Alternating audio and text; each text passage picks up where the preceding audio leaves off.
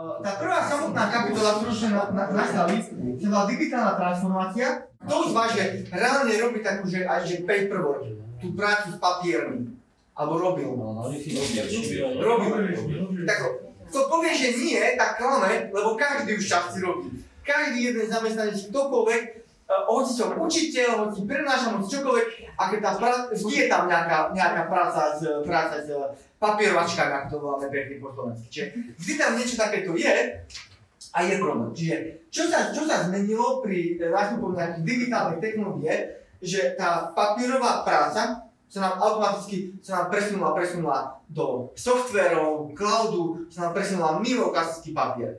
Už nie podpis a výkazy, ale už nejaké záznamy. To všetci určite poznáte. Krásny taký pekný príklad, ktorý je už zdaleka je, keď sa niekedy štikali dochádzkové listy, možno si pamätáte, že štik a proste to, alebo revízor, alebo vo vlaku vám štikli listom, OK?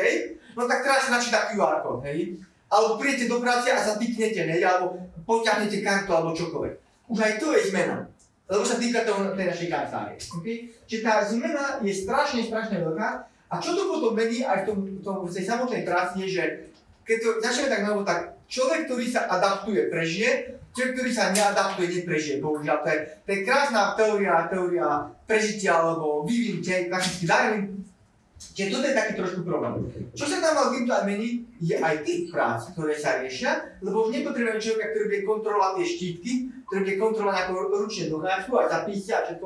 Potrebujeme človeka, ktorý mi nadkoduje ten systém v tom softveri, aby mi to urobil, aby tú dochádzku tam zaznamenal. Či už to robí dobre alebo zle, ako to heslo, je už druhá vec, ako to spraví, ale musí tam niekto taký samozrejme byť, ktorý to spraví. Čiže problém je v tom, že digitálna transformácia je veľmi veľká a strategická zmena, ktorá sa týka všetkých oblastí kancelárskeho života. Či je to nejaký zamestnaný, ktorý len príležitostne len si štíka dochádzku, až po toho, ktorý odovzdáva reporty manažmentu, šéftu alebo komukoľvek. Veľa zmien, ktoré sa nastali a menia a stále sa menia. Viete, preto keď sme pri transformácii, jedna veľká zmena, piatok, prosím vás, nechoďte hlavným vchodom do univerzity, ale zďalku presne ako oproti je takisto vchod, tak prosím vás, choďte tým hlavným vchodom, lebo nám budú montovať turnikety dopredu. No, ja som si Čiže bude zatvorený vchod, lebo budú montovať turnikety. Čiže poprosím, choďte potom zadným vchodom, dobre, keby bol problém. A znova, prečo to hovorím? Lebo sa vraciame k tomuto istému. Že budú turnikety, čiže už budem mať svoju kartičku, pípnem sa, už máme také, že sa niekde zapíšem, zapne počet alebo čokoľvek. Čiže už máme tu veľké zmeny. A teraz, to prežije. Ten, kto sa adaptuje, alebo ten, kto sa neadaptuje. Ten, ktorý sa adaptuje, je flexibilnejší, tak ten prežije. Čiže to je taká dôležitá vec. Že transformácia je dôležitá aj pre nielen štátne podniky, ale pre všetky podniky. To, že štátne podniky môžu v niečom zaostávať, je jedna vec, že tender nám trošku zaostávajú, trošku sú predražené a podobne, ale v princípu aj podniky ako také musia pretvárať takú vec, čo je úplne jasné. Keď som mal niekedy krásne papierové veci, všetko, samozrejme v súčasnosti veľa údajov je digitalizovaných. Má to svoje výhody, má to svoje nevýhody. Skúste niekto takú rýchlu výhodu papierovú. Motivácia. Viete čo, ak sa to prenáša, sa to s tým manipuluje, s papiermi, ak máte, kde si sledovať nejakom. Aj originalita. A trvalejší záznam. Ten papier má svoju životnosť, aj ten ink, no čo je ink po slovensky? Inkovosť? Ďakujem. On má svoju životnosť, zase dobre uschované médium, hej? No, zase... tak nikdy neuschovať, tak médium, že by to... Ale... Mám u rodičov LP platne 75 rokov a furt krásne hrajú. To je tiež médium v podstate. A ešte jednoduchosť, každý vie robiť s papierom. Aj porizácia vieme na ňom, ak je to hovoríte. Čiže prvá výhoda je, že toto, že trvá som, áno, dobre môžete papier, áno, súhlasím, niekde v archíve, ako stará kniha, není problém, hej, toto tu. Samozrejme, zľadovka nie je problém, hej, to je úplne vlhkoť a čokoľvek. Táto, čo má veľa ľudí problém, priznám sa, že aj ja, toto, čo kolega povedal, je, že prehľadnosť. Že nie každý je taký zvyknutý, že aha, pozriem na monitor a vidím to. Keby som vás pozrel tu takto trošku krížom, tak by ste videli moju kanceláriu napríklad a tam by ste videli, že ja mám laptopový monitor a dva ďalšie. práve kvôli tej prehľadnosti, keď robím veľa papiera, tak papier by som mohol mať vedľa seba, a na monitore si musí mať viac, lebo sa na túto malú obrazovečku nezmestia. Čiže ďalšie, čiže to je úplne také, že nevýhody, že to máme. A teraz výhody digitálu. No ešte povedať ďalšie výhody papieru, že nerozbijú sa. Nerozbijú sa. Ale roztrhajú. V teréne, nerozbijú sa. Ja ešte ne, ale na čo nosíte do terénu papier? To je iba projekt. Na prezenčky? Projekty, takéto veci. Dobre, chápem, technické zamerania, vymeriavacie veci a podobne. Dobre, beriem, máte pravdu, okej. A tak si viete mať asi nerozbitné púška na veci. Viete, aj telefóny s tými nerozbitnými vecami, alebo zosilnené, viete. Alebo IP65 na protivode. Rozdiel je takýto projekt, hej, a takýto projekt. Rozumiem, že proste, že čo by to znamenalo. Dobre. Čiže napriek tomu, že máme digitálnu transformáciu, to som myslel, že veľa vecí sa presúva do digitálu. Super. To vidno, že je už popoludne, nie? Okay. Veľa vecí sa poslala do digitálu a napriek tomu stále sa niektoré veci zachovajú v papierovej forme. Stále, určite s tou všetkami, veľa vecí má v papierovej forme. Presne tam je tá hranica, že čo by malo byť a čo nemalo byť. Kto z vás už niekedy si trošku nezanadával, že to by mohlo byť elektronicky? Ja. Veľa z vás však. A to je proste to, Techničák. to je napríklad to, kde by sme riešili, že prečo to nemôže byť digitálne však? A naopak, niečo si povieme opačne, prečo to stále nemôže stať v papierovej podobe, nie? Že práve že opačne. Čiže to je tá vec, že prvé pri digitálnych formáciách je, že nemusia byť tak prístupné, môže byť ťažšie s nimi pracovať. A prvé v tom problém sú výpadky alebo zóny bez internetu, alebo výpadky spojenia. Hej, to je veľký problém. Alebo ak nefungujú servery, hej, to je automatický problém. Krásny príklad Slovenská Kapor. Hej. Nemyslím tú rybičku, ale viete čo myslím. Náš portál krásny. Čiže trošku je problém. Čo je ale zase výhoda, že lepšie sa prehľadáva elektronický dokument ako papier. Viete, v prezenčkách napríklad, alebo v ktorých veciach. To je úplne jasné. A ďalšia vec je dostupnosť pre viacerých členov týmu na jednom mieste. To je zase výhoda digitálu. Že má viacej ľudí prístup napríklad k údajom. Lebo ten papier, ak niekto drží u seba a je digitalizovaný, tak proste je trošku problém sa k nemu dostať. Čiže má to svoje výhody, má to svoje nevýhody. Každopádne, čo my nezastavíme, lebo sme príliš maličky na to zastavili, je trend, že všetko nám musíme späť skôr k digitálnej oblasti. Poznáte krajinu, ktorá sa volá Estónsko? Taká maličká, pekná krajina, pri mori trošku iba trajektom cez Švédsko, a proste úplne krásne. Tam krásne funguje digitálna sféra. Bezpapierová, digitálna, efektívna. Okay? Čiže tam je to bolo pekne, to by mal byť náš vzor. Keď sme pri nejakej digitalizácii, oni sa aj dávajú ako vzor, dokonca nie európsky, ale svetový vzor digitalizácie. Len tak pre srandu som povedal nejaké štatistiky. Estonsku na založenie živnosti alebo podnikania vám stačí 3,5 dňa. Lebo všetko sú digitálne podpisy a digitálne veci. Čiže extrém, to je že extrémne rýchle. A potom otázka na zamyslenie aj pre vás, lebo sa to týka tej digitálnej kancelárie, lebo všetko je digitálne, je, že Slovensko a Estonsko vstupovalo do Európskej únie spoločne. Prečo oni sú tam a my nie? Dobre, to je na zamyslenie, nechcem odpovedať. Na čo je dobre, ďalší taký aspekt, že by sme v kancelárach mohli mať, že digitálne veci, je automatizácia rutinných úloh. Rutinný úloh je napríklad, že na konci mesiaca potrebujete poslať šéfovi, dochádzkový list. Automatizácia znamená, že faktúry, vám vyraďuje nejaký systém, alebo notifikácia, myslím, dochádzka, úlohy, nejaké úlohy, ktoré ste mali dodať, alebo podobné veci, že máte nejaká automatická systém. Ďalej, schvaľovacie. Jedna vec, ja tam mám slovo workflow, pracovné postupy alebo čokoľvek, že schvaľovanie je úplne jasné, keď to digitálne, to je automaticky. A potom, čo je potom výhoda, aj nevýhoda je, že takáto automatizácia nám znižuje prevádzkové náklady. Ale pozor, znižuje aj počet potrebných ľudí tým pádom. Viete, že najväčšie náklady sú väčšinou tie náklady na ľudský kapitál, čiže na prácu. A potom otázka je znova, že ak v práci, ktorá sa digitalizuje, má niekto opustiť tú prácu, lebo doslova nepotrebný, teraz poviem škaredo, tak samozrejme vždy je nepotrebný ten, ktorý nevie s tými digitálnymi technológiami pracovať. Naopak potrebný je ten, ktorý ostáva ten, ktorý sa s nimi naučí pracovať. To je taký malý, ale naozaj nepekný detail, ale musíme na to stále myslieť. Mimochodom, práve preto toto školenia a všetky tieto veci, že proste aspoň trošku, aby sme k tomu vedeli približiť.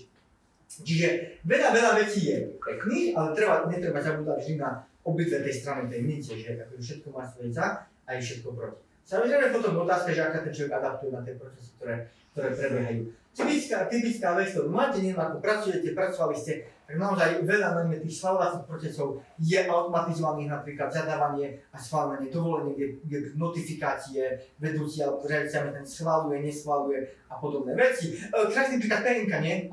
Môže byť automatická, že proste zadáte do systému a vám vygeneruje systém a podobné veci. No okrem sociálnej poistenie, tam stále potrebujete podpísaný papier, to viete určite, je taký malý detail. Čiže tieto veci, ktoré tam existujú a sú naozaj veľmi potrebné. Dobre, ďalej sú to informačné systémy a neviem ako robíte s nejakými informačnými systémami alebo podobnými vecami, ale ako krásny príklad vieme uvieť logistiku. Logistika napríklad toto, že prístavná ulica, prístavej, kontajnerity, ak si ich tam niekedy videli, je to možné. No logistika je jedna pre mňa veľmi pekná vec, že, alebo riadenie leteckej prevádzky, hej. Neriešim Bratislava mala, ale takú Viedeň alebo väčšie letiska. A to je krásna vec, ako sú informačné systémy, lebo potrebovať informácie o všetkom, hej, o všetkom, ktoré sa u vás deje na tom letisku, alebo prevádzka, alebo čokoľvek. A veľmi pekný príklad, kde nefungujú integrálne informačné systémy, sú slovenské železnice. Lebo keby fungovali, tak sa vlaky nezražajú. Taký malý detail. To je len informačný systém, lebo musí každý vedieť, kto kde je aký vlak a musí ručne vedieť, že tam nemám ísť, keď tam niečo je. Čiže prečo sú informačné systémy úplne super a sú v trende je, že eliminujú databázy. Databázy znamená, že máte na 500 miestach uložené informácie o zamestnancovi, lebo to má personálne, to majú na oddelení, to majú, kde to ešte majú, to majú na mzdovom, to majú, neviem, všade to každý má. Okay? A na čo, keď jedným klikom si to otvoríte v systéme, okay? Ďalšia vec je, že keď máte centralizované údaje, tak nie sú medzi nimi chyby. Aby som vysvetlil chyby. My tu tiež, alebo na fakulte napríklad tiež máme fakulty a máme personálne oddelenie na rektoráte. Ale my niektoré veci reportujeme tak, nejaké zmeny, napríklad narodenie dieťaťa reportujeme aj na dekanát, aby o tom vedeli, ale aj na rektorát. No je to zbytočné, nestačilo by jednému, aby o tom vedel. Čiže takéto veci. A čo je potom problém pri integrovaných systémoch je, aby k nim mali všetci prístup. Tak si mali znova detail, lebo pokiaľ majú prístup len niektorí a ostatní si len časť vyťahujú z toho, tak vždy nastáva problém, alebo voláme tak informačný šum, že nemáte všetky. Dobre, ďalšia vec, a to sa týka digitálnych kompetencií, je, že bez základnej digitálnej gramotnosti na ovládaniu do laptopu, telefónu, tabletu, čokoľvek, viete, v súčasnej dobe by sme asi viac menej neprežili. Neviem, aké je vaše vnímanie sveta.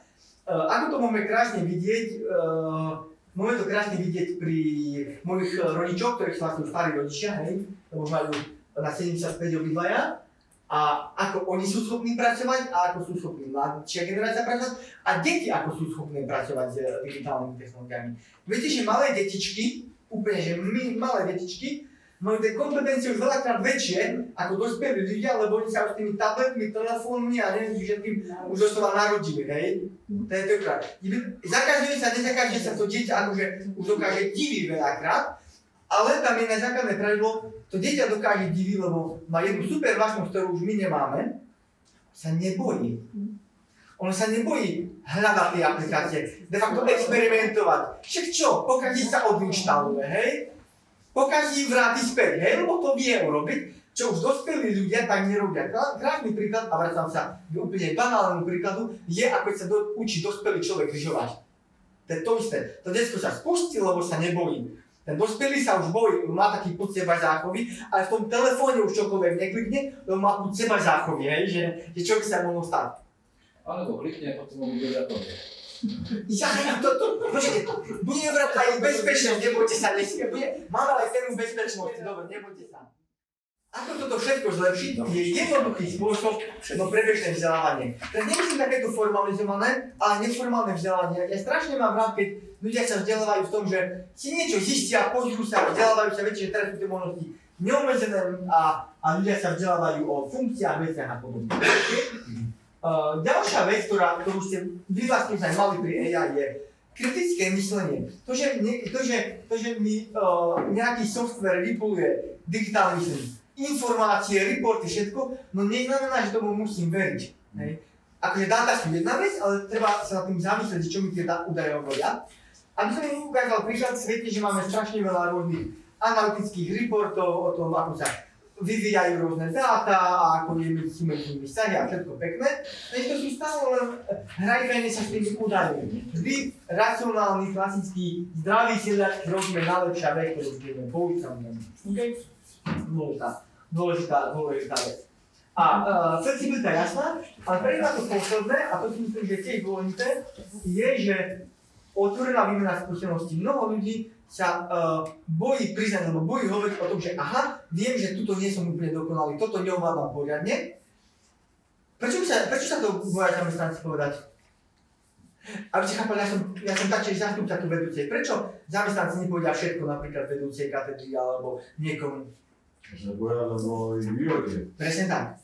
Ale nie je to ešte horšie? Je to horšie, že to nie.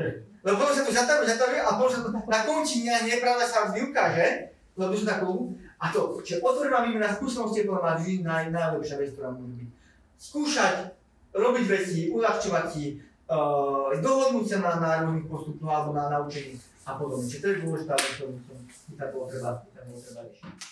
Ja budem mať aj samostatný kurz o cloude, čiže by samostatne, takisto o cloude.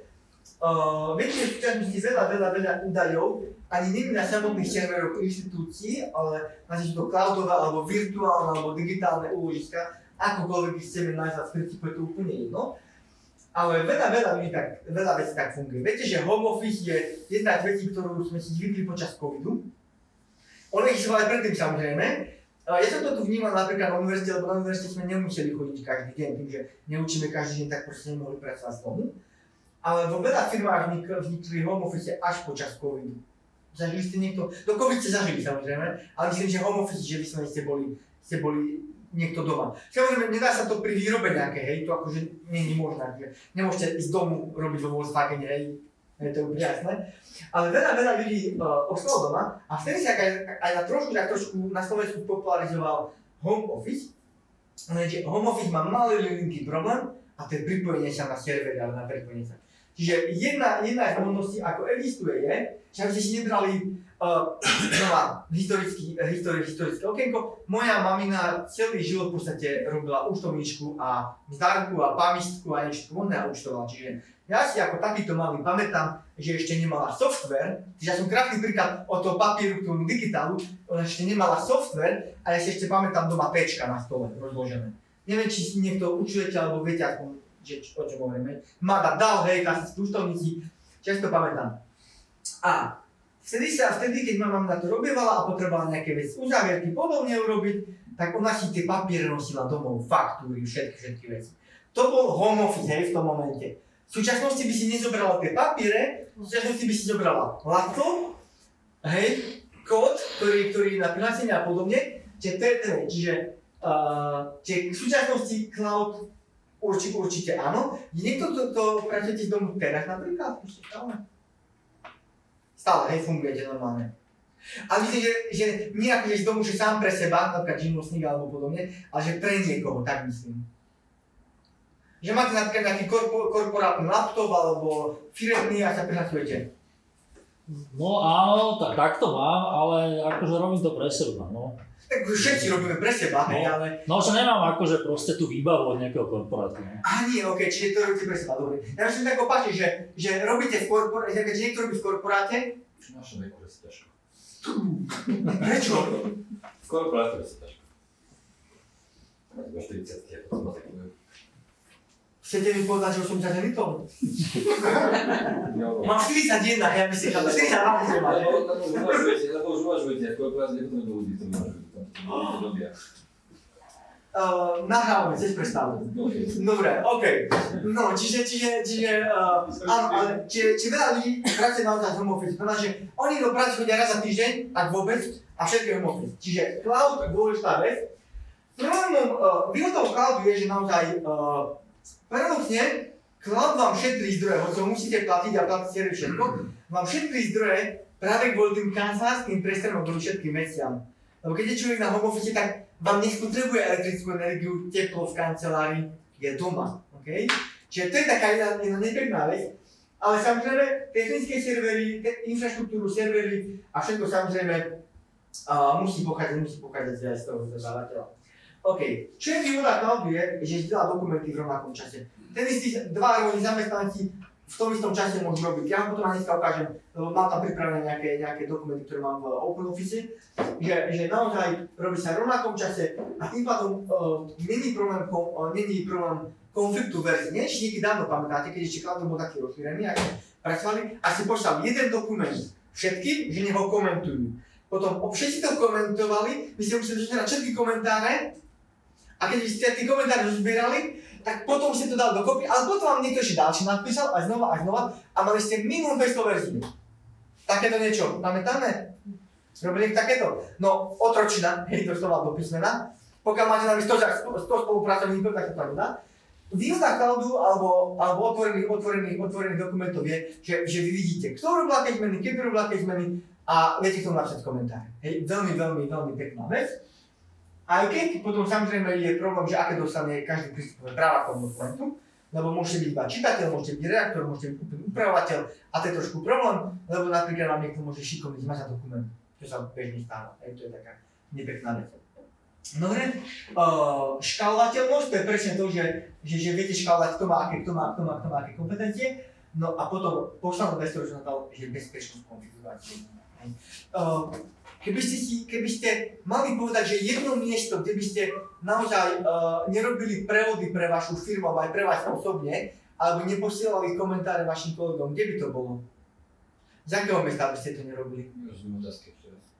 Keby ste si mali vybrať jedno miesto všeobecne, kde by ste určite nikdy neposielali dokumenty šéfovi, alebo nerobili bankové transfery alebo podobne, aké by to bolo miesto? No verejné siete.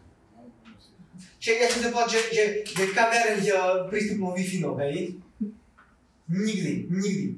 A keď neznamená to, že sa niečo stane samozrejme, ale to riziko je oveľa väčšie. Lebo potom ako poviem tomu vybereného účtu, hej, na konci dňa. A je rozdiel váš účet, ako potom zodpovednosť za škody vašej firme, hej, to je taký trošku väčší problém. A keď máte VPN-ku, tak môžete aj z kaviarne. No to môžete. A každý ju má? Skoro. No ja tu nemám, ale ja som na iba sieti, hej, čiže v pohode. Nezaberte, že zoberte si presne to, že modelová situácia, máte služobný telefón, alebo máte služobný telefón, dáte dieťaťu, teenagerovi, najmä tomu, OK? No ten teenager nerieši, či tam je alebo nie je VPN-ka.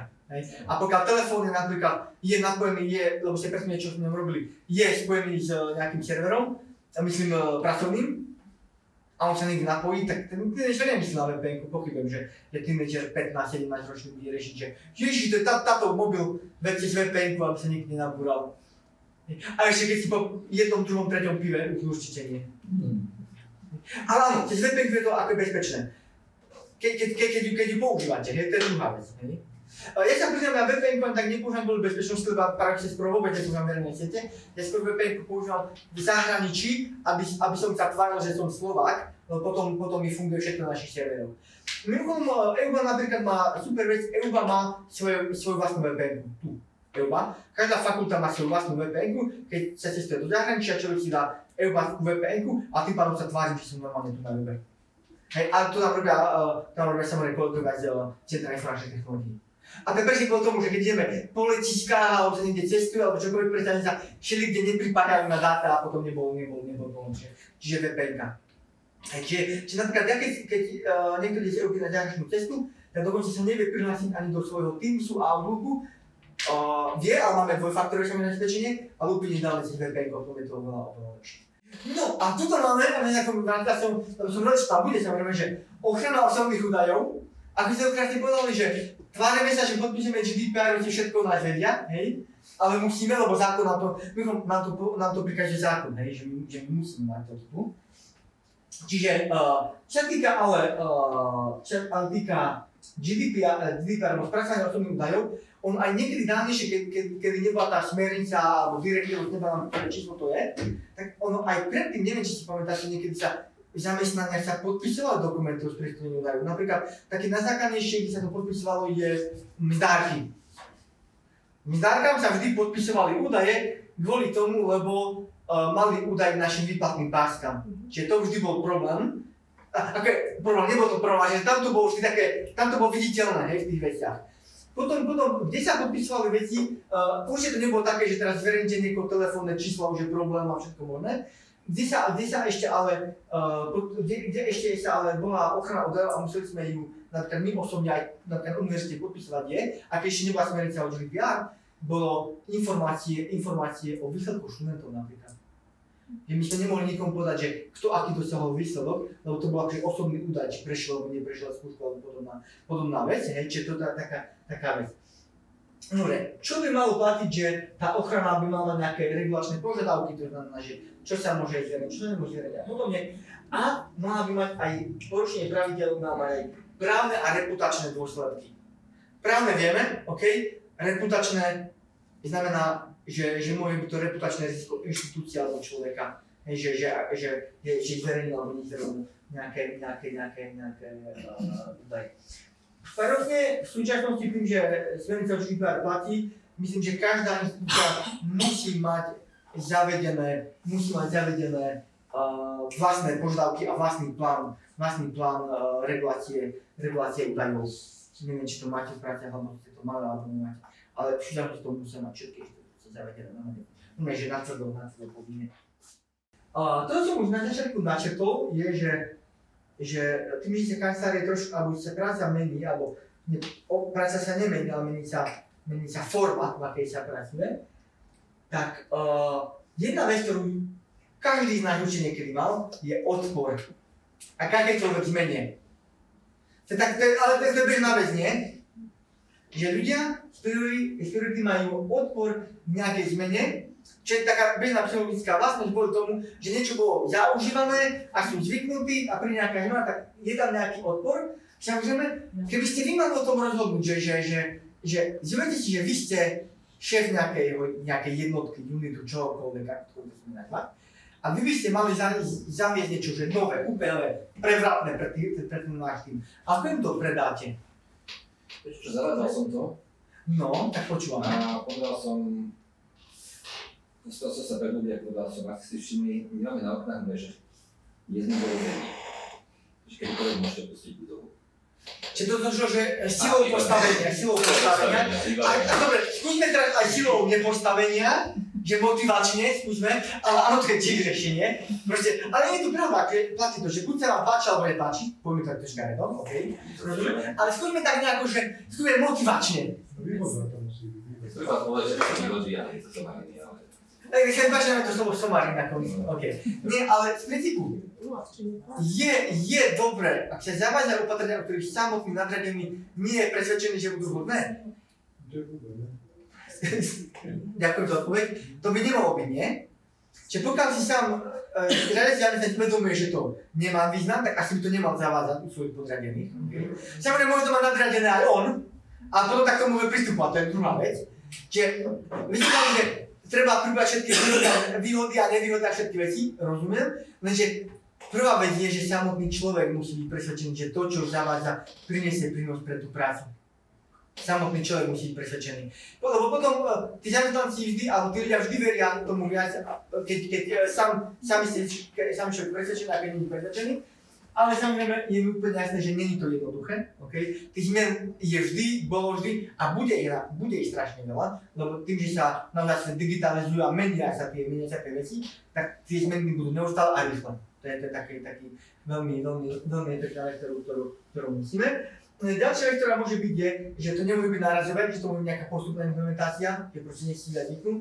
Samozrejme, čo sa zanedbáva, a proste robili sme tiež taký, alebo existuje kopa prieskumov o tom, že čo chýba ľuďom na Slovensku pri zavádzaní nejakých nových metód postupov a im chýba, že jasné postupy a školenia po zavedení.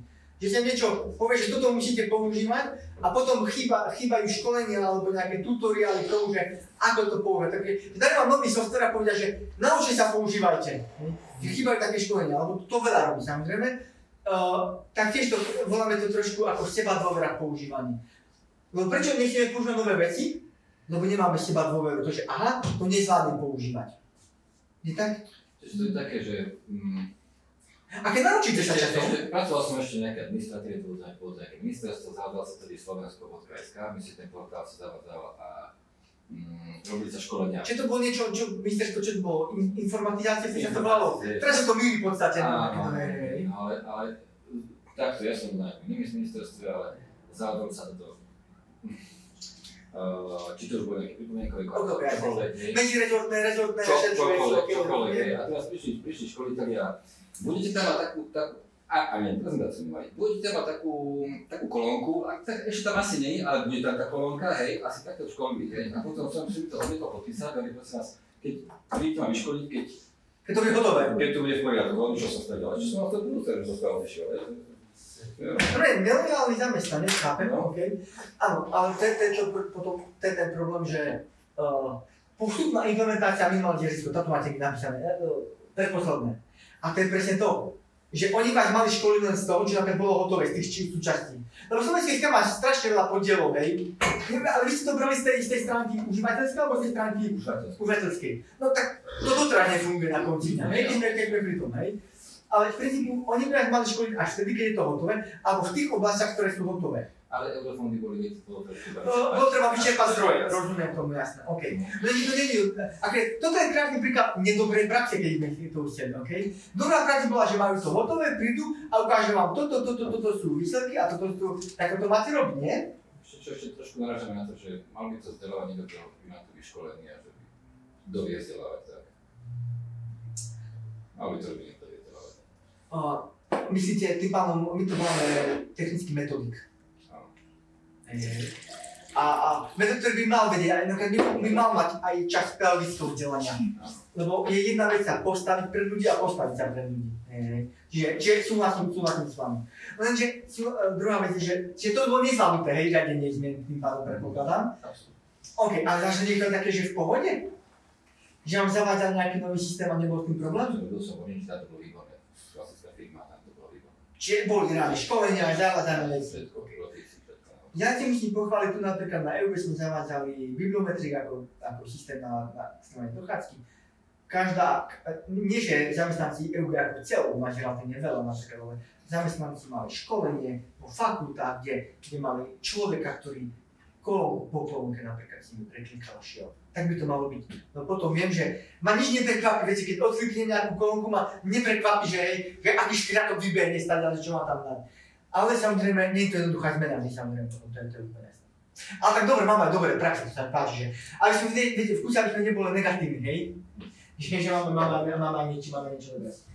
OK, digitálna etika, dobre, to netreba nejako venovať, ale je jedna etické veci, že v súčasnosti, keď sú napríklad takéto podobné projekty, alebo zdroje financované z Európskej únie, čo je relatívne veľa na Slovensku, sa to nezdá, tak vždy Európska komisia žiada, že etické a transparentné využívanie a správanie, netvrdím, že vždy sa musí dodržiavať, ale vždy tam musí byť. Čiže napríklad základná vec je, že aj prístup k technológiám a zmenám vždy má byť v etickom smere, znamená, že neznevažovať, neponižovať a podobné veci, ale vždy nejaké takéto veci. Transparentnosť samozrejme taktiež, najmä pri digitalizácii, lebo digitalizácia vo firmách najmä súvisí so spracovaním a vyhodnocovaním údajov a pokiaľ nie sú transparentné, tak ako môžete veriť vášmu zamestnávateľu, že ich neposkytne ďalej, napríklad ten marketing vyučuje nejakým iným firmám. Čiže tam je to veľmi dôležitá vec a mala by byť vždy dodržiavaná. Mala by byť, som práve povedal, že neviem, ako sa deje. Dobre. Toto preskočím, lebo toto je minulotýždňové, takže AI, OK? Čiže to ste dosť veľa vecí riešili. Machine learning taktiež preskočím, lebo týka sa veľmi adaptívnou. Takisto automatizácia, lebo to vám robí AI-ko. Virtuálne stretnutia sme viac menej prebrali, čiže to nemusíme riešiť online. Digitálne pracovné prostredie, no. Klasický stôl niekedy, stôl, písací stroj, možno nejaký laptop, laptop, ťažko myslím, desktop, OK? A nejaké papier, šanóny, klasika, OK? Pera, pravítka, čokoľvek chcete. V súčasnosti, jeden monitor, nejaký malý vypínačík, teda myška a klávesnica. A teraz to digitálne pracovné prostredie by malo byť vytvorené tak, alebo moc tak, že ja z tej stoličky ani nemusím stať a všetko mám na jednom mieste, nie?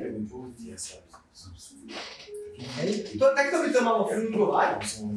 To znamená, že ja by som mal mať všetko v jednom systéme, všetko k dispozícii a nemal by som prebrať medzi viacerými systémami, viacerými aplikáciami a podobne, ale všetko v jednom mieste, by sa to mohli zhrnúť, nie? To je úplne ideálny stav.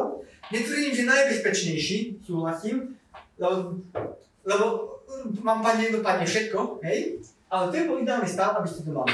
Ďalšia vec... Spomenul som sa celú poistnú teraz, že ktorá má asi 4 systémy digitálne, ktoré budú vypočítať dôchodok niekomu, lebo... To sa ma ešte tiež netýka našťastie. Systémov teda. A som rád, priamo som rád ešte, že som rád, hej? A nedaj Bože, niekto mal viac zamestnaní v živote a musí dokladovať všetky zamestnania, hej? To je také. A ešte, kto ste tu postarší, tak povinná vojenská dochádzka, tam sa často zvykli strácať údaje o 2 alebo roku povinnej dochádzky. Niekto si možno pamätáte ešte 2-ročnú. Hej, to ešte 2 roky, hej? Mimochodom, aby ste si spomínali, tam boli tí kolaboranti. Môj otec bol na vojne práve v 68. Hej, v Prahe. OK, dobre. Ale nie ako kolaborant, ale myslím, že bol vojak vojny, hej? Aby ste chápali, dobre?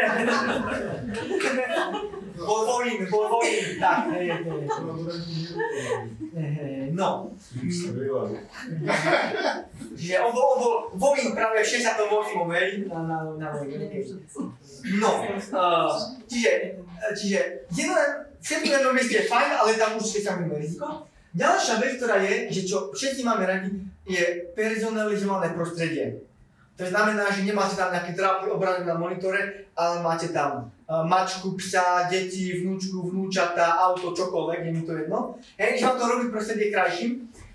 Ale ďalšia vec je, tá personalizácia sa netýka len takých audiovizuálnych vecí, ale to, že čo vám vyhovuje. Viete, že strašne veľa systémov, viete nastaviť minimálne 2 základné nastavenia, ktoré sú úplne najzákladnejšie, už ani som nevedel software, kde by to nešlo, a to je, že napríklad, že zobrazenie v riadkoch alebo v boxoch, hej, to neviem, či viete, čo myslím.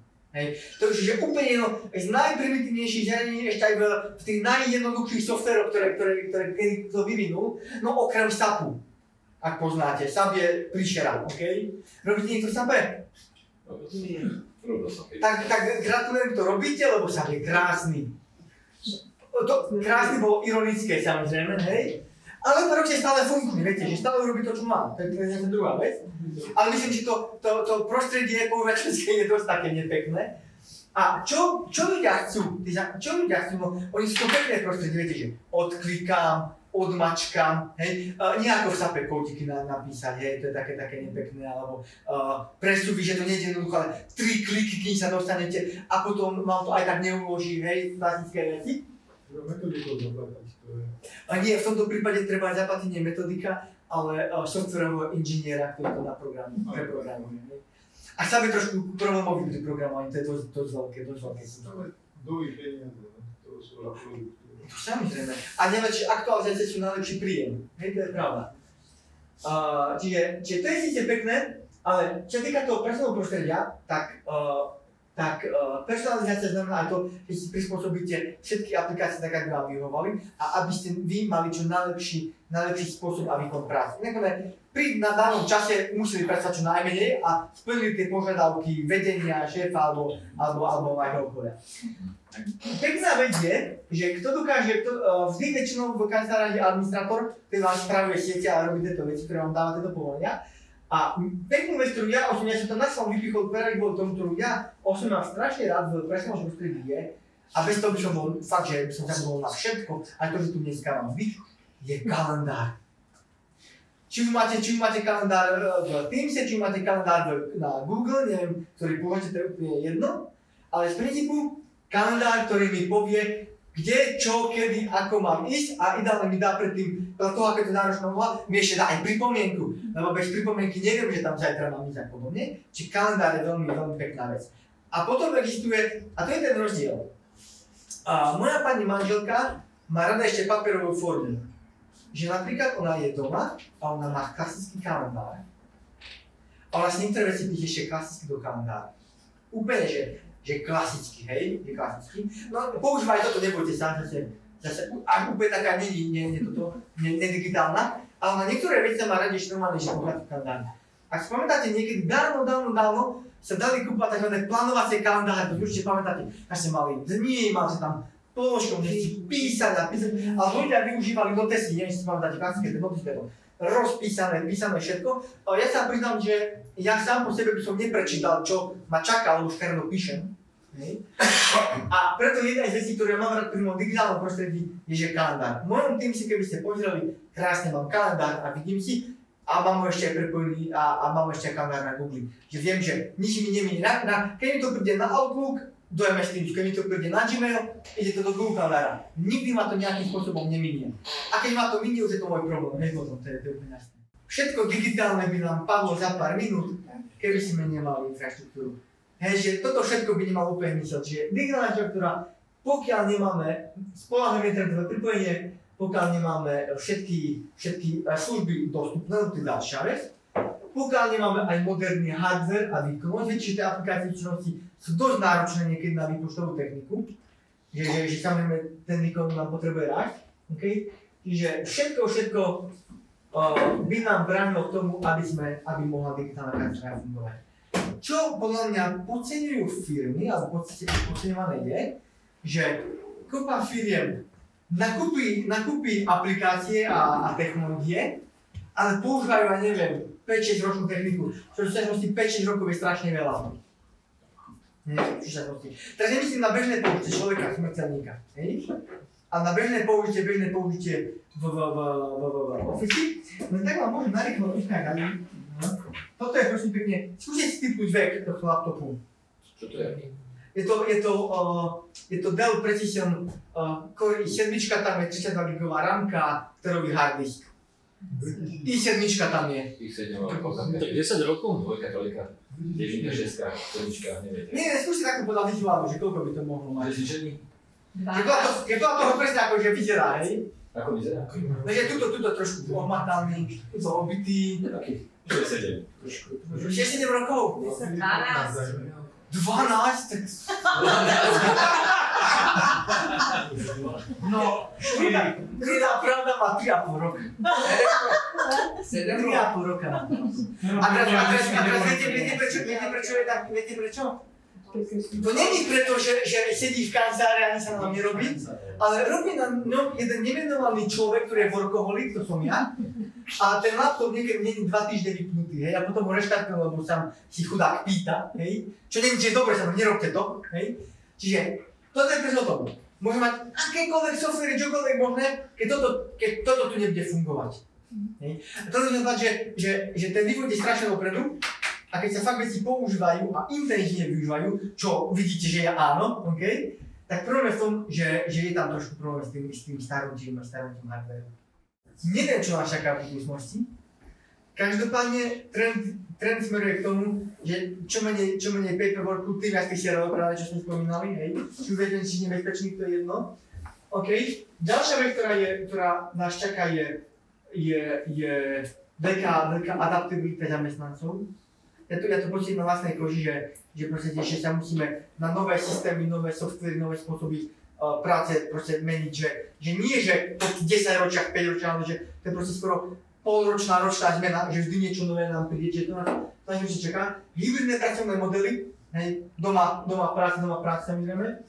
Digitálne zručnosti, to je automatika proste, že to je to, čo budeme musieť zvládať čoraz viac a viac, a to digitálne znalosti. A potom samozrejme už sa týka viac organizácií, sú strategické rozhodnutia o používaných softvéroch, aplikáciách a technickom vybavení. To samozrejme my neovplyvníme, ale dá sa to ovplyvniť potom to, ako to budeme musieť samozrejme používať. Čiže to je taká vec, ktorá nás určite čaká a neminie a uvidíme. čo nás čaká. Dobre, dáme na chvíľku prestávku, ak teda môžeme.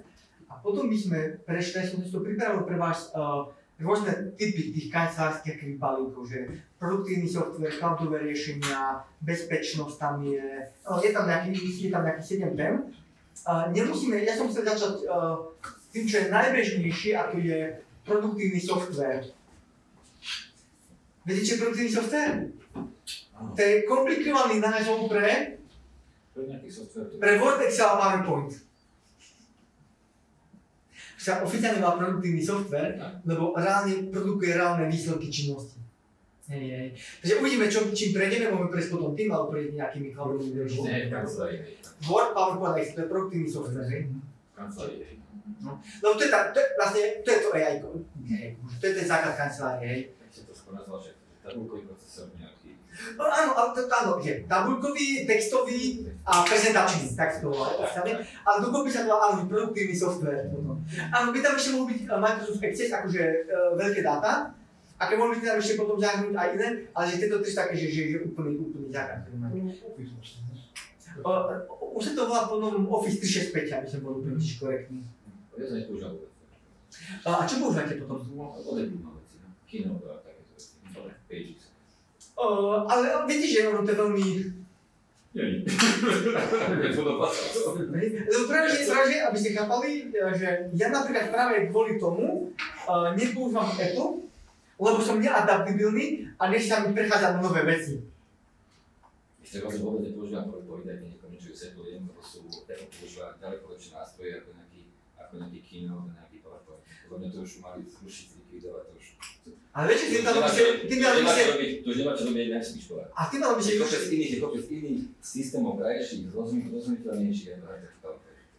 Ale viete, tým tam by ste rušiť tak asi 85% používateľov. Nie sú to leže. Dobre, prešli by sme na vaše obľúbené cloudy.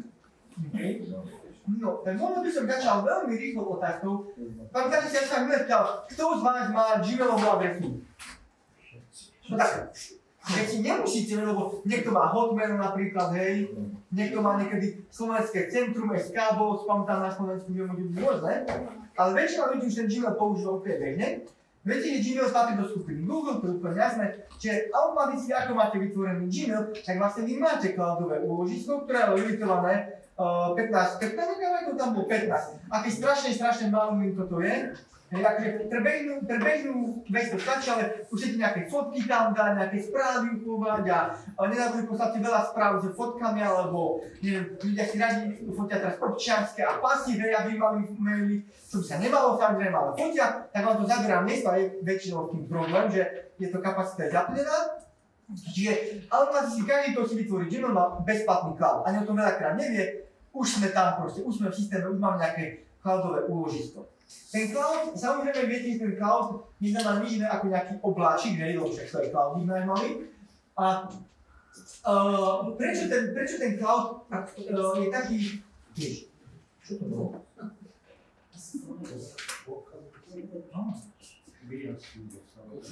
Ako to je to Marsovo pravidlo? Lepšie by to fungovalo, keby to bolo v zástrčke, pamätám si takéto. Okay. Toto robia elektrotechnici, predpokladám väčšinou. Ten cloud je veľmi pekná vec, na druhej strane súhlasím, pamätáte si, minulý týždeň sme riešili aj bezpečnosť. Veľmi pekná vec a otázočka je, že tým, že sa nám všetko z toho papieru presúva do digitálnej podoby, problém, ktorý nastal, bol, že keď máme veľké korporáty, čo máme na Slovensku samozrejme, tak tie korporáty nemôžu držať tie dáta len na lokálny server alebo len u seba a nechávať vzdialený prístup z iných krajín a podobne. Je to trošku problematické a vlastne preto vznikli rôzne cloudové riešenia. Okay. Čo sa týka cloudu, samozrejme, cloud nie je vo vlastníctve toho korporátu, inštitúcia alebo podobne. Napríklad Ekonomická univerzita v Bratislave využíva oficiálne cloudové úložiska Microsoftu, tým, že máme oficiálne zakúpené Microsoft Enterprise alebo University, to je špecifickú verziu pre univerzity, kde napríklad sa trošku líši tým, lebo je prispôsobený aj na výučbu, nie na klasické meetingy. Tie cloudy sú na jednej strane pekná vec, lebo nám umožňujú to, že nemusíme mať vlastné servery, nemusíme sa starať o infraštruktúru, nemusíme sa starať, či máme kapacitu, nemáme kapacitu, proste si prenámeme za nejaký spôsob. To je tá pekná stránka veci. Tá nepekná je, že samozrejme je tam otázka bezpečnosti, ohrozenia a vlastne komunikácie s tými samotnými cloudovými servermi. To znamená, že ak bohužiaľ by padol nejaký krásny cloud, kde sú naše dáta uložené, tak máme trošku problém. Samozrejme aj tie cloudy sú zálohované, to nie je také, že padne cloud a tá spolka sveta nefunguje, ale samozrejme môže to chvíľku trvať, kým sa to znova všetko poobnovuje. Čiže je to pekná vec. Tá výhoda, ktorá spočíva v cloude, je v tom, že už nie som viazaný na konkrétne mesto, konkrétny počítač, konkrétnu vec, ale som viazaný na nejaké úložisko. Krásny príklad, predpokladám, že keď máte ten Gmail a Apple adresu, už to máte v telefóne, už to máte v laptope, už to máte v nejakom, kde to ešte môžete mať. Vlastne vy ste prihlásení napríklad na vašich Android televízoroch, nie napríklad veľakrát. Televízoroch. Áno. Televíznych príjimačov. Smart TV. Na smart. No na Smart TV, čiže už aj tam ste dokonca, čiže vlastne už máte prepojené minimálne 3 zariadenia, kde vlastne idete pod istým úložiskom. Inak čo mám v telefóne, mám tu, čo mám tu, mám zároveň v televízore, mám kdekoľvek, lebo už aj v televízore sa dá naozaj, ako príjimač sa dá používať ako nielen ako screen, ale vyslovene ako pracovná to vec, že viete to používať. Čiže to je fajn, to znamená, že nie som viazaný na nejaké konkrétne miesto, čo je tiež pekné, ale nepekné, lebo nikdy nemáte už súkromie bez práce. Idem do práce, cík, správa, hej, lebo Outlook v telefóne. Idem na ihrisko s malým dieťaťom, bum, správa, lebo si všetko vidím samozrejme. Čiže na jednej strane pekná vec, na druhej strane to môže byť aj taký, že work-life balance, ktorý tam nejaký medzi súkromným a pracovným životom, trošku to môže narúšať samozrejme takéto súkromie. Aj keď to je samozrejme potom na nás, ako to manažujeme. No. A teraz, ako funguje cloud je úplne jasné, čiže prenos dát prebieha cez internetové prepojenie. To je ďalšia významná vec, že je veľmi pekne hovoriť o cloude, to môžeme hovoriť naozaj tam, kde máme to internetové prepojenie, veď stále sú nejaké oblasti nielen sveta, ale aj Slovenska, aby som bol úplne konkrétny, kde to internetové prepojenie nie že nie je, ale je veľmi nízkorýchlostné alebo dokonca s nestabilným signálom. To je napríklad dedinka, kde pochádzam, že nie je tam úplne stabilné pripojenie. O 5G sa ani nesnívalo, hej, v tej časti sveta, by som to najmal. Čiže problém je samozrejme internetové pripojenie, čiže nemáme len tam krásne cloudové služby, kde máme internetové pripojenie. Čiže samozrejme nemusí byť vždy problém, nemusí vždy istota. A ďalší problém je, že aké to zabezpečenie máme, aké je rýchle. Lebo viete, že my potrebujeme teraz rýchle informácie. Tie dáta alebo informácie, súbory sú v súčasnosti veľké, čiže ten prenos musí byť naozaj veľmi efektívny a rýchly. OK? Samozrejme, server, pokiaľ není v nejakej móde údržby, čo väčšinou je upozornenie, funguje 24/7, tam by nemal byť obyčajný problém, alebo je prehodený na iný server a tým pádom to stále funguje. Čo je tiež výhoda pre nás, nevidíme samotné servery, nevidíme nič, ja vidím svoj laptop, nevidím tú infraštruktúru a tú celú energetickú náročnosť za tým nejakým serverom. Samozrejme je to veľmi energeticky náročná vec, správa. No. A teraz, keby sme išli tak trošku do histórie, tak vlastne prvé cloudy, nenazývame to cloud, ale že prvé takéto úložiská, keď už vlastne boli nič iné ako lokálne serverovne nejakým.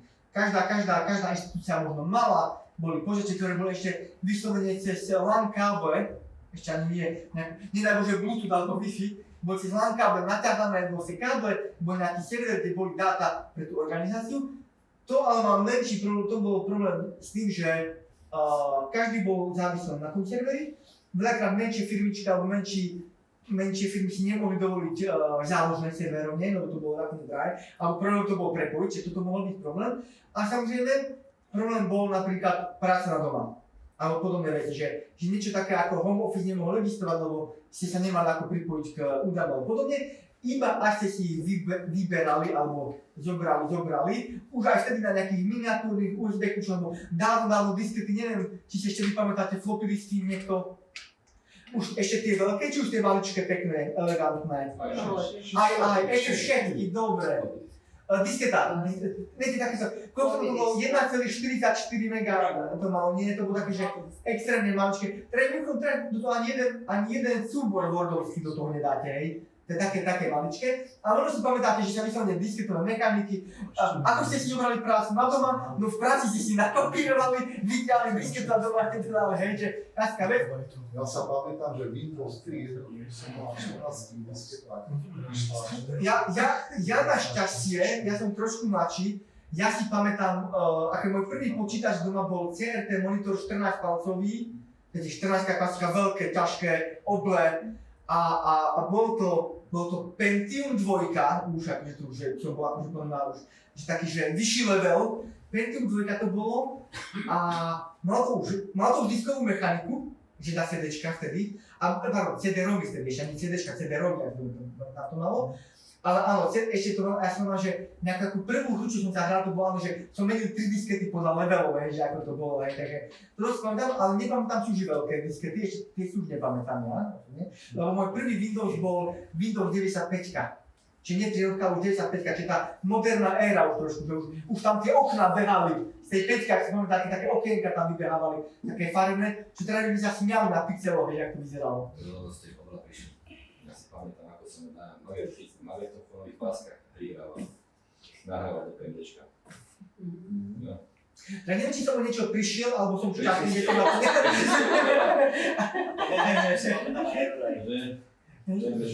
Magnetofónová páska, tam taký cibor. Tak rozprával, to asi to bolo. Musel si to zháňať, on tak to robil. No, tak CD-ROMy sa tiež napalovali, je to akože, že keď mal kamarát napalovačku, tak to proste bol najväčšia osoba, hej, celej časti, hej, by sa dalo povedať. Ale čiže tie prvé CD-ROMy, to bolo také skôr lokálne CD-ROMy, že nebolo to nič spojené, okej?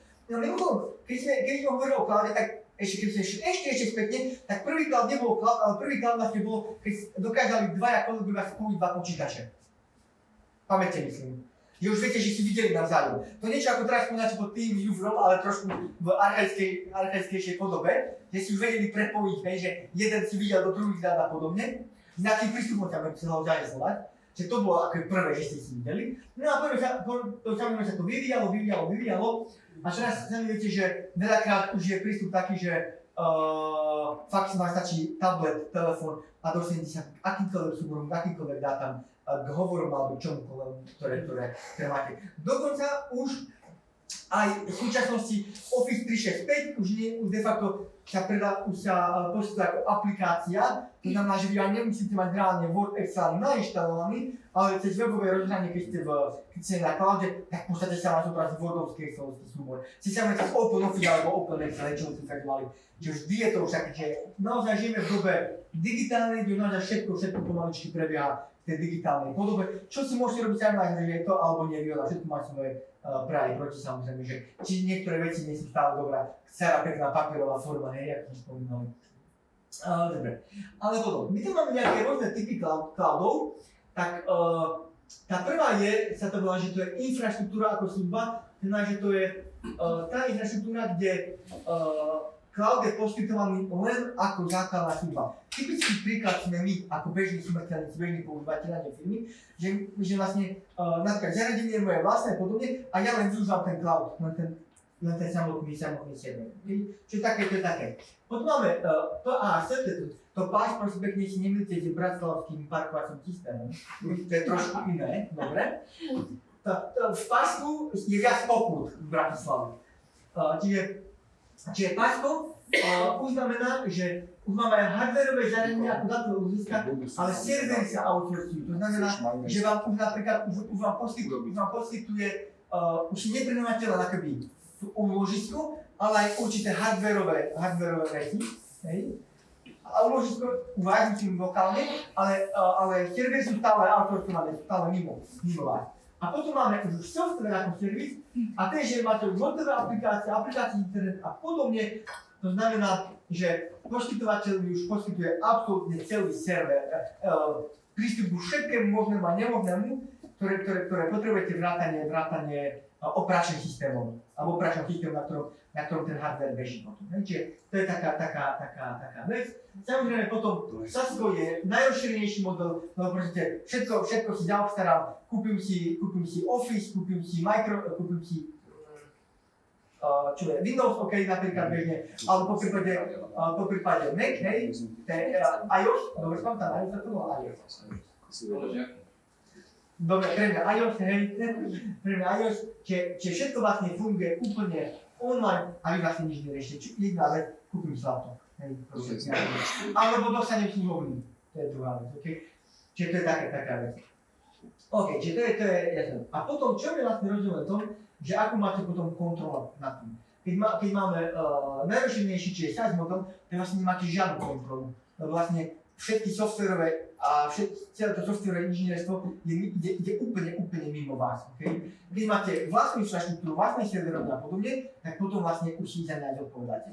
Znova, výhoda je, že keď niečo outsourcujete a nerobíte to vy, všetky náklady a všetky problémy nech si rieši správca, vy si za to predsa platíte, ale naopak nemáte kontrolu. Naopak, keď chcete mať u vás, hej, napríklad aj chcete mať dohľad nad správou a nad serverami a podobne, nie sú servery ako vyslovene, že tie hardwareové časti, hej, toho, tak je síce pekná vec, že to chcete mať pod kontrolou, ale znášajte si všetky náklady, ak sa niečo pokazí, alebo treba nakúpiť nové alebo podobne. Čiže ten server nevydržia samozrejme väčšine a samozrejme treba rozširovať, lebo objem dá sa len zvyšuje.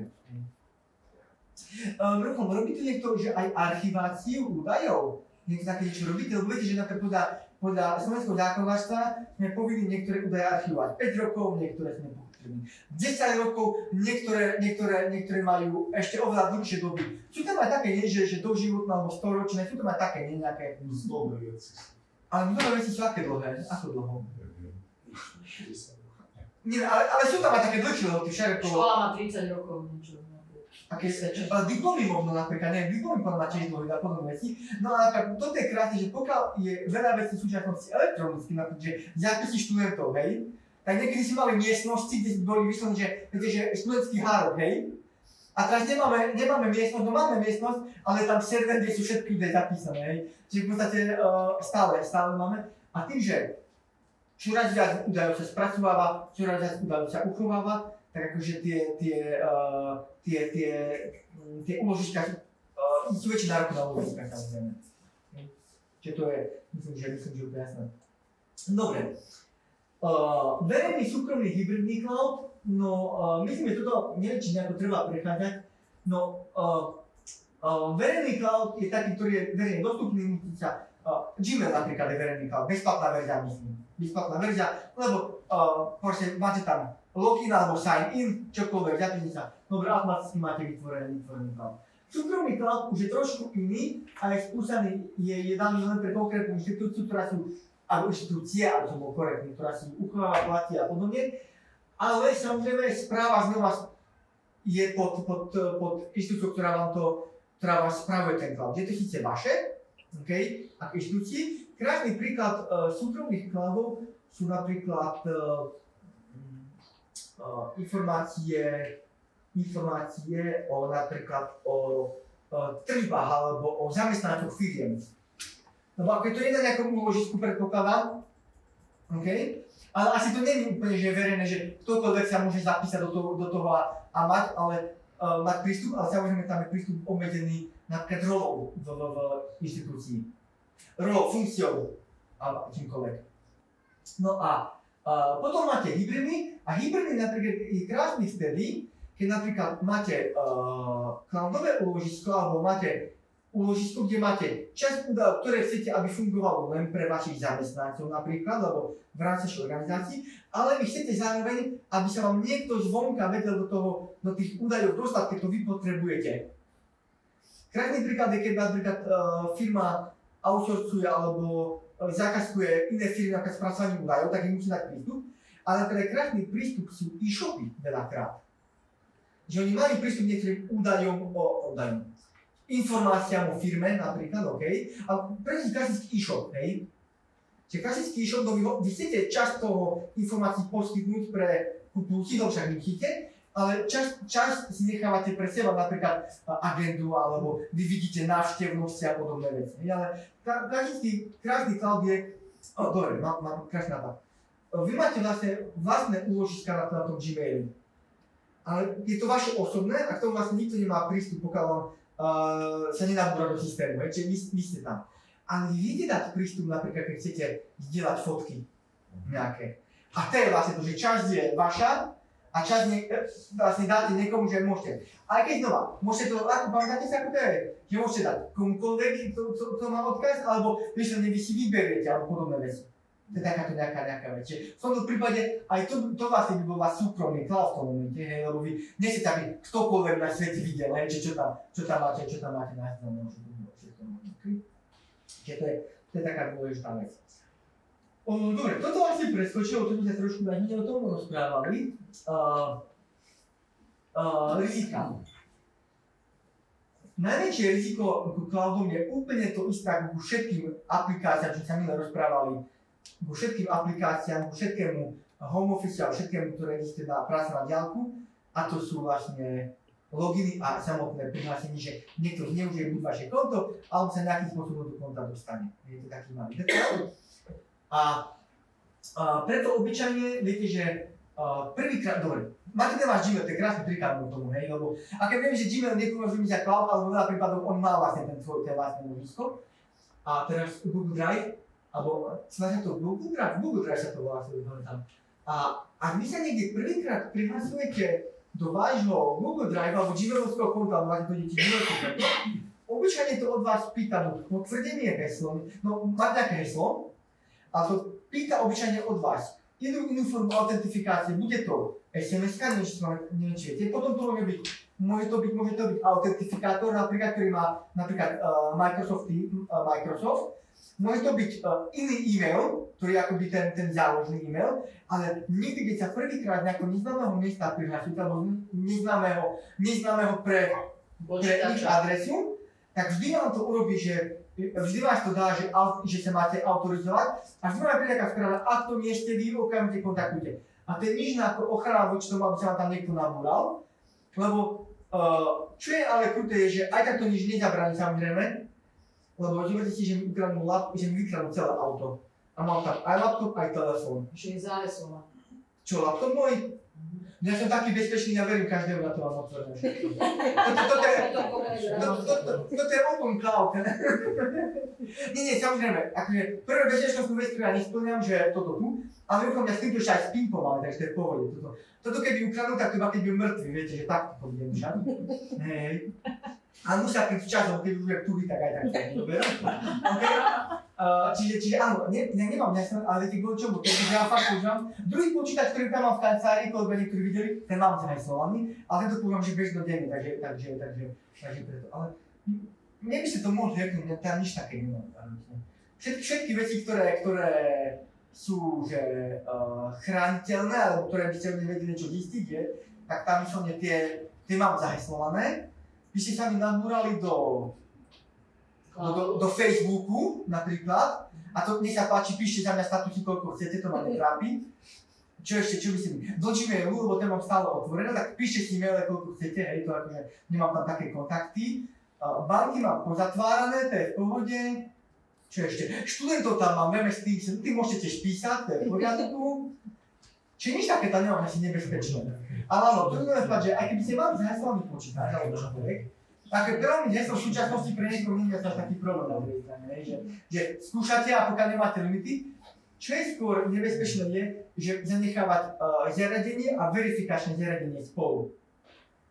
Že vám zoberú aj laptop, aj telefón a vlastne vy dostanete verifikáciu a ten človek to takto prečíta na ťuka, čiže to je taký trošku problém, ktorý tam určite je. Ale samozrejme všetko, čo sa týka, čiže dvojfaktorové overenie, myslím, že je taký úplne základ. Jedno heslo, druhé heslo, hej, to akože myslím, že úplne patrí. Dokonca niekedy niektoré inštitúcie, banky dokonca vyžadujú grid karty. Neviem, či to pamätáte niekedy. Čiže dvojfaktory vlastne musia byť všade, dokonca to u nás vyžaduje, hej, systém veľakrát, že bez toho vás nepustí veľakrát ďalej do toho. OK, čiže to je úplne jasné. Potom ešte, čo úplne bežne nerobíme, lebo nemáme zase také údaje, ale sú vyslovene šifrovacie heslá, alebo šifrovacie kľúče. Niekedy sa to bežne používa, a stále sa to používa najmä pri prenose väčších dát a dôveryhodných dát, samozrejme, že sa naozaj používa šifrovanie, čiže Ačko zašifruje, pošle len Bčku šifrovací kód a Bčko si to len otvorí, ktoré si to odšifruje. To je taká základná vec. Ja vždy hovorím, že to je nič iné ako stará dobrá enigma, len v súčasnosti, to je plne to isté. Ďalšia taká dobrá vec, ktorá existuje pri cloude je, že aj dokumenty na cloude vy môžete mať zaheslované heslom. Že vám neotvorí dokument, pokiaľ nedáte heslo. Samozrejme, nezabudnite heslo, lebo to je potom problém veľakrát, čiže čo je ďalšia vec. Nepekná vec, ktorá funguje v cloude, a teraz ruku hore, kto má aspoň dvakrát použité to isté heslo? Na dve rôzne veci. Všetci máme. Napríklad, že mám to isté heslo do internet bankingu jednej banky aj druhej banky, alebo do Gmailu a do Facebooku mám to isté heslo. No ja mám napríklad, niekedy nabúrate Facebook, máte aj Gmail, lebo mám to isté heslo. Nemal by som, viem, že nemal by som, ale preto to učím, hej? Dobre, nemal by som, ale je to tak, že veľa z nás používa veľakrát buď to isté heslo, alebo že keď sa vyžiada zmena, alebo niektoré aplikácie vyžadujú zmenu po svojom čase, tak sa vracame spätne k podobným heslám, alebo len odmeníme nejaké veci, že vyžaduje špeciálny znak, no tak sa zmení bodka za výkričník, otáznik, alebo viete, že, alebo za zavináč, že veľakrát to robíme bohužiaľ takto, čo by nemalo byť úplne správne, ale bohužiaľ ja to robím tiež sám. Nie o tom? Lebo máme toľko milión hesel, že už neviete, ktoré kde patrí. A potom najlepšia vec, ako sa chrániť je, mať tie heslá napísané niekde v taške vedľa laptopa na papieri. To je najlepšia vec, ktorú vždy viete urobiť. Ale to sa bežne stalo, že niektorí dokonca PIN kód každý si tak nechávali. To je, aké z nadsázkou samozrejme, že to je najlepšia vec, ktorú nerobíme. Čiže aj tie cloudy samozrejme, lebo keď sme pri tom, tak vlastne náš bežný účet je nič iné ako cloud, keď si tak zoberiete. Keď vám prídu peniaze na účet, či už príjem akýkoľvek, dajme tomu, ale legálny, tak sa pozrieme, to legálny príjem. No ten občan nechodí na účet. No vy tie peniaze ste v živote fyzicky nevideli však, ale veríte, že tam sú. No to je ako s tým môjim dokumentom na cloude, ja som ho nevidel fyzicky, len verím, že tam niekde chudák uložený, hej. To je presne tie moje peniažky, hej. A keď ho v cloudu zdieľam kamošom, a ho uvidia. To znamená, že keď zaplatím kartou, tak naozaj to reálne zaplatím, hej. Čiže de facto to je podobný, obrazne podané podobný princíp. Čiže bezpečnosť je dôležitá vec, nevždy ju dodržiavame, ja sa osobne nedodržiavam vždy, ja čo sa ospravedlňujem, lebo by som mal. Ale vždy sa praví, že dovtedy sa to robí, kým prvýkrát človek nenarazí na nejakú vec, že sa naozaj niečo nestane s takýmto vecem. Čiže náš obľúbený cloud je, alebo čo bol vlastne nutnosti toho cloudu bolo, že mali sme strašne veľa údajov, ktoré sme nechceli uložiť niekde doma na servere alebo doma v počítači, ale práve v tom, že my sme chceli tie dáta alebo tie údaje, aby boli k dispozícii aj iným ľuďom. Lebo napríklad spolupracujú s nami, alebo pracujú, alebo čokoľvek. Okay? Čiže ten cloud vlastne vznikol práve kvôli primulej spolupráci, aby sme mohli všetky na veciach pracovať. Okay, čiže fakt vznikol kvôli rastu produktivity a kvôli tomu, aby sme dokázali súčasne pracovať na tých veciach, vidieť poznámky ľudí a podobne. A to je jedno, či hovoríme o cloude, že zdieľame súbor, ak tam všetci pracujú, alebo zdieľame chat, alebo zdieľame dokument, alebo videohovor, hej? Lebo neviem, či v videohovoroch tiež máte ten chat automatický, zdieľanie súborov, proste tam všetko máte na jednom mieste. Okay? A tým pádom sme potrebovali niečo, čo spojí všetko to dokopy, čo bolo nič iné ako samozrejme cloud. Keby sa vrátili k tomu, prečo to je dobré, a to je taká mantra, vyslovene vo všetkom je, že my chceme, alebo každý zamestnávateľ by chcel zvýšiť produktivitu svojich zamestnancov. Nepovedal som, že to robí, ale by chcel. Lebo efektívny zamestnanec je zamestnanec, ktorý naozaj pri minimálne, pri čo najnižšie, nie čo najvyšší výkon, hej. To je samozrejme klasické pravidlo, nie? Ako aj pre spotrebiteľov. Pri minimálnych nákladoch alebo cene čo najvyššie uspokojenie. To platí aj pri firme, nie minimálne, alebo alebo pri daných nákladoch, lebo nemôžu plniť alebo napríklad čo najväčší výkon pracovníka a podobne. Čiže preto cloud je krásne v tom, že zvyšuje naozaj produktivitu, pokiaľ efektívne pracuje, samozrejme, kvôli tomu, že zabraňuje časovým oneskoreniam. Časové oneskorenie, to si určite pamätáte, keď ste, to síce funguje aj v súčasnosti, keď sa dokumenty ešte že dopravovali interná pošta, alebo vyslovene inštitúcie medzi sebou si poslali vyslovene poštové veci. Potrubná, to si ja už nepamätám, ale to stále funguje v niektorých firmách. Však ešte funguje, ja som to videl. Viete, kde to som naposledy videl? Naposledy som to videl v nejakom hypermarkete, a neviem kde. Jaký? A to má hneď. Neviem, či to nebolo aj v Hornbachu. Mne sa zdá, že Hornbach to bol. Áno. Že vyslovene ste mali, on to stále funguje. Mimo, a to je tiež rýchla vec, hej? To je pekná No to vec. mali samostatnú miestnosť. To je že pekná vec, ale tie časové neskorenie vzniká. Kým vy pošlete kolegovi dokument, kým ho kolega prečíta, kým ho pošle a podobne. No keď to je na cloude, že to znamená, máme zdieľané, no tak to máte okamžite všetci. Dokonca keď už sa tie samotné dokumenty, keď niektoré inštitúcie už dokonca to robia tak, že už dokumenty nevytvárate lokálne u seba a potom uploadujete do cloudu, ale už priamo cez zdieľané dokumenty pracujete. Čiže keď si náhodou váš kolega nemá čo robiť a otvorí si dokument, na ktorom vy pracujete, tak on vidí aj to, že ste iba máte prvé 2 riadky napísané, hej? A toto je veľké nebezpečenstvo, lebo takto vedia všetci sledovať, čo ste za deň urobili. To je taký malý detail. Ale keď všetci vedia sledovať, čo ste urobili, tak vy niečo musíte urobiť, hej? Čiže to zvyšuje tú produktivitu práce, ale samozrejme potom aj národ na tých zamestnancov, hej, to je úplne jasné. Neexistuje deň, keď sa flákate a poviete, že to robím zajtra, lebo všetci vidia, hej, je tam časová stopa, že kedy to bolo vytvorené, kedy to bolo urobené, hej. Čiže to je taký malý detail, ktorý je aj pekný, aj nepekný, hej, na jednej druhej strane, ktorý tam samozrejme existuje. Ako som už spomínal predtým, pod cloudom si obyčajne my predstavíme to úložisko, ale samotný cloud nie je len to samotné úložisko. Cloud je celý ten súbor aplikácií a nástrojov, ktoré máme. Čiže ten cloud je vlastne od Outlooku, čiže Outlook alebo nemá keď používate mailové editory. Väčšinou nedá ľudí, že my také skôr do štandardný po tej dobe. Čiže to už sú to e-maily, či je to Teams na videohovory alebo chaty, či už je to Drive, myslím, OneDrive, alebo poprvé v Gmaili, či je to Google Meet, čo vlastne akoby na stretávanie na videohovory, alebo to je chat v Gmaili, keď máte na také ikonky, alebo to je samotný e-mail a jeho úložiska stále to je v podstate, to je stále akoby jeden veľký cloud, ktorý má integrované všetky služby. Samozrejme, nevýhoda je, ako ste ma všimli, väčšinou znova Google, Microsoft, veľké korporáty, ktoré majú pod sebou tieto všetky služby. A výhoda samozrejme to integráciou je, že tým pádom nemusím presúvať rôzne veci, všetko mám na jednom mieste. Hej. Otvorite si náš Gmail a cez login z Gmailu sa de facto dostanete do úplne všetkých aplikácií, vrátane viete, ktoré napríklad. YouTube napríklad. Keď ste prihlásení v Gmaili, ste prihlásení na YouTube automaticky a podobné veci.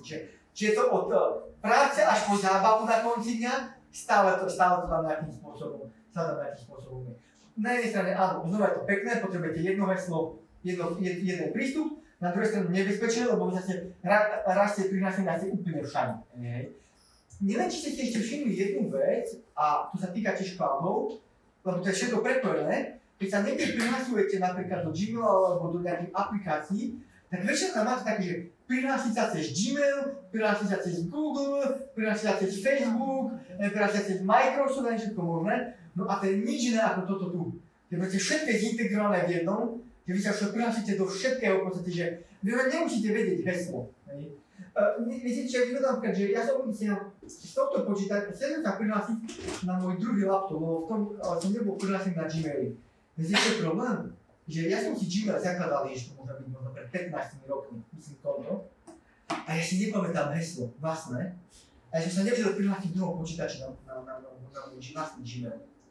Čiže ja musím teraz resetuť heslo, tým pádom sa všade odhlásim, čo ma štve, samozrejme, aby sa tam dokázal prihlásiť, lebo si fakt nepamätám, čo bolo. Som skúšal 10 pokusov a raz mi to nešlo, okay? Tak neviem, čo tam mohlo byť za heslo. A tak výhoda je, že nikto ma nehackne. Lebo ani ja sám neviem heslo, nie je to dobré. A teraz kolega už vychýba. A teraz sa mi páči, že kolega už uhľadá, hej, že čo tam má. Čiže Cloud je pekný v tomto, že máme všetko integrované, čo aj znova pekná nebezpečné. Všimne si, že vám vždy poviem aj pozitívum, aj negatívum, lebo nemôžeme mať len družové okuliare na všetko, hej, to je jasné. No, a teraz, čo do budúcna? No, budúcnosť je veľmi jednoduchá, AI, čiže už v Office 365, čiže v Microsofte, už je integrovaný Copilot, hej, už je to jasné. Už samotný Google, už keď si dáte do vyhľadávania akúkoľvek vec, myslím cez Google, však obyčajne asi hľadáte stále cez Google, nie ako vyhľadávač nie, už automaticky hore máte výsledky, režim AI, obrázky a tak ďalej. Už tam je režim AI. Už automaticky máte nejakú základnú AI verziu integrovanú. V samotnom ani vyhľadávači, nie že vôbec. Čiže už to AI je, že úplne všade, kde máte, kde hovoríte. Čiže budúcnosť je v tom, že AI sa mi doplní. Ďalšia vec je, že v čoraz väčšej miere organizácie ešte viac budú presúvať veci do cloudu, už aj nemajú všetko. Voláme to, ako ste vravili, Slovensko Digital to voláme, hej, napríklad krásne. Pre vás nefunguje, ako funguje, dajme tomu, ale dajme tomu, že stále funguje. Hej. Čiže máte všetci ED klienta nainštalovaného, predpokladám, ktorý nefunguje. Funguje. Ale ja neviem, že funguje, hej, či ho mám nainštalovaného, ale to je taká, ED klient vlastne na elektronický podpis. Hej. Ale aké funguje, lebo nie je to úplne, nie je to úplne, že košer, lebo nie je to úplne, že dobre, lebo Šutaj ešte dostal exekúciu na to. Akože, Za to, že si nechal poštu. Nie som. No ale ja myslím tak, že to prostredie celkovo není user friendly alebo čo je to po slovensky? Není privetivé pre spotrebiteľa, lebo čo chce spotrebiteľ? Jasné, presné, tu kliknem, tu sa prihlásim a som mnou nie. A vy nechcete hľadať na 300 miestach, ako sa prihlásiť, ktorú ikonku stlačiť. Koľko tých elektronických podpisov, typy? 3, nie? Sú 3 typy. Keď ste išli od jednej klienta, sa vás vypýta, ktorý chcete, sú 3. A vy viete, ktorú si máte vybrať. Ja neviem, ja som to hľadal, hej? Nie, ale to je akože podobne. No, oni sú viaceré formy, hej? Čiže to je taká vec, že proste, že nie je to úplne také, že spotrebiteľsky vhodné nejaké prostredie, samozrejme vie, čo vylepšovať teraz, takže nechceme, že všetko je zlé, to je jasné, ale že stále by sme sa mali iba zlepšovať. Čiže čo nás pôjde do cloudu? Ďalšia vec, ktorá existuje, je, že bohužiaľ doba sa vyvíja tak, že naozaj, že aj tá každodenná rutinná práca, ktorá niekedy bola že úplne bežná, sa tiež bude presúvať do cloudových služieb a serverov. A teraz presne platí to, čo som povedal, že chceme či nechceme, nejakým spôsobom sa k tomu musíme prispôsobiť. Či nám to páči, nepáči, sme tomu nakoniec nechceme, no situácia je taká, že musíme. Chcete si zachovať prácu, alebo chceme si zachovať prácu, chceme pracovať, no musíme zachovať. Aby to tak fungovalo. Mimochodom, našiel som krásny príklad cloud computing na cloud. Viete, čo je krásny príklad na súkromný cloud? Že keď sme my prešli z indexov na zapisovanie známok do ISO, že som študentovi nezapísal známku, ale som mu to hodil do systému a on si to videl potom. To je znova krásny príklad toho, že a nechcel som sa prispôsobiť samozrejme, lebo také doma. Čiže problém je v tom, že kľúčové oblasti sú prispôsobiť sa, čiže paradoxne vždy sa vzdelávať na nové systémy, nové spôsoby. Potom presúvať samozrejme tie všetky aplikácie. Ďalšia vec, ktorá teraz je dosť populárna, je čoraz väčšia analytika. Že už ľudí nezaujímajú, že toto sú údaje, krásne tabulky, nech sa páči, ale že interná analýza dát, ktorá existuje. Takže človeka nezaujíma vidieť tabulku 100x100, okay? Ale zaujíma jedno veto, aby mu niekto povedal výsledok z tej tabulky. Čiže to je jedna vec. A potom ďalšie, čo bude, že v súčasnosti sa každý človek snaží trošku odlišovať od iného človeka, inými slovami sa akože personalizovať. To znamená, že sa snažíme nejako trošku si upraviť tie cloudové služby, upraviť si prostredie a podobne. Dokonca viete mať personalizované produkty na vlastnú mieru, hej. Už keď chcete, už len pár zadírať prostá značka na auto, už viete mať personalizovanú, keď si zaplatíte, a podobné veci. Čiže budúcnosť potom cloud je, že ten cloud bude vyslovene šitý znova na mieru, personalizovaný pre potreby každého človeka. Kde to už trošku vidíme, je, že koľko máme rôznych ponúk na tie cloudy. Keď napríklad samotná AI zhodnotí, že používame veľa dát na fotky napríklad, tak nám dáva ponuku, že nám umožní, že máme takúto možnosť si kúpiť iba za 1 euro služby a na ukladanie napríklad len fotiek a dokumentov, ale nič iné. Že sa nám snaží prispôsobiť znova, tento je takúto Tesco napríklad, alebo Kafal, alebo Alza, sa snaží tak prispôsobiť tie služby, predávam to samozrejme, je to jasné, ale takým spôsobom, aby my sme boli spokojní a on nás to zarobilo, hej, to je úplne jasné. Čiže tá budúcnosť je naozaj s personalizáciou, analýzou dát a samozrejme, čo sa týka bezpečnosti, tak čoraz väčší dôraz bude na ochranu. Čiže už môj nezamknutý počítač by asi neprežil. Kde ste to mohli vidieť, máš vás niekto Google Pay alebo niečo podobné v telefóne? Viete, čo Google Pay? Áno, platby. Že tyknete, hej, ako veľa ľudí to už využíva, je to celkom minulé, prídete, priložite, nemusíte nič riešiť. Ja som niekedy dokonca na telefóne nemal PIN kód, lebo stále bol telefón pri mne, čo tiež bolo nebezpečné. Google Pay vám nedovolí si inštalovať Google Pay a pridať kartu, pokiaľ nemáte akékoľvek zabezpečenie telefónu. Dokonca, keď máte slabý PIN kód, hej, 2580 alebo 0000 alebo 025 alebo viete, ako to opačne, ako to je. Viete, myslím, také tie základné, ktoré každý deň odhalí, automaticky vám napíše slabé heslo a nedovolím používať pravdu. Preto, lebo nechcete, aby niekto zneužil vašu kartu, lebo samozrejme potom nie je problém len váš, ale problém tej banky, lebo už to riešite a podobné veci. Čiže toto je taká vec, bezpečnosť toho budúcna, že tie heslá budú čoraz horšie, čoraz silnejšie a ak určite viete, keď vám nejaký systém generoval heslo, toto naše na Wi-Fi, zoberte si naše obyčajné heslo tu na Wi-Fi, pamätáte, sme s tým honor riešili, že aké je komplikované, len kvôli tomu, že proste aby niekto sa externe nevošiel do našej eubáskej siete. Len tým, ktorým by dovolíme a pre také komplikované heslo, hej. Čiže bezpečnosť bude asi dosť dôležitá na každom momente. OK.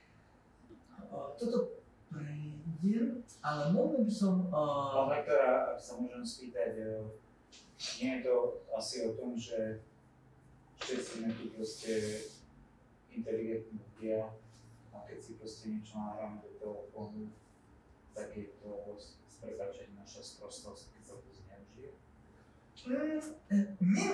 Toto by som netvrdil, že je to naša sprostosť, lebo sprostosť bola, keby ja si zabudnem svoj telefón niekde, ktorý je nezaheslovaný, to už je moja sprostosť, hej, to je jasné. Ale máte veľa phishingu, máte veľa malvéru, trojských koňov a všetko možné, aby len, netvrdím, že, samozrejme, nebudete odpovedať na mail, že som, egyptský faraón a zdedili ste milión, kliknite na link a dajte mu do vašej karte, hej, to nebudete úplne. Lenže, či viete, v súčasnosti je taká dosť nepekná situácia, že, prosím vás, zaťahnite, lebo presne vidím, že toto, že ľudia, ktorí sa vydávajú za políciu Slovenskej republiky, volajú ľuďom, že niekto im chce zničiť kúče a všetko. Všetko vyzerá, že veľmi, veľmi vierohodne, až do momentu úplne všetko sedí, informácie sú menej korektné, hej, Všetko sedí až do momentu, keď sa človek nezačne vypytovať, že koľko ste asi mal na účte. Aj to ešte nie je také podozrivé, lebo že tá polícia možno chce zistiť, že koľko bolo zneužitých peniazí, alebo koľko by mohlo byť a podobne. Ale prvne, neviem, či ste počuli, je to samozrejme, nie je to polícia. A je to, a teraz si povedať človeku, že je sprostý, že naletel, nie je korektné za mňa. Že Mne sa taky to stalo, naivita nie je sprostosť. mne sa stalo pred pár rokmi, že mi volali, že polícia. No. A ja som bola vtedy, zhodou okolností som bola PN, bola som chorá, mala som COVID, čiže som bola taká poloborúčke a tak. No jasne. A on mi rozprával, že proste, že policajt a tak, a že osobné údaje, že niekto zneužil. A zhodou okolností ja som naozaj zadala do jednej stránky, kde som, tak bolo to len nejaký, ja neviem, 20 eur, dala svoje osobné údaje, lebo som sa potrebovala prihlásiť do nejakého štátu. A takže ja som na toto myslela hneď, že to tam z tej aplikácie, a on vôbec na to nereagoval. On chcel ísť proste k veci a tak. A sme asi 10 minút telefonovali, ale ja som v tej horúčke. A to, že som naozaj zadala tie moje osobné údaje, ja som bola v tom, že bol problém. Ale potom, keď už začal, že no a teraz musíte, ja vám pošlem číslo účtu a musíte a tak, a potom som akože...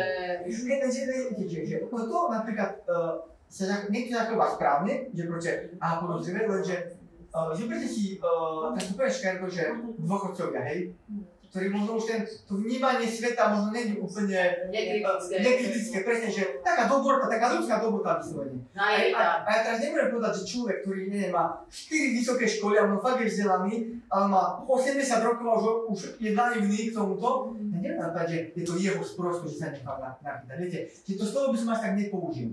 Alebo keď niekto, zoberte si, že my máme hromadné maily, denne príde veľakrát, možno cez 30-40 mailov. Čiže klikám, odpovedal. A jeden z tých mailov, ak by bol nejaký takýto malware, alebo nejaký phishing, no tak proste idem odpovedal, si myslím, že to je kolega a stačí mi jedna výmenová adresa, stačí jedno písmenko, viete.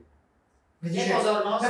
Napríklad by ste dostali, nie, Lubomír.darmo, ak som aj spomínal, viete ten e-mail, ale Lubomír darmo bez bodky. No to už je iná e-mailová adresa samozrejme, hej, ale ono to všetko môže sedieť, no a vy odpíšete, čak víte, Lubomír darmo píše, tu mi sa kto si všimne bodku, väčšinou 10 to odpisujete.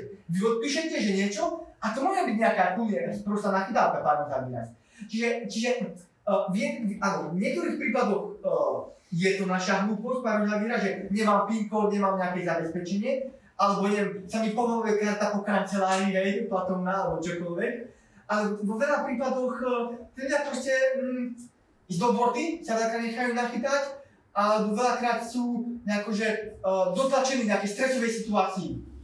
Krásny príklad, viete, že koľko bol príklad dôchodcovia, boli nachytaní, to si nesúvisí s pravdou trošku, ale že syn rýchlo potrebuje, lebo ale... Ak ja tých dôchodcov dobre viere, to ten dôchodca neurobil zle, on sa zrazu pomôcť a zrazu bohužiaľ, hej. Čiže veľa vecí tam je jasné, takýchto, že áno, treba sa chrániť, súhlasím, treba byť obozretný, treba byť obozretný, to je základná vec. Ešte by som krátko povedal, myslím si, že ten príklad s tými dôchodcami nie je o tom, čo som hovoril. Proste dôchodcovia vyrastali za nejakého toho režimu, proste, kde sa podľudne nediali a proste oni sú teraz bezbranní.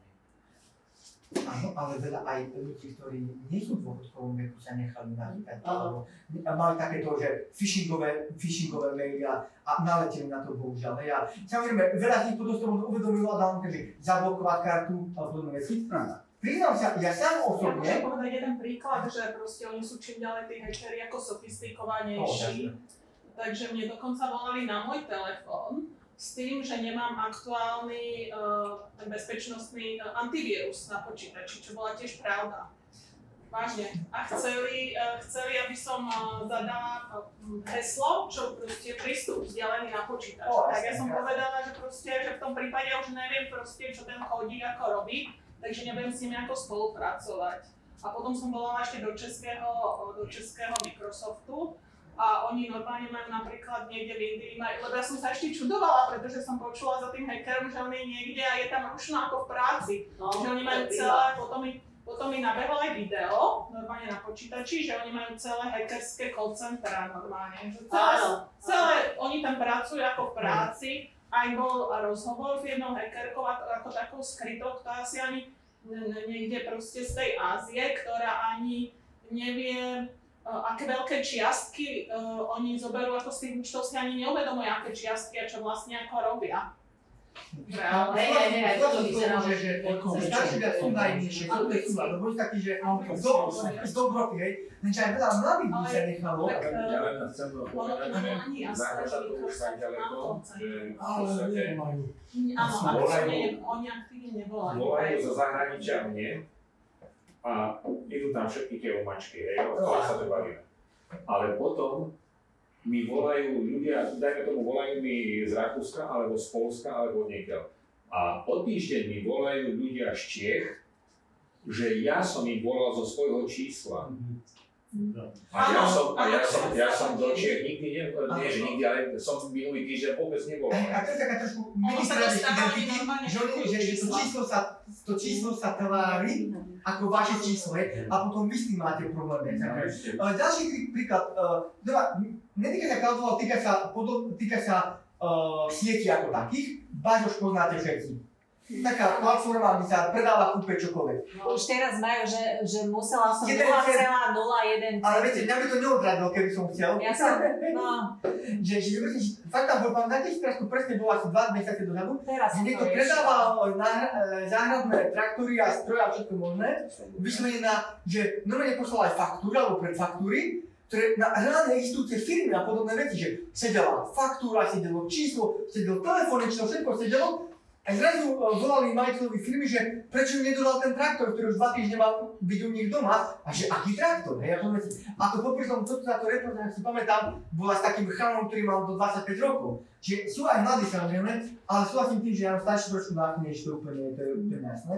Ale neznamená to, že mladý človek si nemusí dávať pozor. Ja poviem svoju vlastnú skúsenosť a sám som sa nachytal, našťastie ma to stalo iba 50 €, okay? Booking.com poznáte taktiež. Čiže platforma, kde chodím samozrejme na služobky, máme projekty, chodím na konferencie, čokoľvek. A samozrejme, cez Booking si objednávame veľakrát ubytku, lebo však samozrejme mám tam už loginy a mám tam nejaké zľavy tým, že si objednám, tam sú také tie zľavy, takže si objednávam. A raz mi prišlo nejaká tiež takáto vec a tam mi prišlo, že ja som vedel totiž to, že mi majú stiahnuť peniaze v ten deň z karty, lebo viete, niekedy máte booking, že na mesiac platí, niekedy máte stiahnuť deň predtým a podobne. A mne prišla nejaká taká infočka, že mi budú stiahovať peniaze, OK, mám potvrdiť, že mi môžu. Čo úplne štandard mimochodom, veľakrát, ako mám nastavený internet banking. No ja som na to klikol a potom sa mi začalo byť niečo strašne divné, že trošku, že nejaký divná platobná brána mi nabehla, nejako som zvyknutý z Bookingu. Pár už som ma neskoro, lebo samozrejme už som mal zhodenú kartu, rýchlo to zblokol, všetko som urobil, napriek tomu 50 € stiahlo. Písal som na to ubytko, oni nič neposielajú, oni stiahnujú automaticky. Automaticky, áno. Okay? A popri tom, zdá sa vám, že som nevzdelaný, raz prostý, že by som si nemal dávať pozor. A stalo sa mi to, viete, že napriek tomu, čiže stane sa samozrejme každému, ako ešte zdravím, opatrnosti nikdy nie je dosť, bohužiaľ v súčasnej dobe, čiže preto, a najmä pri cloude, lebo keď vás niekto stretne na ulici a povie, že je policajt a potrebuje informáciu, tak ho rovno sa s ním nebavíte, hej? Ale keď vám volajú, píšu a naozaj sú také informácie, ako hovoríte, že ste predtým naozaj niečo dávali do nejakého systému, alebo že by ste nemali aktuálny antivírus, alebo ja, že som čakal, že mi stiahnu z karty peniaze a oni to nejakým spôsobom museli zistiť, nie? Lebo oni presne vedeli, že sa niečo bude diať, tak pár ma nachytali, hej. Áno, moja hlúposť, súhlasím, lenže, bohužiaľ, ale áno, ešte by som chcela, že na ilustráciu, tak to cháme, že nie, ale čo povedal, takže som taký nejaký krátky film, chodil nejaké video, že východ mesiaca, niekde, ja neviem, v Rusku a v Kanade a o tom sa vyjadrovali meteorológovia, že to je proste potvrd, že nič také neexistuje. Sa mi to zdalo hneď od začiatku, že to je čudné, že mesiac, že reálny čas a mesiac tak rýchlo nestúpa, hej, v reálnom čase. A ukazovala som to známemu trénerovi tenisovému, 72-ročnému, hej, ktorý, že aké pekné, vôbec si to ani akože nejako že pozri sa na toto, čo on na toto hovoríš. A on povedz ako, že krásne, pekné. A ukazovala som to šiestakom, hej, v škole, čo na toto hovoríte? A oni nie na to, že to je nejaké čudné. Znova, zvraciam sa pri tomu, čo my začali, aj my pôjdu začali, že tie deti sa narodili s telefónom pri uchu a s tabletom v rukách, hej, tie deti sú na tej digitálnej technológie, neviem to ako je senzitívnejšie, to je asi pekný výraz, hej, že niektoré veci si, my si dokážeme všimnúť niečo pár v realite, ale tie deti žijú v tom digitálnom svete, hej, že chodíte teraz po ulici a poďte na tie deti už aj zo základnej školy. No dieťa, ktoré na druhom stupni už nemá telefón, už pomaly nie je dieťa, hej, keď to všimnete teraz. Je to tak? A ako ovládajú aplikácie, ako ovládajú veci, ako máme sa čo učiť, dajme to nejakým spôsobom. Čo je ale nepekné na tých nákladoch je, že ako ten samotný cloud je nastavený pre tú firmu. Príliš zle nastavený cloud, napríklad, že málo miesta, málo úložisk, málo softwarových riešení, málo hardwareu, aké prenáky. Spôsobuje problémy, ale lacný, ale neefektívny. No a pak, keď to preženieme a kúpime si kopu dát, kúpime si kopu úložisk, veľa hardwareu a potom nemáme zamestnancov, tak taktiež sú to nastavené peniaze, lebo tie náklady sú veľmi efektívne. Čiže to je druhá vec. Čiže ideálna úplná vec je tam vidíte monitorovanie spotreby a optimalizáciu nákladov, ktorá je úplne jasná. Dobre, mobilné technológie tak trošku preskočilo, to sme trošku prešli, že veľa tých cloudových riešení už nemáme len v nejakých desktopoch, laptopoch, ale proste to je všetko v telefóne v podstate v súčasnosti alebo v nejakých iných zariadeniach. To aby som nepovedal len telefóny alebo smartfóny, tak aj tablety, hej. Že tablety sú veľmi čoraz viac populárne, hej, to je to úplne jasné. Toto preskočím, to nepotrebujeme nejakú integráciu sme mali. No, správa infraštruktúry. Taká jedna vec, ktorú chcem pripomenúť, je, že čo je nepekné je, že aj keď máme super fungujúce nejaké cloudy, dajme tomu, že to funguje sa dokonale, aj tam môže nastať problém, ako bolo povedané vo všetkom, a to je presne to, že my sme závislí na správe niekoho iného. Vždy to spravuje tretia strana. Nemáte spoľahnúť sami na seba. A viete, že veľakrát, keď nemáte spoľahnúť sami na seba, ako sa to pekne povie po slovensky, že neviete sa spoľahnúť na vlastnú rodinu, hej? Takže v cloud computingu povieme, že nie na vlastnú rodinu, ale ani na toho správu sa neviete spoľahnúť, hej? Čiže tam môže nastať ten problém, že ak nastane problém, je to síce efektívne, pekné, zjednoduššie veci, ale keď bude problém, neviete to vyriešiť internet, ale musíte vždy riešiť nejakým správcom, ktorý nemusí byť v tom momente dostupný, vhodný, síce je tam podpora, alebo nemusí to vyriešiť na čas, ale tam môže byť samozrejme problém. Ono to je väčšinou problém, keď mám napríklad dátové úložiská tak veľmi nepekne padnú v období, keď ich najviac potrebujete, napríklad pred ročnými uzavierkami, hej, pred podávaním daňových priznaní, to je také veľmi pekné, hej, alebo vám padne kataster portál, keď ho najviac potrebujete, hej, to je také nepekné. Lenže, keď to robí tretia strana, čo robí tretia strana samozrejme, no vy to neviete urýchliť, že vlastne sa tu vyrieši za 1-2 dní samozrejme, hej. Čiže to je také nepekné, ktoré tam funguje. Analytiku preskočím, no to sme mali. A vidím, že obnova dát. Dosť dôležitá vec. Ten cloud je síce, sa zdá byť nebezpečný v tom, že keď raz spadnú dáta, alebo tie servery nejakým spôsobom nám prestanú fungovať, že prídeme o dáta, nebojte sa, neprídeme. Dneska som tu ráno mal kolega technika, ktorý tu bol, lebo si prehľadte, niečo som mal s počítačom. Čo som vám ešte minulé ukazoval, že ešte nie je až taký starý, tak mi ho prišiel pozrieť. A prišiel tomu, som sa dneska toto s ním riešil, že ako je to s obnovou dát, nielen na serveru, ale aj lokálne, hej. Na serveru to je jasné, pretože na serveroch tie dáta, čo tu máme, ten cloud vždy má nejaký backup, minimálne základných údajov, ale tie veľké servery sa fakt, že minimálne raz za pol až 12 hodín, dajme tomu, sa vždy aktualizujú a ukladajú priebežne dáta. Čo je super, lebo viete, že stratíte možno posledných 6 hodín, čo môže byť problém, ale z tých dát je to stále fajn. Paradoxne, to isté platí aj pri klasických laptopoch. ktoré už majú SSD karty, viete, že niekedy bol hard disk. To je aspoň tie klasické hard disky ešte také, čo videla ako CD-čko, že húčalo to, frčalo to a pomaly sa to startovalo, tak tam získať dáta, pokiaľ nebol mechanický poškodený, nebol problém, že vlastne často bol nejaký disk, hej, a vedel to načítať veľakrát.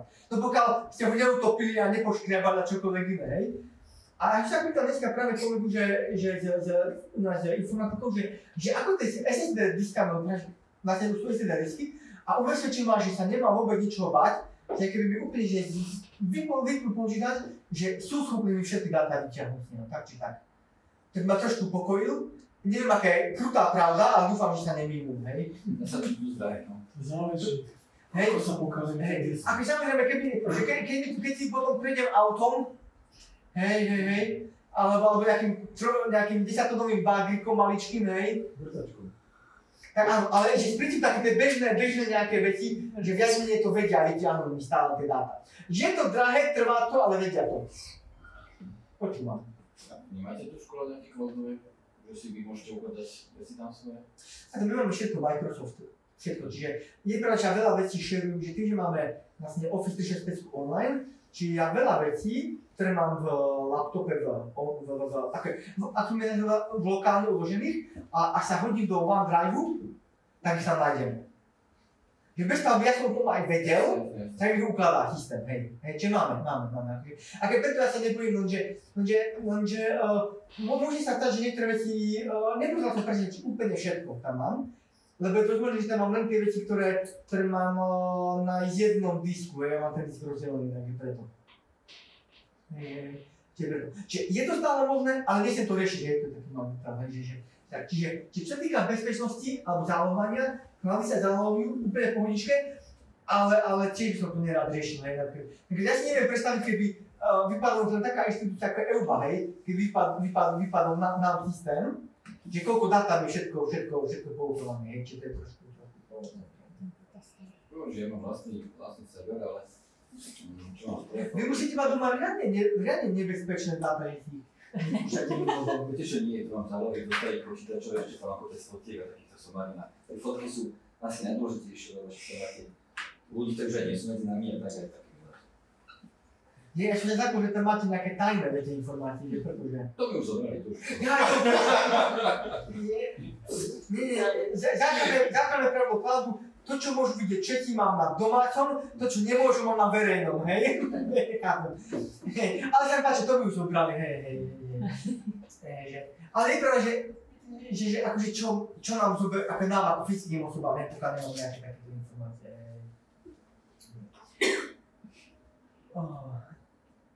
No, ochrana osobných údajov, pamätáte si, riešili sme GDPR minule?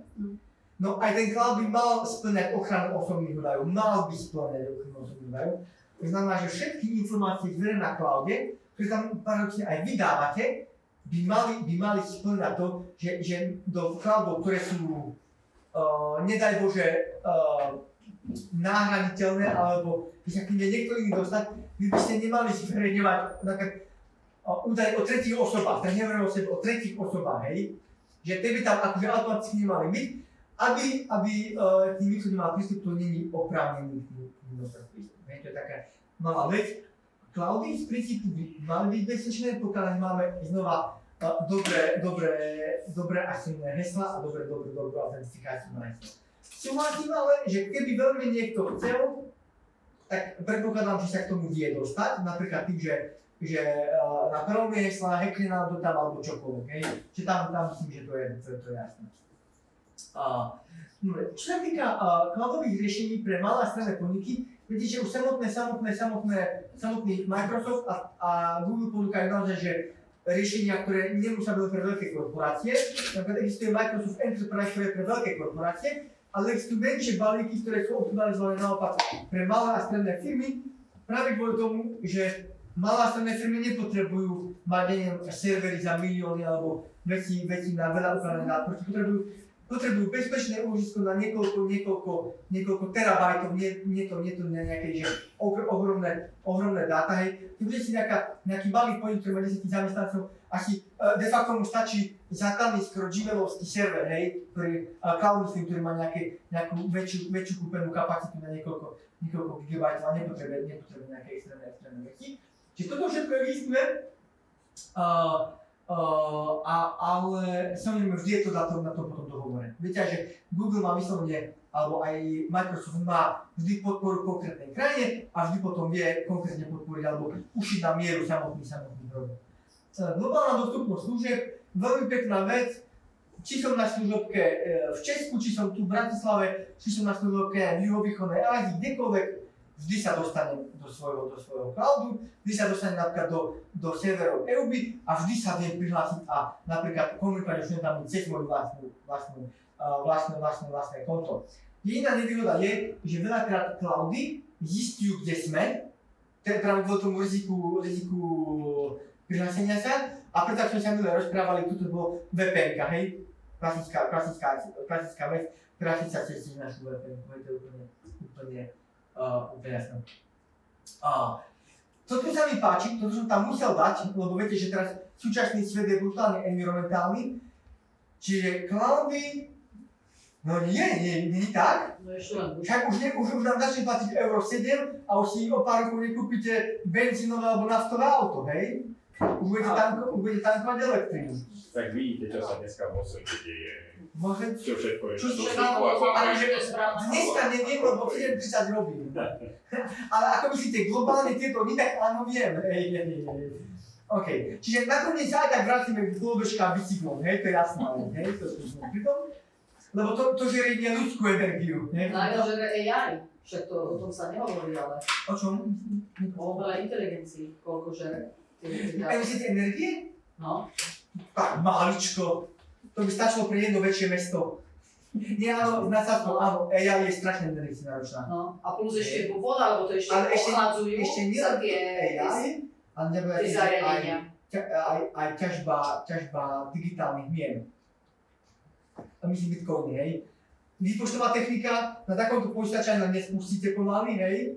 Myslím ťažbu, hej. A energie je strašne veľa, hej, to je úplne jasné. Čiže tie environmentálne aspekty, ale čo týka cloudu, dobre, je, že energiu neriešim teraz, lebo to by mohlo byť, že, ale viete, že ak energia sa nám mení, tie uholných a plynných, sú to väčšinou teraz jadrové elektrárne a rôzne toto. Čo je Rakúsko? Čo majú Rakúšania veľa? Veterných elektrárny. Ja, hydro je super, lebo to vôbec neničí prostredie pre rybičky, hej, to všetci vieme. Čiže máme kopu, ale dobre, máme obnoviteľné zdroje, stále máme jadro. To je paradoxne teraz jedno z toho, čo sa týka, že viete, že v 90. rokoch, čo si určite pamätáte, boli veľké protesty v Rakúsku voči vystavaniu jadrovej elektrárne v Česku. Kde to je v Česku? Temelín. A paradoxne teraz svet zistil, že paradoxne jadro je jedno z najbezpečnejších. Lebo, dobre, tak keď je u nich, tak je u nich, to asi trošku rozumieme, hej? No ale viete, že čo je, že uholné, Najefektívnejšie. uholné, viete, že handlová nováky, hej, špina. Plyn, aký plyn, hej, keď sme pri tom, ale plyn taktiež, to sa páli. Čokoľvek, čo sa páli, je trošku problém, to emisie tam stále sú. Vodné elektrárne je trošku problém, máte krásne prírodné prostredie pre rybičky, síce urobíte ten kanál, kde idú, ale už trošku im to prostredie zničíte. Potom máte solárnu energiu, ktorá je síce úplne pekná a som za 5 mení na budovách, ale určite ste videli koľko krajín na poliach, hej? A to nie je efektívne, pod tým vám vyhynie príroda, živočíchy, čokoľvek, hej? A nehovorím o tých medených trubkách a elektroštalácií, hej? Ktoré sa potom ťaží, ale nebudú sa, ťaží sa z peru, to nás nezaujíma, hej, klasika. Čiže toto, tuto máme turbínky, veterné elektrárne, ktoré síce vyzerajú napríklad úplne pekne, lenže skúste bývať pri také veterné elektrárne. Viete, to je každodenná hypnóza. Mimochodom, sme sa bavili, že kto ste z Petržalky, tak vy vidíte svetelka. Svieti, nesvieti, svieti, nesvieti. Čiže keď za starú ja napríklad skončím v Pezinku a viem, že svieti, nesvieti, tak to je kvôli turbínka. Nie. Ale ako má to, ako na psychickú to trošku má vplyv, a neviem, či ste čítali veľa štúdí, má to vplyv napríklad na vtáctvo. Ale nie na vtáctvo, že uhynie, lebo sa narúšajú klasické geomagnetické vlny. Čak geomagnetika funguje, nie? Klasicky, ale sa narúšajú tým prúdením a v takých uhnách, alebo strácajú koordináciu, nie? GPS-ko, hej, zrušíme GPS-ko. Ale na sever Európy ich vypínajú, keď oni migrujú tie vtáky, tak ich vypínajú napríklad v Írsku. Ale tuto. Sledujú to, to sa vyvíja všetko. A ďalší problém, ktorý existuje, je, toto by som možno nejako prežil, hej, lebo Oni sa v Európskej únii trošku veľmi namakali toho, že úran ako taký sa čoskoro mínie, zásobí. A odhadovalo sa zhruba na 22 rokov ešte od dnešného dňa, alebo od tohto roku. No a 63. najväčší dodávateľ je v podstate Austrália a Rusko. A Rusko tam, kde dodávalo tie palivové články, respektíve palivo, tak brali aj odpad. A odpad ukladali. Samozrejme už bolo ho veľa a prišli teraz, neviem, či ste zachytili 2 mesiace dozadu, že je možné ho recyklovať. A nekonečné zásoby tým pádom. Mali ten patent jediná na svete. Ale znamená, je trošku drahšie, hej, lebo recyklácia niečo stojí a všetko, ale zabezpečíme zásoby, hej, tam. To som nezachytil, to je super, ale ešte sa chcem vrátiť k tým turbínkám. Problém turbíniek, ktorý existuje, alebo celkovo fotovoltaiky a turbíniek a hydroelektrární je v tom, že sú závislé na prírodných veciach. Ale kto tu trošku do elektrotechniky sa vyzná, tak vie, že spotrebič potrebuje stabilnú sieť. Ale či vy na jednej strane potrebujete stabilnú sieť, nie? Tak do batérií. No a také batérie! Vy potrebujete stabilnú sieť, ale prísum není stabilný.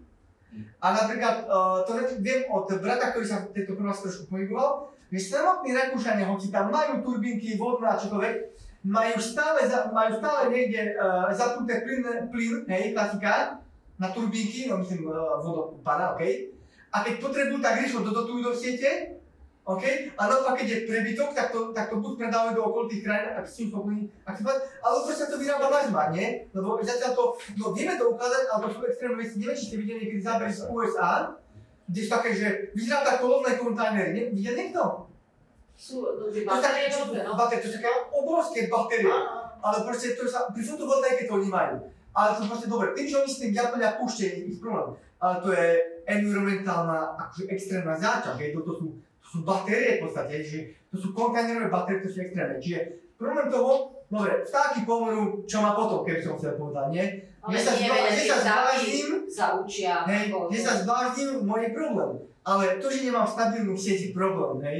Čiže aj Rakúšania si na to tlačia, mne sa páči, ale stále tam niekde majú zapnutú plynnú elektráreň, ktorá rýchlo dotuje. Hlavne jadrovú elektráreň, ktorú zavreli pred otvorením, zamkli, pretože urobili referendum, to bolo po Černobyle, nejakých neviem koľko rokov, 10 rokov alebo čo, mali modernú, aj majú stále, modernú, krásnu jadrovú elektráreň, ktorú nezapli, pretože ľudia boli proti tomu zelení, lebo Ale mali ste, Rakúšania mali veľmi silnú stranu zelených, hej, minulosti. Áno, aj majú. A nezaberte, že ak ste niekto boli v Bruseli, alebo tam niekde, a idete s Bruselom smerom na sever, no hneď tam Bruselom je jadrové elektrárne, hneď akože, že ešte skôr nevidíte z Bruselu vlákom a už tam vidíte, ja to mám komunity, ale to je vodná zásoba, okay? Že už tam vidíte. Celé Francúzsko, koľko majú jadrové elektrárne, akože, a videli ste niekedy problém z Francúzska, že by s tým mali problém, nemali s tým problém. Čiže veľa vecí je, a to je trošku odbočíme, že ale čo sa týka nášho cloud computingu, veľká environmentálna úľava je v papieroch, tlačiarniach a podobných veciach. To v podstate všetko máte, hej, v jednom zariadení. Čiže nepotrebujete rôzne tlačiarne, ja si nevýhoda, servery a ďalšie veci. Čiže týmto by sa to dalo urobiť. Samozrejme, ďalšia kročia ochrana je, nepotrebujete lokálne servery, ako má kolega doma. Hej. Máme všetko na jednom. Tým pádom lokálne môžeme urobiť to, že ten server nemusí napríklad v tom meste, kde aj tak je veľká energetická náročnosť, môžeme niekde mimo uložený. Hej. Takže väčšinou nie sú uložené niekde v centrálne, väčšinou niekde mimo uložené. Tým pádom sa tá energetická náročnosť trošku rozptýli, že není v meste, kde aj tak je veľká záťaž, ale niekde trošku úplne mimo. Čo môže byť trošku výhoda, že to je stabilnejšie. Čiže toto je taká dôležitá vec, ktorá tam je, ale Samozrejme, vždy tam tá záťaž bude najmä na elektrickú energiu, lebo tie sireny spália veľa tej energie. A pár zavíra zožerú, keď sa boli povedané, že si naďalej spotrebujú veľa tej energie. Dobre, predpokladám, že ak dáme prestávku, čo sa týka komunikačných technológií, je jedna z oblastí, ktorú je najslava nechaná v tejto časti kurzu alebo aj časti tejto digitálnej technológie pre kancelárie. Kvôli tomu, že už sme tam mali cloud, už sme mali nejakú vzdialenú spoluprácu a všetko, ale vlastne nič by nedokázalo fungovať bez toho, aby tí ľudia medzi sebou nekomunikovali na konci dňa, lebo stále tá práca len o tých ľuďoch, ktorí tú prácu vykonávajú, ale potom samozrejme z toho vyplývajú rôzne či už dobré kooperácie, alebo ako tu mali minulú diskusiu kolaborantstva, keď už to takto chceme nepekne, alebo nám vytvárajú sa práve nejaké zlé nejaké spolupráce, ktoré napríklad by sme najradšej už nespolupracovali, ale aj tomu musíme, alebo je to jeden tým, ktorý musí spolupracovať napriek tomu, že možno tí ľudia nemajú nejakú tú efektívnu komunikáciu pri spolupráci. Tá spolupráca je veľmi dôležitá najmä pre koordináciu, znova koordinácia pre zvyšovanie produktivity, aby sa ľudia vyslovene nehádali, aby každý ľudia má byť zodpovedný, kto je zodpovedný za ktorý úsek, kto nie je zodpovedný a podobne. Čiže komunikácia je základ všetkého, keď už sme pri tom nielen v kancelárii, ale aj v domácnosti. Ak sa nespolupracuje v kancelárii, nevadí, dáte výpoveď, dostanete výpoveď, nájdete si novú prácu. Keď nekomunikujete doma, tiež dostanete výpoveď, volá sa to rozvod. Hej, ale si môžete si nájsť novú prácu, hej, to je zase nové pár, keď je to chceli trošku zjednodušiť, hej, čiže naozaj tá komunikácia je vždy veľmi, veľmi dôležitá medzi kolegami aj v rámci ako týmu, ktorý môže fungovať na diaľku. Z princípu aj tu na webe máme veľa projektov, ktoré fungujú na diaľku, že máme partnerov v juhovýchodnej Ázii a tam komunikácia len prebieha na diaľku. A je vyslovene asynchrónna veľakrát, lebo na mailová, lebo oni majú 6 alebo 7 hodinový časový postup. Čiže veľakrát fungujeme tak. Samozrejme, potom máme aj komunikáciu synchronu na čas, a to buď oni sú dlho hore, alebo my skoro staneme. Podľa toho, že kto sa prispôsobí, kto sa komu prispôsobí. Takže potom samozrejme máme rôzne kanály, správy a šumy. Mimochodom, najmenej podstatné z tohto je šum a ten si netreba všímať. Komunikačný šum je presne to, čo robí tú kanceláriu neefektívnou. Keď jedna časť kancelárie sa dozvie, že čo by mohlo byť, ale nie je to ešte potvrdené. To určite poznáte do života. Toto sa hovorí a určite to je pravda, lebo když sa hovorí aj 100-krát poznáme tam, to začne byť pravdou, čiže ten šum je také nepekné. Okay? Čiže to je ďalšia vec, ktorá tam je. Čiže to sú také rušivé faktory alebo nepravdivé alebo neoverné informácie, ktoré nie sú položené v nejakom kontexte. Čiže tam je trošku problém komunikácie, ale pri šume. Ako som spomínal, máme synchrónnu a asynchrónnu komunikáciu. Tá synchrónna komunikácia je úplne nezvykla, tá komunikácia v rovnakom čase, priestore nemusí byť v rovnakom čase, to všetci určite poznáte. Asynchrónna informácia je nejaký časový odstup. Krásna asynchrónna informácia je napríklad, môže byť chat, kde reagujeme neskôr, môže to byť e-mail je typicky asynchrónny. A potom samozrejme asynchrónna komunikácia de facto môže byť aj nahratá správa. Ak niekto napríklad na WhatsAppe nahráva si správy, pre niekoho, že nepřítel četia na nahrávať správy, tak to je de facto asynchrónne, lebo vy neviete, alebo no viete, že to vypočul, to môže byť aj neskôr. Čiže to je v tom. Čo je výhoda, ale samozrejme tej asynchrónnej komunikácie je, že vždy necháva nejakú stopu, či nahrávku, napísaný text alebo čokoľvek a tým pádom je dohľadať na do budúcna.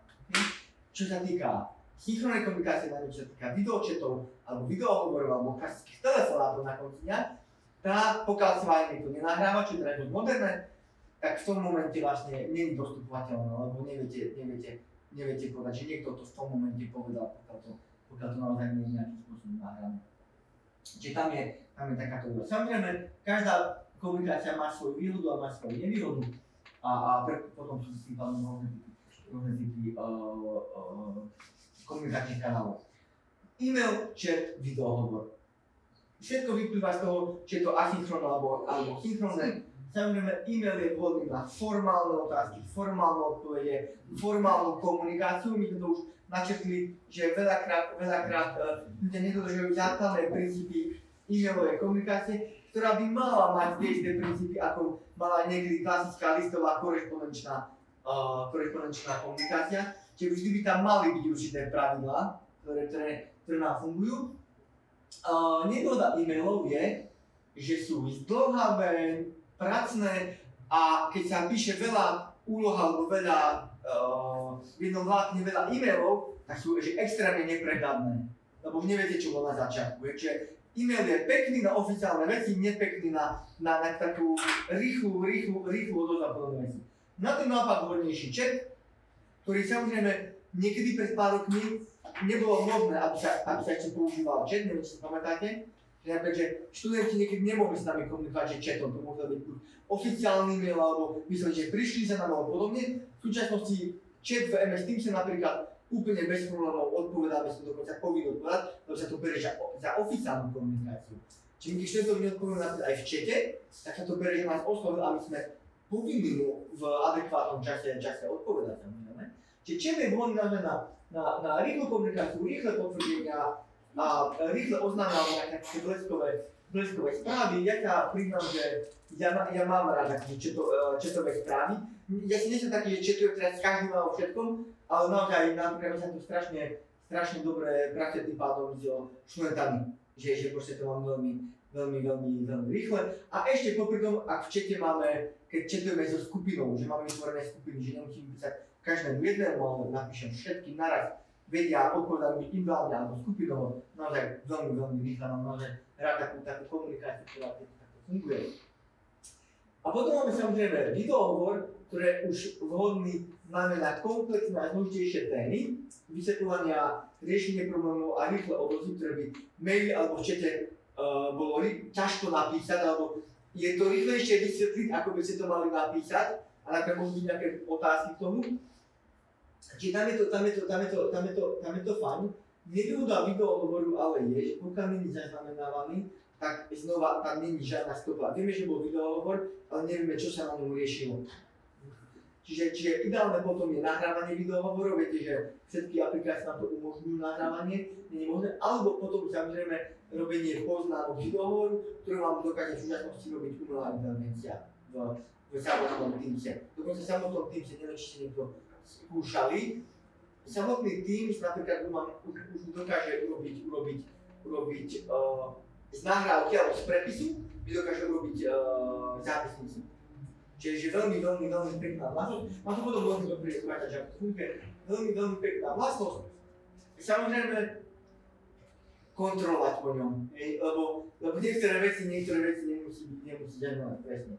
A potom samozrejme úplne jednoduché veci sú nevynechal som úplne klasický staromodný telefonát, lebo to je forma komunikácie, okay? Alebo dokonca ešte potom samotná fyzická návšteva. To je stále to funguje, že stále je to taká forma komunikácie.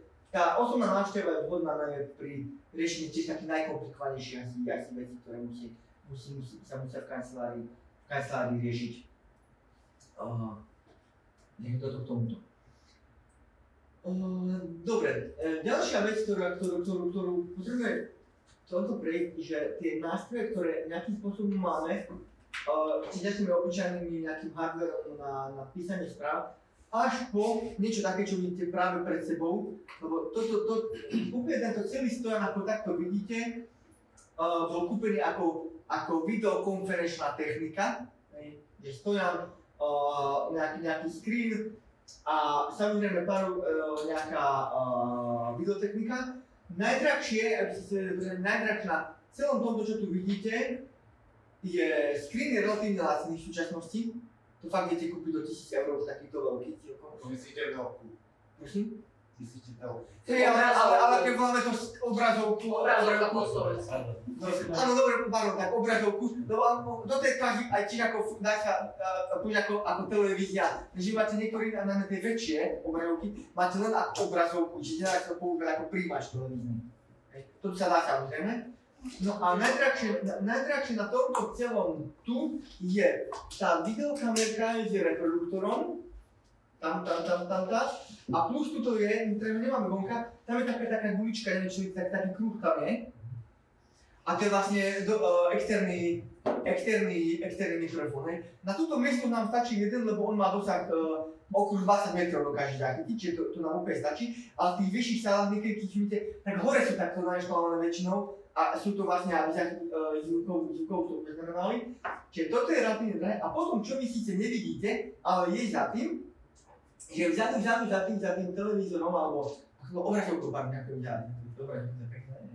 za tou obrazovkou je taká malá krabička a vlastne to clickshare a ten clickshare je vlastne to, tu ho vidíte takú jednu ešte, tam ten kábel, ktorý tu to ide, ten clickshare je to, že si dokážeme na diaľku prepojiť, nie tak ako ja mám teraz prepojené cez HDMI kábel, že sa to vlastne správa ako druhý monitor, ale si prepojíte vyslovene obrazovku s laptopom a fungujete vyslovene ako vám funguje ako nielen screen, ale ako druhý počítač.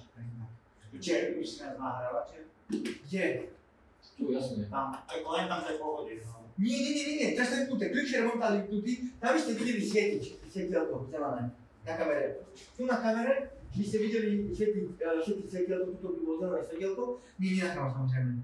Ono sa to My to tu používame vtedy, keď máme videohovory, vyslovene, tak si zapneme clickshare, lebo ten clickshare potom funguje ako druhý počítač a tým pádom výhoda je v tom, že nemusí byť nikto pripojený svojím vlastným laptopom, napríklad v Teamse, ale tam je pripojený Teams, ktorý vlastne berie celú miestnosť. Čiže my tam máme vlastne tú kamerku a potom ešte do budúcna uvažujeme nad tým, že ešte jedna kamera bude vzadu a bude mať dva zábery. Keď si viete prepínať. To je klasicky, samozrejme, v zahraničí to tiež bežné, dokonca tie kamerky, nie táto, ale niektoré tie vyspelejšie kamerky na to majú ešte po rohoch a oni identifikujú hlas. Čiže vlastne jedna je všeobecná a potom je druhá, ktorá myslovne zoomuje na človeka, ktorý v tom momente rozpráva, presne tak. Čiže to áno, počúvam. Zahraničné sú v školách, ktoré skúšky. Myslíte cez... Nie, kamery snímajú ľudí a keď ich niekto opisuje, alebo proste... Tak ho je počuť. Nie tak... Zaznamená pohyb. Zaznamená pohyb. No. Ak ani to by nebolo treba, stačilo by sa pozerať, hej, veľakrát. No tak ja to neviem. Nie, viete prečo? Ale zhora, lebo mne to tiež zhora je úplne pohľad, keď je človek na jednej rovine, hej, že je to trošku také tá stáča perspektíva viac zachytí, hej, tých pohybov. A mimochodom je to veľmi dobrá vec, ale aj veľmi drahá na videokonferencii. Takéto niečo komplet stojí tak od 5 do 8 tisíc, podľa špecifikácie, ale tá samotná kamera, ktorá je schopná zazimovať zvuk, alebo pohyb, alebo čokoľvek, tak tá samotná kamera stojí okolo 3000 €. Čiže preto to je relatívne ešte stále drahá technológia. A pre bežné použitie naozaj toto myslím, že stačí. Máme to odskúšané, krásne vieme zobrať celú miestnosť, všetko. Paradoxne veľmi dobre to zvučí, sa nezdá, ale ten malý mikrofónik je veľmi dobrý a fakt zachytí naozaj pekne celú miestnosť, dá sa vypínať, zapínať, čiže nezachytí šum napríklad, keď to hovorí, čiže naozaj veľmi pekné, a aj to už veľmi zapíname, keď máme nejaké videokonferencie, že je to fajn. A samozrejme tá obrazovka nie je veľká tiež, je dalo si samozrejme aj väčšie, ale na pomer také na ten miestnostičky úplne na to úplne vyhovuje. Že nemáme s tým nejaký problém.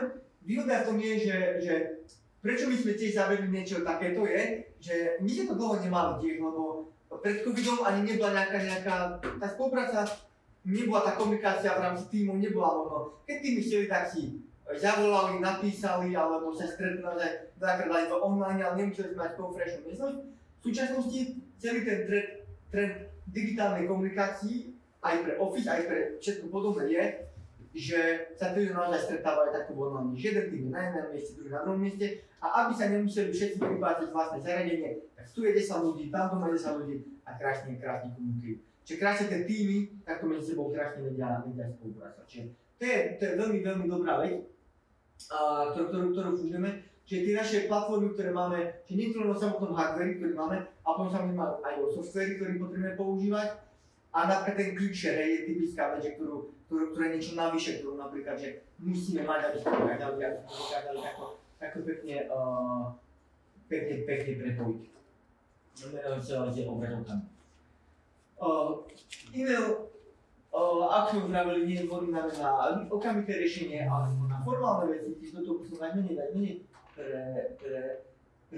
preložil, prešiel, ale čo tak trošku si všímam si aj z vlastného pôsobenia alebo e-mailov, ktoré ja poslám alebo získam, tak veľmi veľký problém majú ľudia s predmetom správy.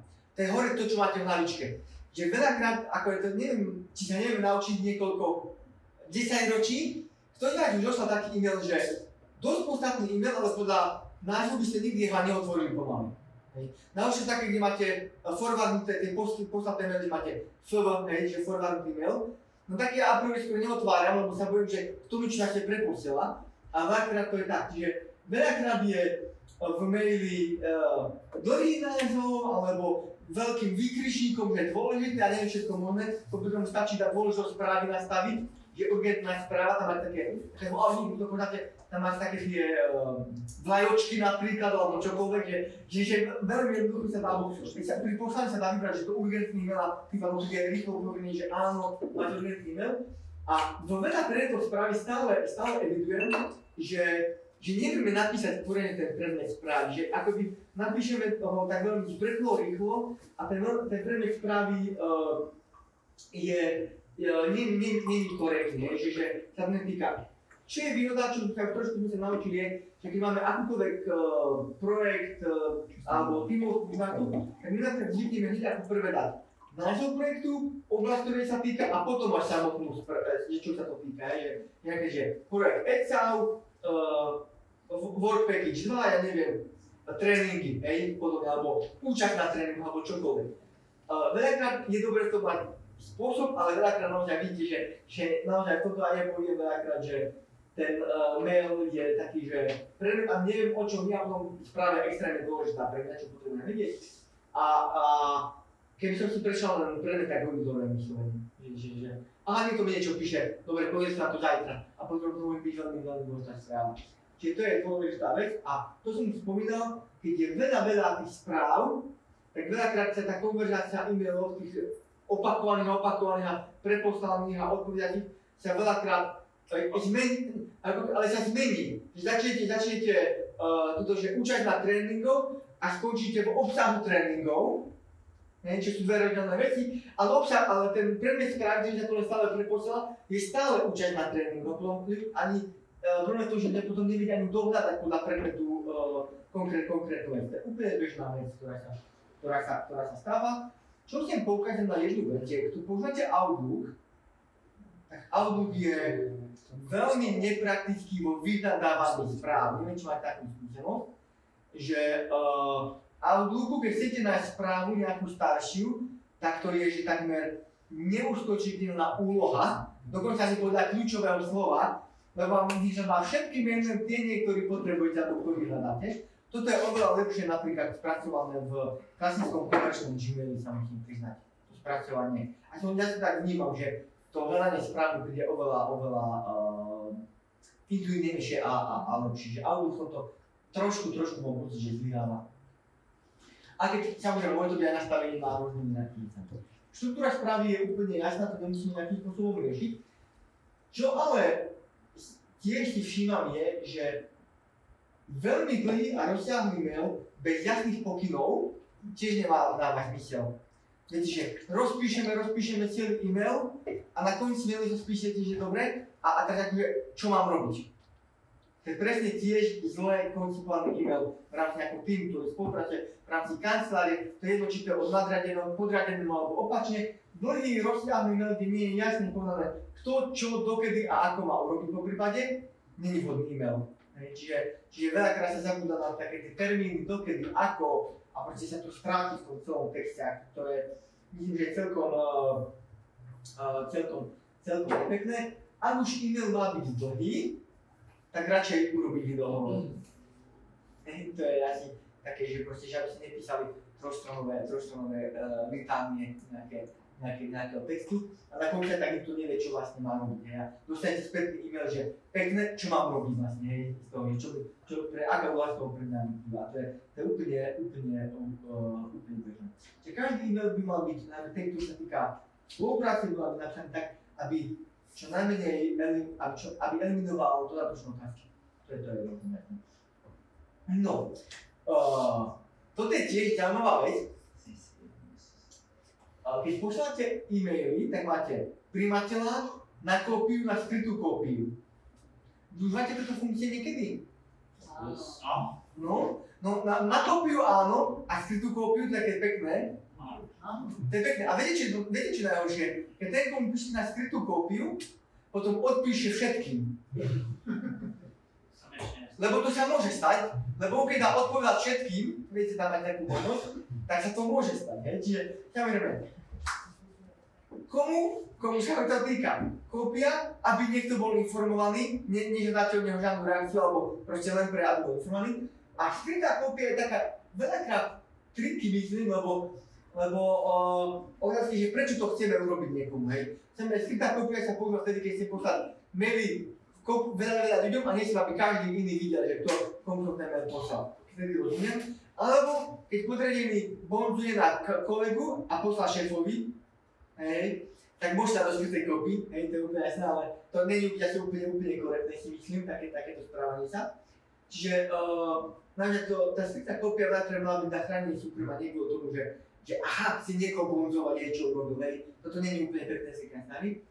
Ale čo sa mi tam stáva, alebo čo tiež vieme, že pre istotu to pošleme jednej osobe a dokopy pre istotu tento a ďalší kolega a z iného týmu, a aby oni boli informovaní. No a keď máte v kópii ďalších 15 ľudí, tak sa stráca účel toho, že na čo vlastne poslal všetkým e-mail, bez toho, aby som radšej všetkým nezavolal, že týka sa toho jednoho konkrétneho človeka a vlastne to netýka, lebo to potom spôsobí to, že sa dostávajú spätné e-maily, že dostal som toto e-mail a neviem, či sa ma to týka. Proste keď je kopa na kopii. To je úplne bežná vec, že zažil som e-mail, kde bolo jeden človek a ďalší 20 na kopii a potom každý povedal, že a mňa sa to týka, alebo netýka sa ma tento e-mail, keď som na kopii. A tam je potom trošku problém. Nebol by v tom problém, ak dodržíme to posledné, a to, že uvedieme roli. Že príjemca je zodpovedný za toto a títo ľudia na kopii sú zodpovední za túto oblasť, ktorá sa rieši. Okay. To je riešenie, ale veľakrát to tak nie je bohužiaľ. Čiže to je taký ten čum, ktorý sme predtým spomínali. Čo sa týka personality, tak to nebudem riešiť, to je úplne jasné. Tak, reakčné časy.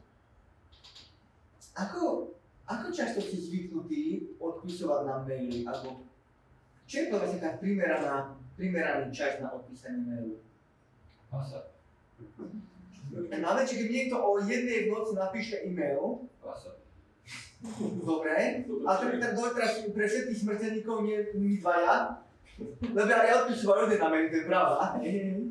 No, to aj si myslí, že hneď ako si to prečítal, lebo ten človek zabudne. Povie si, no, odpíšem neskôr a zabudne na to, a neodpíše vôbec. To si môže načasovať. Ináč to je pravda, že viete, napríklad vy chcete načasovať e-mailovú stránku tak, že napríklad od 4. do ráno 7. Nevidíte prichádzajúce e-maily. Že ani ako oni sú, prečo to nepríjma, on ich príjma, len my ich nevidíme, hej. Ale on aj pošle, že tomu dosiela. Príjmateľ syndrom, no čo to, odoslatovi. Že nebude na e-mail. Ale je to korektné. Keď je nejaká praxa, je to veľmi korektné. Druhá vec je, čo je tiež veľmi korektné, napríklad, že keď pošlete, že nastavíte napríklad, že dobre, môžete poslať o 1 noci e-mail, ale áno, dá sa nastaviť, že ho pošleme aj ráno o 7, ten outlook napríklad, hej. A to je tiež asi veľmi korektné, že vy tiež tak ako niekto vás spamuje tým mailom a vy ho nespamujete taktiež podobne. Lebo potom sa to zvrzne na konverzáciu mailov a nie v chatoch veľakrát. Ale taký reakčný čas, dobre, tak čím skôr, aby som nezabudol, dobre, ale nevždy sa dá automaticky odpovedať. A väčšina organizácií má nejakú politiku, ktorá sa týka odpovedania na maily. A to je politika, ktorá sa týka naozaj komunikácie medzi ako partnerov. Znamená, na každý vstup ako partner, tam nie je nadradený, podradený. A veľa firiem alebo veľa inštitúcií má nastavených tak, že taká rozumná doba sú 3 pracovné dni na nejaké oficiálne e-maily. Prepáčte, že sa neviem, že keď som hovoril o korporácii právnickej, tak od mňa bolo 3 hodiny. očakávané, že v zásade obratom alebo do hodiny napíšem proste aspoň, že to riešim, proste, že to evidujem a No a presne toto je vec, dobre si to povedali, pretože dostanete nejakú komplikovanú úlohu. Alebo nejakú úlohu. Tak áno, keď presne máte nejaký, lebo keď máte nejakú pracovný čas vymedzený, nejaké okienka, kde máte takú úlohu, a zrazu vám príde urýchlený mail, rýchlo treba riešiť. Vy musíte automaticky trošku prehodiť, nie tie vaše pracovné priority a povinnosti. Samozrejme, je to možné, ale nie vždy to ide. Takže áno, očakáva sa, ale potom preto, ako pravdepodobne kolega, že korporát je 40 na odpis, niečo ako to bolo povedané. Lebo proste to je také rýchle tempo. Rozumiem tomu, ale reálne taká bežná štávna kultúra je, že máte nejaký priestor. A presne to, čo ste povedali, že keď niekto vás minimálne sa odpovie, že áno, riešim to je tak zbytočné zhlasovanie mailovej schránky, až neefektívne, lebo namiesto tej minúty, čo tomu venujete, ste radšej boli premýšľať niečím iným, hej? Ja viem, že to je minúte, viete si povedať, že to je proste odpísané, že áno, budem to riešiť, akože keď vám nadriadený naradí nejakú prácu, tak asi vie, že to budete riešiť, ak to nebudete riešiť, tak existuje stále výpovedná lehota, hej, keď sme pri tom. Čiže toto je presne, že to je také nutenie skôr, že aby o tom ani vedeli, ale z hľadiska efektivity to nie je vhodná vec. Odpísať na maili, že budem riešiť. Ja viem, že to budete riešiť, je to vaša práca, hej, napríklad. Čiže, ale rozumiem tomu, že to bežne funguje. Naopak, súhlasím, že niekedy sú maily, ktoré potrebujeme rýchlo riešiť, OK, rozumiem tomu, ale nie na všetky maily je nutné odpovedať okamžite. To myslím, že je úplne. to sa niekedy nedá.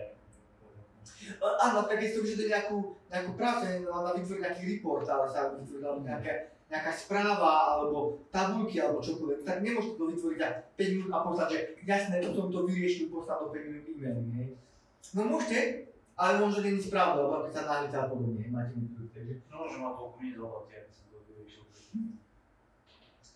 Všetko otázka odmeny. Ospravedlňujem sa, že som trošku vybuchol, akože do smiechu. Ja, nie, to je v poriadku, to je v pohode. Ale ja som sa s tým stretol a potom sa čakal, Čiže, nebudete sa aj odo mňa veľakrát sa riešia, že niektoré veci potrebujeme riešiť rýchlo, ale sú niektoré veci, ktoré naozaj počkajú, hej.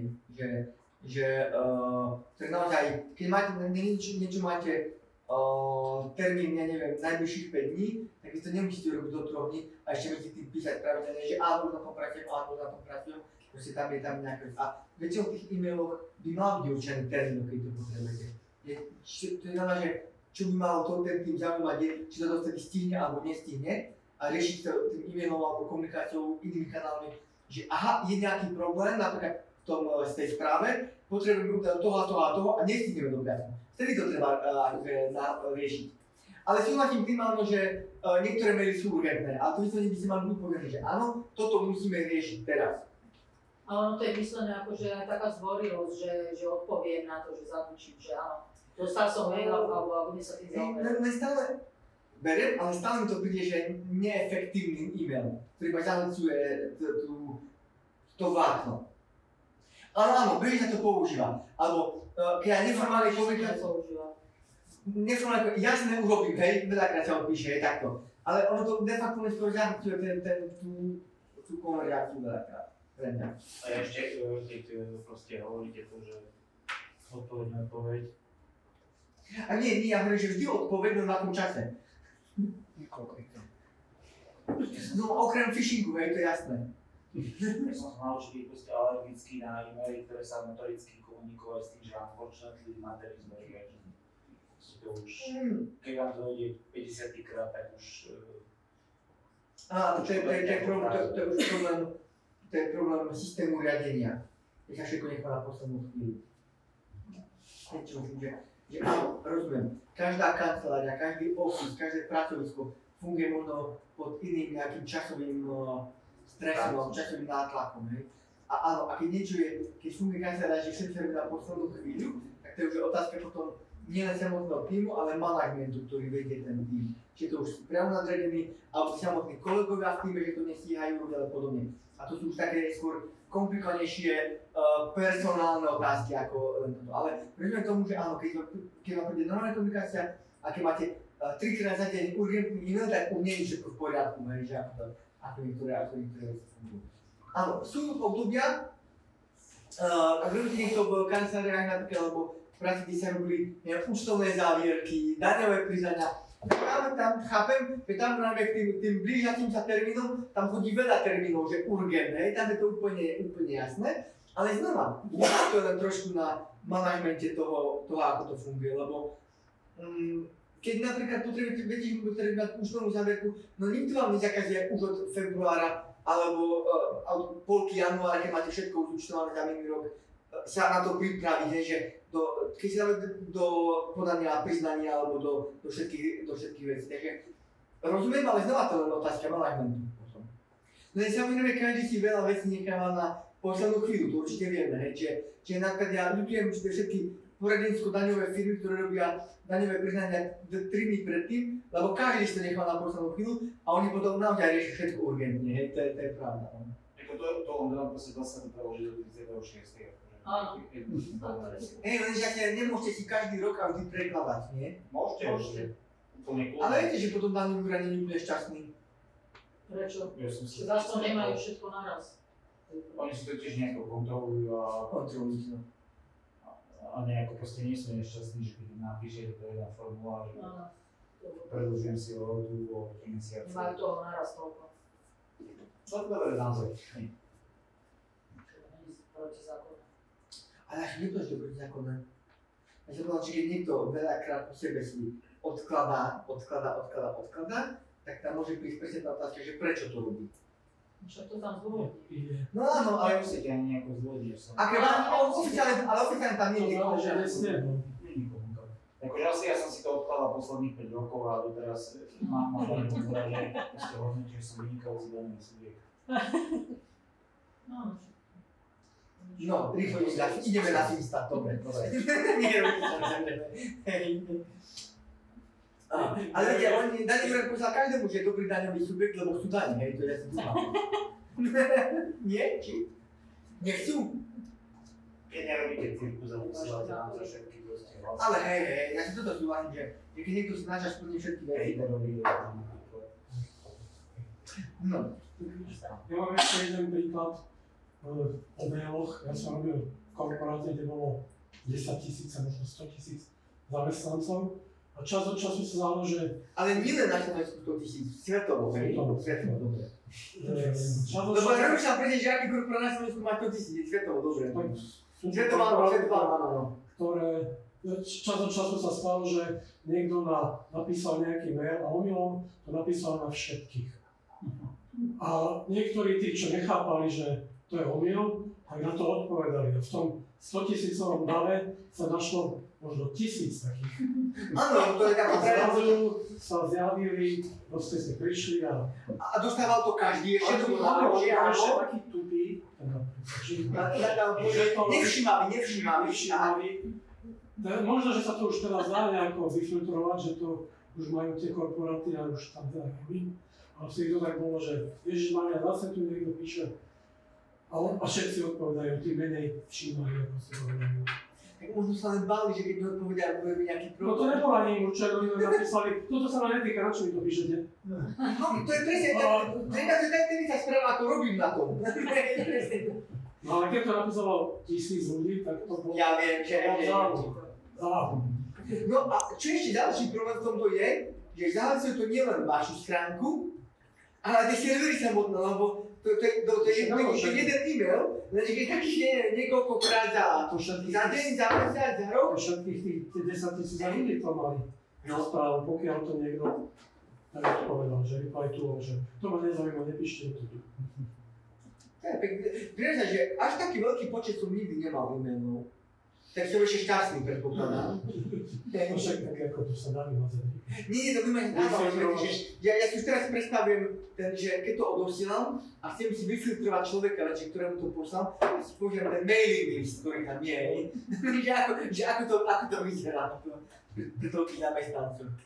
Takže je to všetko o disciplíne, no. Aj odpovedanie toho mailu. vždycky záleží, aký je ten termín. Niekto by mal dať, kedy to očakáva. Poviem, my sme to tak mali, že tam bol nejaký flex, že do 3 dní Termín, presne tak. termín a vtedy sa mi to vyčervenalo, už musím.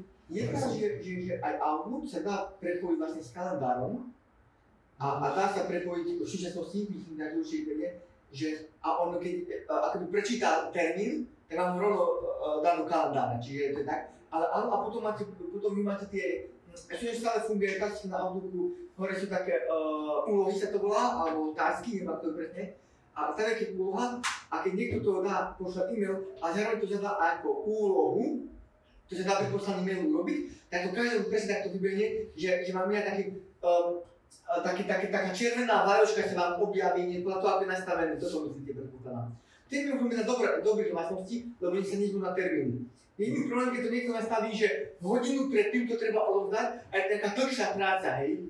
To je ďalšia vec, ktorú možno tam niekde nemá spomínanú, ale to je druhá vec, že podľa toho, aká dlhá práca je za tým e-mailom, tá úloha, ktorá tam bola, tak je ideálne to upozornenie, keď ju nastavujeme, dať o to skôr, aby ten človek vedel. Než sa to zobrazí 30 minút odovzdaním a je to úloha na 2 dní. Čiže toto je taká nebezpečná vec. Čiže toto je práve, že tie úlohy sa dajú tam pekne zmanažovať s tým, že je presne viem, kedy ma ktorá úloha čaká. A druhá vec, ktorú som si ja zvykol, že v každom e-maili, hoci to je úplne jednoduchý e-mail, že niečo potrebujem poslať, nejaký dokument, čokoľvek, som sa naozaj naučil na konci e-mailu napísať jednu jednoduchú vetu. Prosím vás, začnite mi to do. Alebo deadline, keď píšem v angličtine, deadline, napísané na dovtedy a vtedy mi začnite túto verziu. Dovtedy a vtedy mi začnite verziu a takéto veci. Čiže ja som si naozaj zvykol pri každom jednom e-mailu si maličkú úlohu tam dať. Prosím vás, túto informáciu potrebujem, alebo aj informáciu potrebujem vedieť, ja neviem, do útorka budúceho týždňa, neviem, čo to bude marec 17, hej, alebo podobne. A také do 15.00, podobne. Čiže toto som si naozaj zvykol, že je to veľmi dobrá vec, tak priamo napísať do A potom zase vy máte argument, najmä v práci s tým je to dôležité, že veď nebolo napísané dokedy. No, najlepšie veci sú, že pošlite čím skôr, hej, ale nič viac. Lebo pre niekoho čím skôr môže byť, ja neviem, o týždeň, čak sa k tomu nedostal, tak, alebo kolega, kolegyňa. Čiže deadline, termín je prvá vec, ktorá musí byť. Prosím si túto jednu informáciu, ktorá má 2 slova, poslať do piatku, bodka. Hej, a týpalo ľudia všetci. Piatok a dátum. Lebo už aj to sa mi stalo, že nebol špecifikovaný piatok, hej, to je druhá vec. Čiže presne, korektne napísané, kedy to chceme. Teraz sa pohrávali naši politiky so slovíčkom bezodkladne. To je okamžite. Dokázali to posunúť do roviny neznáme. Bezodkladná. Tak, dobre. Ale je to, že čo tam dá bezodkladná? Že z tej právnej terminológii je pravda, že to nikde nie je zadefinované bezodkladne. A keď tako, bežného uvažovania áno. Lenže je rozdiel bežné uvažovanie a právny výklad. Toto asi vieme ten rozdiel medzi tým, čiže každý alebo zažite mi okamžite, čo je okamžite, že 5 minút, 10 minút, zajtra, pre niekoho okamžite aj týždeň, lebo bol na dovolenke, tak pošlo to okamžite, keď to mám. Ďalšia vec, ktorú som zvykol na toto ešte dopísať je, že veľmi vhodnou a odporúčanou vecou je pri každom čerpaní dovolenky, pracovnej cesty alebo čohokoľvek, kde sme mimo pracoviska, by sme si mali dať automatickú odpoveď našej e-mailovej komunikácii. Lebo toto veľa ľuďom chýba, že človek ide možno na deň dovolenku, potom ho ľudia mu píšu presne takto, že urgentne to vyriešiť, ale on nie je v tej práci, jemu môže aj 300 mailov napísať, keď on napríklad niekde sedí na lyžiarskom letu, tak robí z telefónu, rozumiem, ale vlastne zamestnávateľ podľa zákonníka práce ho nemôže prinútiť v ten deň v práci, ak si dobre pamätám.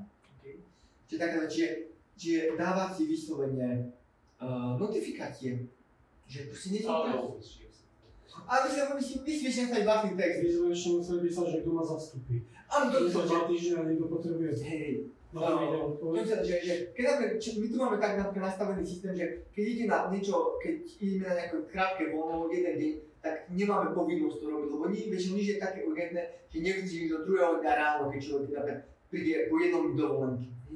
Ale keď už máme na 3 dní dovolenky, tak sme povinní si vyslovene, máme povinnosť napísať si formulku, to je na nás, nemám nejakú predpísanú, že čerpáme dovolenku a kedy budeme na stále, kedy sa vrátime. Samozrejme máme aj slovenskú a anglickú verziu. Dokonca vy to viete nastaviť rozdielne v Outlooku, či to má byť pre členov v rámci vašej organizácie, či vlastne, ktorí povajú e-mailovú adresu vašej organizácie, alebo ľudí mimo vašej organizácie. Čiže pre vašu organizáciu to môže byť, že ahojte, som na dovolenke, neozvem sa, až vtedy, ale keď niekto zvonka príde, tak tam je formálne pekne formulka napísaná, čerpám dovolenku a vtedy budem. Čiže dokonca aj toto sa dá nastaviť, že mimo organizácia alebo v organizácii. Áno, a súhlasím, keď to dovolenka najmä dlhšia, tak je vhodne napísať, kto ma zastupuje, ako ma zastupuje. Dokonca, čo má skúsenosť moja pani manželka, oni si vyslovene, vždy keď sú mimo, musia napísať presne takto isto. Kto ich zastupuje, dokonca klapku, číslo telefónu alebo kontakt, aby niekto sa s nimi vedel spojiť, keď dostane to automatickú odpoveď.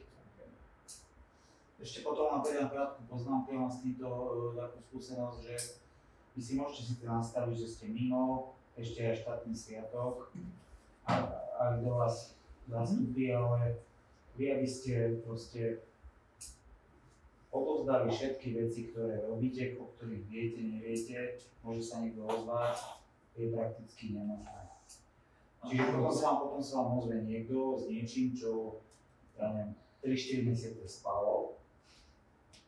A potom sa ozve pán, pani, proste klient. A on sa chce okamžite niečo riešiť, čo vy nemáte šancu niekomu nerobiť. Čiže... Jednu vec som pravil, že podľa zákonníka práce žiaden zamestnávateľ nemôže vyžadovať počas, ak nie je určené, počas víkendu, dňa pracovného pokoja alebo mimo pracovného času prácu zamestnanca. Ako v tom momente to je porušenie zákonníka práce, ktoré je mimochodom celkom slušne, keby ste to napadli a dali by ste podnet, tak inšpektorát práce je veľmi striktný v tomto. A počas PNky zabudnú, počas PNky alebo návštevy lekára. Schválené je, no PNky nemáte schválené, návštevu lekára, ktorú máte na rok 7 dní do roka, nemôže v tom momente vyžadovať zamestnávateľ od vašu žiadnu prácu. Netvrdím, že sa to ale nerobí. To je druhá vec, lebo jedna vec je čo určitý zákon, druhé čo treba zamestnávateľa, ale je to protizákonné. Naozaj je to protizákonné, lebo to je naozaj, je to váš pracovný pokoj, je to váš pokoj. Čiže keď máte pracovnú dobu od 8 do 16:30 a vám príde 16:31 e-mail a vy na neho neodpoviete, nemôže to byť dôvodom, aby vy ste boli nejako potrestaní zamestnávateľom, nedá môže boli nejaké opatrenia voči vašej osobe robené. Dobre, netýka sa to samozrejme živnostníkov, kontraktorov a podobné veci. A kontraktorov môže, ak majú v zmluve napísané, že nerobia, že nemôžu robiť počas sviatkov, víkend a podobne. V tom prípade by to mohli robiť, hej, to je jasné. A ak to majú vylúčené, tak sa to týka. Čiže toto je taká, áno, ale bežne to stáva, nie? Že večer e-mailík príde z práce alebo čokoľvek, hej. Je to úplne bežné. Znova to otázka, že ako ten tým funguje, nefunguje, aká je dohoda napríklad. Ja napríklad viem, že ja keď mám niečo máme riešiť a naozaj potrebujeme, máme nejaký termín, ale že potrebujeme riešiť, tak aj nikdy som nemal problém sa vysvetľať dohodu napríklad dohodnúť v týme, že áno, dobre, viem, že potrebujeme to riešiť, tak dnes večer budem k dispozícii. Lebo viem, ale znova je to na mojej dohode iba, hej? Že nemôžeme niečo, že donútiť vyslovene tomu. Keď on dajú výpoveď, teda. Lenže nemôžu byť znova predmetom výpovede a musia sa na vás nájsť niečo iné. Čo samozrejme ja si beriem, že aj to sa dá, hej, lebo samozrejme nikto nie sme bežní a bez všetkého, ale vyslovene nemôže byť to, že vy odvedete pracovať mimo pracovného času, dôvodom výpovede. Niečo si nájdu, akože To je to upozornené najprv. Aj keby si niekto, že chcel niečo si nájsť, že ste vtedy napísali a podobné veci. No nedaj Bože, vám to napíše do mailu, že to dôvod je, že ste neodpísovali na mail, tak máte taký rukolapný dôkaz, že toto by neprešlo v žiadnej jurisdikcii, ani slovenskej. Treba sa aj súdiť. No, treba sa aj súdiť. Ale potom máme bielu vranu, hej, to poznáte určite. kde vlastne sú rôzne detské organizácie, ktoré práve riešia problémy takto týchto ľudí, ktorí možno majú takéto problémy s nejakým takýmto, povieme, že neetickým a neštandardným správaním. To sú skôr oznamovateľia. Áno, ale oni znamenajú nejakú takúto činnosť, ktorá nebola v súlade so zákonom a napriek tomu, že prešla nejakým spôsobom. To sú politické záležitosti. Čo, neoprávnená výpoveď môže byť koho? Musia byť. Hej. Korupcia tam. To sú politické partie. Dobre, Musia byť. Chat prejdeme. Pán Martol, Áno, počúvam vás. nevlazíte, Nie, všetky počúvam. tie okna sú zatemnené, mám toto jedno, to je nesmíte do tváre. Jasne, dáme. Aby ste náhodou pomohli. Ale ktoré to je toto? To je jedno ako tým. To tak pôjde postupne, ak si dobre pamätám, nie? Všetky sú zatemnené. Ja viem, aj tam? Kolega, urobíte na mňa to prišlo. Viete prečo to má temná? Vracame sa do stredoveku, to má temná. Nie. Napravo. Aha, ešte dobre, ok. Nechám, že ale když nebude. No, je to dobre? Dobre. Môžeme spať. Ďakujem. To znanie som nepočul. Dobre. Stále mám dobrý zvuk. Niekedy počujem všetko to, čo aj netopíre. Všetky frekvencie. Okay. No. Jedna vec, čo sa týka chatok, tak chat je veľmi pekný na tie rýchle veci, čo sme sa rozprávali. Jedinú vedu, ktorú má chat je, že niektorí ľudia ho mília naozaj myslím v práci, ako v ofisi, v kancelárii, sa mília myslím, profesionálny chat. S kamarátským chatom, hej, že čo bude na obed, hej, podobne, mal by byť fakt venovať sa práci.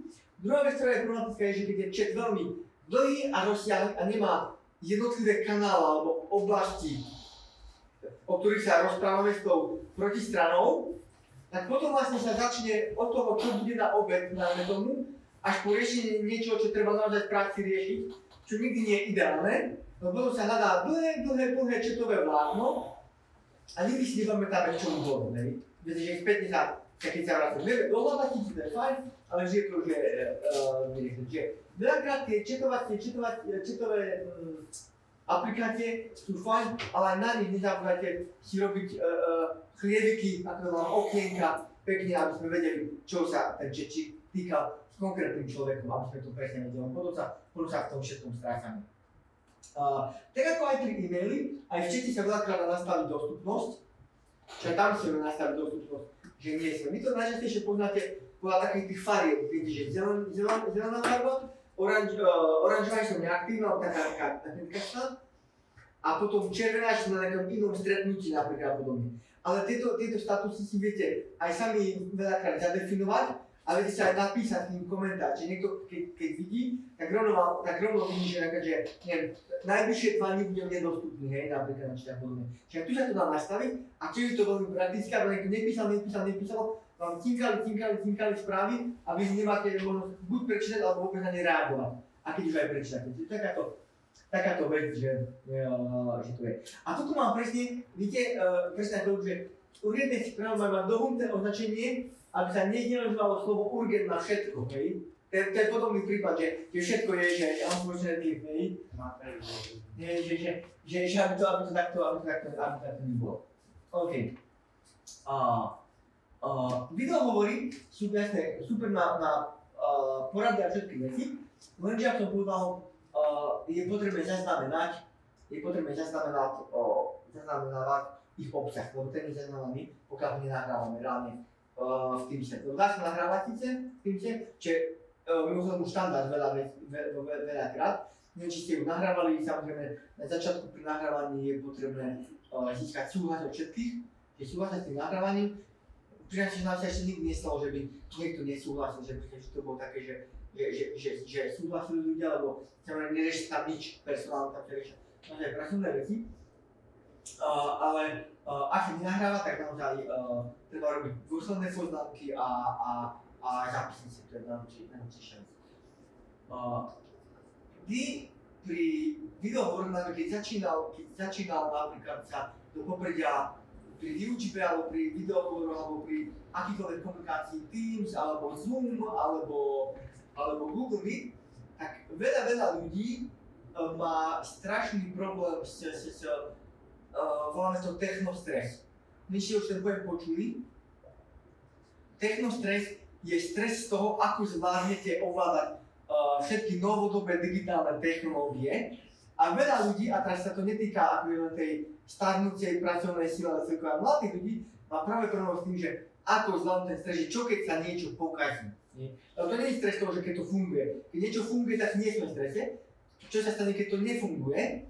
Už ten prvotný technostres môže byť, že idete niekde prednášať a sa vám nezapne, viete, projektor. A teraz ako budete prednášať, keď nemáte prezentáciu? Už to je veľký prvý technostres a to ani ešte nie sme v online. To je vyslovene, že fyzické spojenie, tak cez kábel. Čiže ten technostres naozaj stále reálne existuje a ako ho znížiť, je veľmi jednoducho príprava. Čo ale platí je, že čím dokonalejšia príprava, tak o to by to malo byť ľahšie, ale to neznamená, že to aj ľahšie bude veľakrát. Veľakrát sa vám stalo, alebo sa mi stalo, keď sme všetko vyskúšali a na druhý deň prídem a nešli mi prepojiť laptop napríklad z touto obrazovkou. Veľakrát, hej. A sme to deň predtým skúšali podobné veci, tak veľakrát sa to stane, ale ak sa tomu vyhnúť, naozaj vyskúšať a skúšať. A skúšať to, čiže napríklad vy, keď ste tu boli pondelok prvýkrát, tak ja pondelok ráno som tu bol v miestnosti a ja som si prepojil laptop, som to vyskúšal, či mi to pôjde, lebo niekedy sa prinám, že laptopy niektoré zariadenia nechce na prvýkrát načítať, alebo musíme nastaviť a podobné veci, a som nevedel, či bude mať OK nastavené. Keď ste už prišli, ja som to vedel krásne prepojiť, aj teraz som už vedel, že to funguje, tak som to dokázal robiť veľmi rýchlo. Príprava je dôležitá, neznamená ale, že to bude všetko tak fungovať, to je dôležitá vec. Veľakrát sme spoločne mali meeting s zahraničnými partnermi, aj zrazu nám nešlo nahrávanie, alebo nám nešla kamera, alebo čokoľvek. Znova, čo treba v tom momente nič iné, ako proste nestresovať, zapnúť, reštartovať, odložiť trošku tú schôdzku, posunúť o 15 minút, keď sa dá, a proste fungovať ďalej. Ak nie, ďalšia výhoda, ktorá by mohla byť, a v kanceláriách to môže fungovať, je mať náhradné zariadenie. Veľakrát. Že máte napríklad máte každý vlastný notebook alebo laptop a môžete mať napríklad jeden všeobecne niekde náhradný položený pre všetkých, kde sa prihlásite a môžete fungovať na ňom. Minimálne celková na tú schôdzku napríklad. Čiže veľakrát fungujeme naozaj, keď niečo nefunguje, mať to náhradné riešenie veľakrát. Najmä pri tých dôležitejších príležitostiach.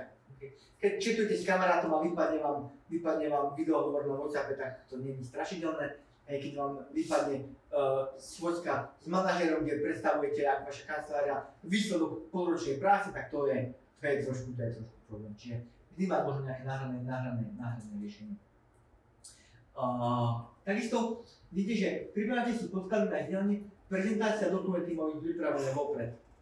Ak ste si všimli, keď som si tam ja pripojil laptop, ja som mal natiahnuté prezentácie. Ja som mal otvorené, lebo tuto oproti v kancelárii som si otvoril všetky, aby som teraz iba vyťahol tú, ktorú potrebujem. Čiže to je také vždy ideálne. Samozrejme, aj keď nie, tak nemusí byť nejaký problém, ale je to najlepšie. A ďalšia vec, ktorá je veľmi dobrá vec, je, že keď už reálne riešime veci, je, že to sa stáva úplne bežne, že niekto vo videohovore si zabudne vypnúť mikrofón. Stalo sa vám, predpokladám. Ten, kto riadi tú schôdzu, alebo je majiteľom schôdze, teda ten, kto vytvára, ju vie krásne vypnúť, on vie vypnúť všetkých.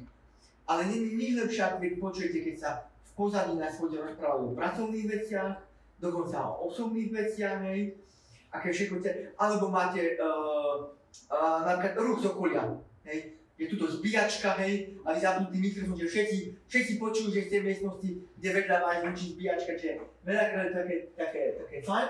Čiže to je prvý problém. Druhý problém je, niečo si všimli, pozadie človeka. Viete, že v Teamse máte, alebo kdekoľvek máte strašne veľa pozadí, vlastné pozadia, čokoľvek, môžete tam mať alebo rozmazané pozadie. Kopa ľudí stále to nevyužíva a ono si nechá v pozadie to, ktoré je za nimi. Lenže treba si dávať veľký pozor, čo je za nami. Neviem, či si pamätáte na také tie prípady, kde vyhodili z práce nejakého amerického redaktora, lebo boli klasické ako na televízne noviny a vzadu v pozadí, keď pripravovali materiály a on tam kúpil nejaké, nazvime to, nevhodné stránky do 18 rokov. Lenže bol to strašne maličký záber, lenže on tam niekde v pozadí bolo vidno tú jeho obrazovku malú linku, hej. Čiže takéto veci, alebo si pozeral nejaké veci, ktoré vlastne nepatria do tej práce, hej, čo by nemal. My tak vždy si takéto niečo bolo, lebo že on naozaj vyhodil, niečo tam vzadu pozeral tak na obrazovke. Ako je to maličko, to si človek aj nevšimne smrteľný, lenže viete, keď to pozerá milióny, tak niekto si všimne tú malú obrazovku tam vzadu, že aha, čo má pustené ten konkrétne. Čiže pozor, dokonca čo môže byť, že veľmi nepekná vlastnosť, ja na to nezabúdajte, je, že keď máte za vami zrkadlo, alebo čokoľvek, čo odráža obraz, neviem, ako roldorové dvere niečo napríklad, hej. Proste čokoľvek, čo odráža obraz, lebo ten človek, ktorý je oproti vás, vidí vás, ale vidí za vami ten odraz, ktorý vlastne vidí potom to, čo máte pred sebou.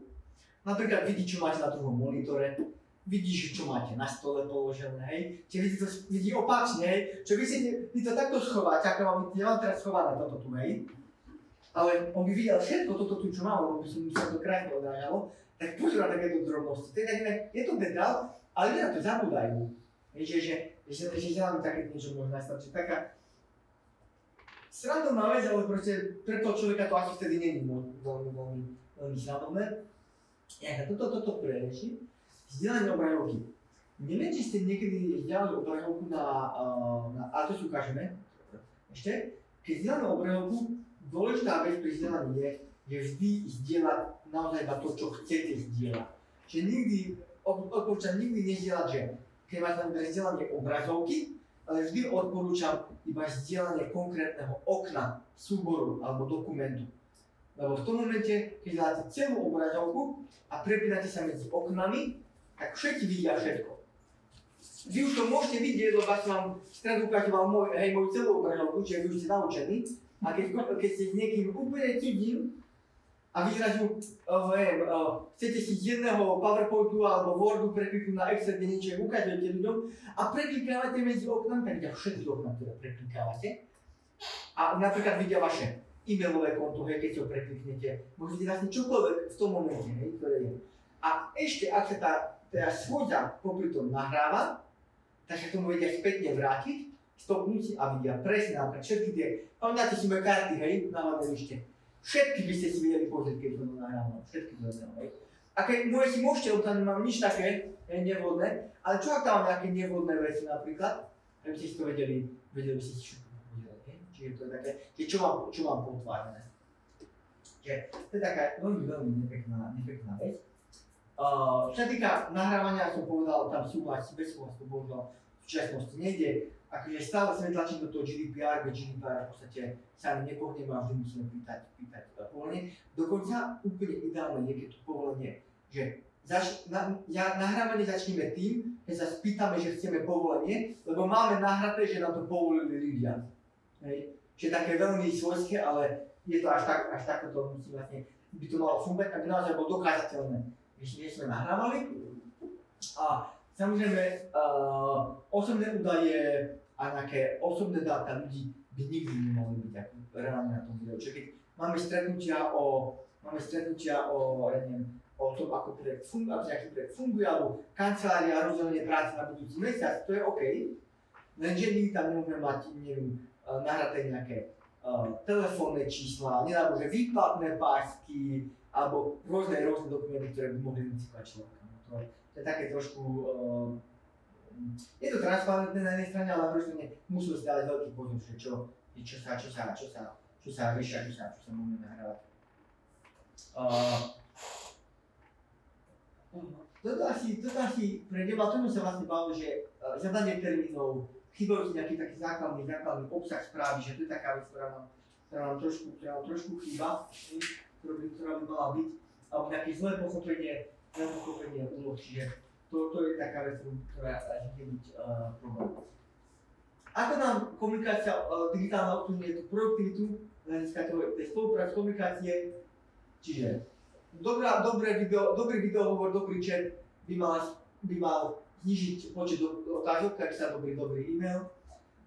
Žilujte rozhodnutí, ktoré robíme na konci videa, šetri čas minul a kopu e-mailov, šablóny, ktoré máme uľahčujú prácu, ktoré sa riešia, rovnako aktivové pravidlá znižujú šum. Ten šum je inak veľmi pekný bez tých prácach, keď máte pracovať s týmto Open Office, vydelané, že ste mali Open Office. Tam myslím, že ten pracovný šum je veľmi slušný, lebo každý všetko vie, ale nikto nevie nič na konci dňa. A už je to presne, že čo bolo povedané, ako bolo povedané, hej, a na konci dňa to mohlo byť úplne inak, hej, to je proste ako hrať na telefón, viete, že od jedného to začne, a keď príde k poslednému, tak už to je úplne inak povedané, hej, veľakrát. Takže ten šum naozaj znižuje tú produktivitu. OK. Čo sa týka aj komunikácie, vždy dvojfaktorové prihlásenie, to je úplne jasné, to musí byť ako základ. A samozrejme, citlivé údaje vždy cez konkrétne úložisko. Viete, že aj cez týmy si máte svoje úložiska, sme brali SharePoint, ale aj v SharePointe viete dať pravidlá používateľov, či viete dať roli, že buď vôbec nemá prístup ako čitateľ, má prístup ako redaktor, ale má prístup ako admin. Admin dokáže úplne všetko, hej, samozrejme. Čiže to je taká pekná vec. Mimochodom, sa mi páči tiež, že nikdy si nemáme medzi sebou poslať heslá v nejakých textoch, četla a podobne. Kto z vás už si niekedy vymenil heslo v čete? Keď sa nevedeli nalogovať a potom, že pošlite mi heslo v čete, nech sa rýchlo nalogujem. No tak často som ja robil tú chybu, úplne bežne. OK. Samozrejme, neval by sa to poslalo, lebo čet môže byť nejakým spôsobom napadnutý, niekto získa, čiže nikdy by sa nemali heslá poslať v čete. Keď už niekomu chcem zdôveriť sa heslo alebo vytvoriť, tak len cez oficiálny kanál, napríklad cez oficiálny kanál Microsoftu alebo Outlooku, keď si resetujete hesla alebo meníte po nejakej čase, keď vám vypršá. Nikdy nie, že jasne zmeníte mi heslo, to voľaku mi pošlite, hej. Nikdy nemalo fungovať takýmto základ. Toto asi preskočíme, dobre, to nebudeme robiť, ale máte to potom v tých ne? OK. Jednu vec ešte k tomuto. Poslednú vec vlastne je, že v súčasnosti veľa tej práce funguje hybridne. Časť ľudí je v kancelárii, časť ľudí je doma, časť ľudí je na druhej strane sveta, hej, kdekoľvek v podstate, sú nejak takto rozpoložení. A potom sú to akoby dva rôzne svety, že keď všetci sú v digitále doma v obývačke, je to iné, a keď časť zamestnancov je v práci, časť zamestnancov je naozaj doma v obývačke, alebo nejakom pracovnom kútiku alebo pracovnej miestnosti. A vždy potom samozrejme, aj tu by malo platiť to isté, aké by tá kancelária bola normálne otvorená. Čiže časový slot, kedy na pracovné hodiny fungujú, dodržiavať časové pásma, lebo naozaj nie je vhodné, keď sa máte kolegovi, že vy máte o 3:00 popoludní, hej, ale on už má 8 večer, čiže aj tam asi vám neodpovie. Čiže veľa sa pracuje asynchrónne v tomto prípade, aj keď určite platí, že najmä v korporátoch je tým pádom veľakrát v niektorých konkrétnych úlohách pracovný čas rozložený pre potreby korporátu. Nemusí to byť klasické to slovenské, hej, od 8 do 15, do 16 a podobne. Je to prispôsobené tomu, kedy napríklad robí svet, tak musíme robiť aj my. Ale samozrejme, toto znova by malo byť upravené v pracovnej zmluve. Myslím, časový výkon práce. Okay. Čiže k tomuto. A teraz vám najrýchlo ešte si pozrieme ten môj Teams, presuniem si ho sem. Dobre, aby ste teraz videli, ja som si pripravil skúšal mi tie vidieť, tam je to napísané. Hej. Mimochodom to TM, si nevšimajte, v súčasnosti máme nastavený Office, napríklad na Aircom sú veci nastavený Office tak, že vždy pred každý tým dá TM ako značku pre nás. To je náš tým. No a základná vec, toto preklad poznáte, na novo máte chat, vidíte, že mám jednu neprečítanú správu, hej, klasika, vidíte, že mám 28 aktivít, čo keby som vám potom ukázal moje všetky týmy, a to aj v tom tak nebude, čiže ja mám tých týmov strašne veľa, hej, strašne veľa pre študné skupiny alebo pre rôzne projekty, pre rôzne veci, čiže tam toho veľa, ale toto prostredie poznáte všetci však, predpokladám. Hej. Čo je výhoda je, že ja ten Teams nemám len pre seba, nie som súkromník, tým som zapojený vo viacerých inštitúciách, tak myslím si, že ja ten Teams mám ako, že hej, viacero tam mám inštitúcií, hej, tým pádom ja sa viem vyslovene preklikávať medzi tým sa jednotlivých inštitúcií. Ako mám vlastne externé konta na tých všetkých inštitúciách, čo je fajn, ale poďme k tej samotnej schôdzi. Neviem, či si pamätáte, alebo základná vec, tak jednou z tých základných vecí, že ako vieme urobiť, začať schôdzu, je nič iné ako tu hore, však toto poznáte všetci. Kamerka, okamžitá schôdza, ale úplne najbežnejšie, tú schôdzu nezačíname tak, ale ju robíme plánovaním. Viete, nič nevidíte, to otvorilo u mňa, ale ja to už vidím. Toto predpokladám, že všetko poznáte. Tak nie každý používa toto, každý používa niečo iné. Aha, čiže nevideli ste, hej, rozhranie, tak sa predstavím. A teda, to som sa predpokladal, že možno je trošku iné rozloženie layout a rozhranie, ale ten samotný princíp je stále ten istý, hej, že samozrejme. Chcem si naplánovať schôdzu, čiže názov, priamo e-mail účastníkov, priamo nastavím čas, alebo to sa mi znamená, že celý deň, hej. Môžete to opakovať na týždenne, mesačne. Týždenne znamená, že vy mu poviete útorky od 5. do 9. hej, čiže viete to nastaviť.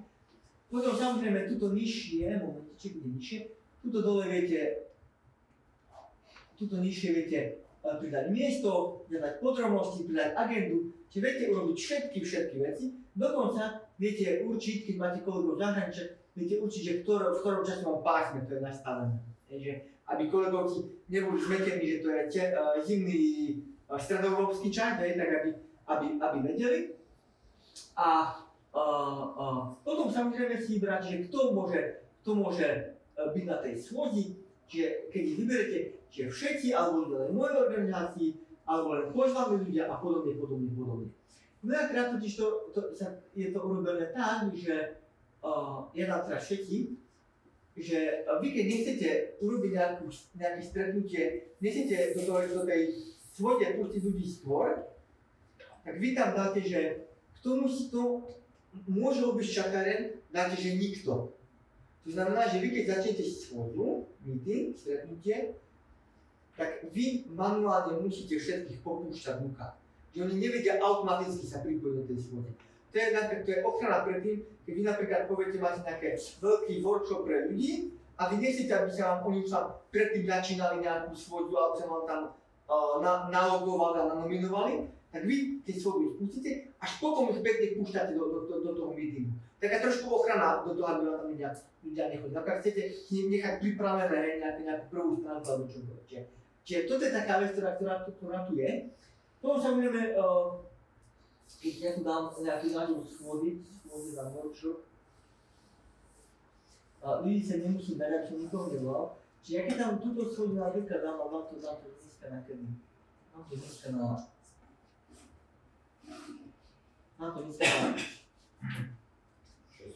Keď mi dáte e-mailové adresy, ja vás tam všetkým pridám a 22:30 vám príde upozornenie, že začala schôdza, hej, to je... Čiže vám na neskôr to dám, hej?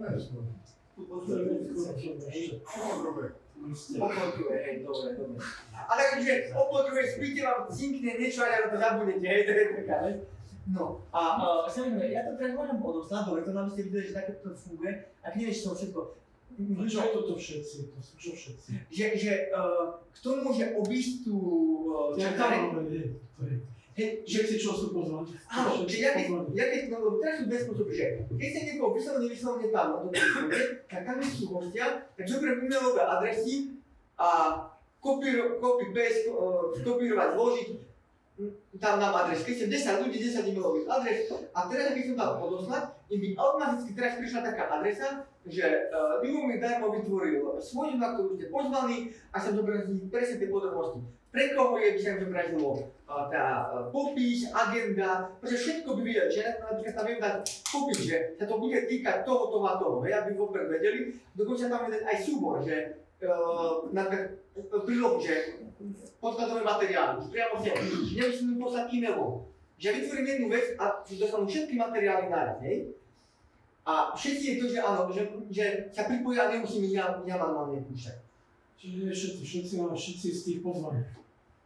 Toto vysvetlím. Všetci, lebo ja som tú schôdzu teraz nastavil tak, že vy viete obmedziť, že na tú schôdzu môžete prísť len vy, ktorých vy vyberiete, alebo potom to robíte tak, čo je prenastavené, že vy keď skopírujete prepojenie, tak je skopírované, tak keď toto prepojenie vám pošle napríklad ešte e-mailom, aj bez tých ľudí, ktorých tu som dal, tu je teraz nikto, vidíte, tu je nikto vyslovene. Ja teraz som skopíroval prepojenie a vám vyslovene vám pošlem odkaz. Teraz schválne sa povedem, že ja som teraz skopíroval, že ja ho chcem vlastne vložiť. Toto je skopírovaný odkaz, vidíte, toto dole. Voľšlo pripojenie schôdzu Microsoft Teams. Vyslovene bez toho, aby ste vy museli byť tu pridaní, komu pošlem pozvánku, je to tak nastavené, že sa tam môže pripojiť. Áno, vy viete limitovať, že napríklad, keby som toto mal neposlal, tak sa neviete pripojiť, lebo nemáte ten odkaz. Čiže by tam bol len tým, ktorý som ja pridal. A keď ja tento odkaz napríklad pošlem, ako si povedal, hromadne 100 000 ľuďom, tak 100 000 ľudí a v tom momente mi padne tým, lebo nie ste 100 000 ľudí pripojení na iný tým.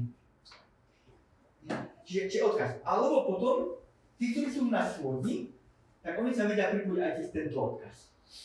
Dokonca ľudia, ktorí nemajú nainštalovaný Teams, a ja by som ich pridal, pretože nemusíme mať každý Teams samozrejme, tak oni dostanú tento odkaz, Teams, Microsoft a tak ďalej. Čiže čo sa stane v tom momente, keby ste nemali Teams ako aplikáciu nainštalovanú, že vy si na toto kliknete, vám sa stiahne, ak sa na webovo prehľadači, tak Teams sa vám zapne, ale sa to správa ako jednorazová aplikácia, ktorú používate. No v tom momente tam musíte pridať to ID schôdze, aby tým rozhodol, že na ktorú schôdzu ešte idete a musíte vedieť ten prístupový kód. Takže tam vám príde e-mailom, začne tam zadal Gmailovskú, napríklad našu mailovú adresu, tak vám to príde do Gmailu, čiže vy viete ten kód. Čiže takto to funguje, čiže toto funguje aj pre ľudí, ktorí napríklad nemuseli mať tým zainštalovaný a toto už je vyslovene, že to priame pripojenie do toho meetingu, ktoré tam je. Dobre, budem pokračovať týmto. Nejaké by som ma Juraj pripol a jednu vec, ktorú dobre, že mi pripomenuje, že ak si dobre všimnete, tak ja tieto ikonky alebo okienka alebo možnosti v schode mám na hornej lište, kdežto Juraj napríklad ich má na dolnej lište, alebo má trošku iné a trošku ich má obmedzené. Čo je dáme zase tým, že ja som tú schôdzu robil a on sa pripojil ako host, ale kamera stále takto je, hej? Čiže teraz všetkých vidíme, hej? No a teraz také pekné veci, ktoré to fungujú, dobre, čiže môžeme si toto... Áno, No keby sme boli veľmi zlí, tak si Juraj odstránime schôdzečku, nie, hej? Čiže zrejme... Na to popredia je pekná vec, na to popredia vždy vtedy, keď chcete niekoho, že to Teams reaguje na podnety, že keď niekto hovorí, tak jeho zvýrazní. Napríklad keby ste mali 50 účastníkov, čo môžete mať také malé ikonky, že ani tých ľudí nevidíte, tak vždy, keď dáte do popredia, tak vždy necháte iba jedného vpredu a ostatní sú bokom. Ináč ty vyťahuješ sám toho, kto hovorí. Ten však na kamera, že si ho vyťahne. Ale vy si ho viete dať sám automaticky niekoho vždy do popredia. Mimochodom teraz je Juraj v popredí stále, lebo tam je jediný. Tak si za popredí. A keby tam bol ostatný, tak tu je také malé okienko, kde oni sú vlastne všetci tam tí ľudia. Vec, ktorú tu máte potom aj zobrazení, kde si viete nastaviť potom, že ako tých ľudí vlastne ja chcem mať usporiadaných. Galéria je to, že ich máte ako v okienkach, platov, koľko sa pripojí. Čo to robí klasické formáty? 2x1, 3x2, 4x4 podľa počtu tých, ktoré sa pripájajú. Čiže to je na tom zobrazení. Taká veľmi dobrá funkcia, ktorú určite používame, je vždy chat, ktorý máme. Dobre. Čiže emotikony poznáme všetky, to je fajn.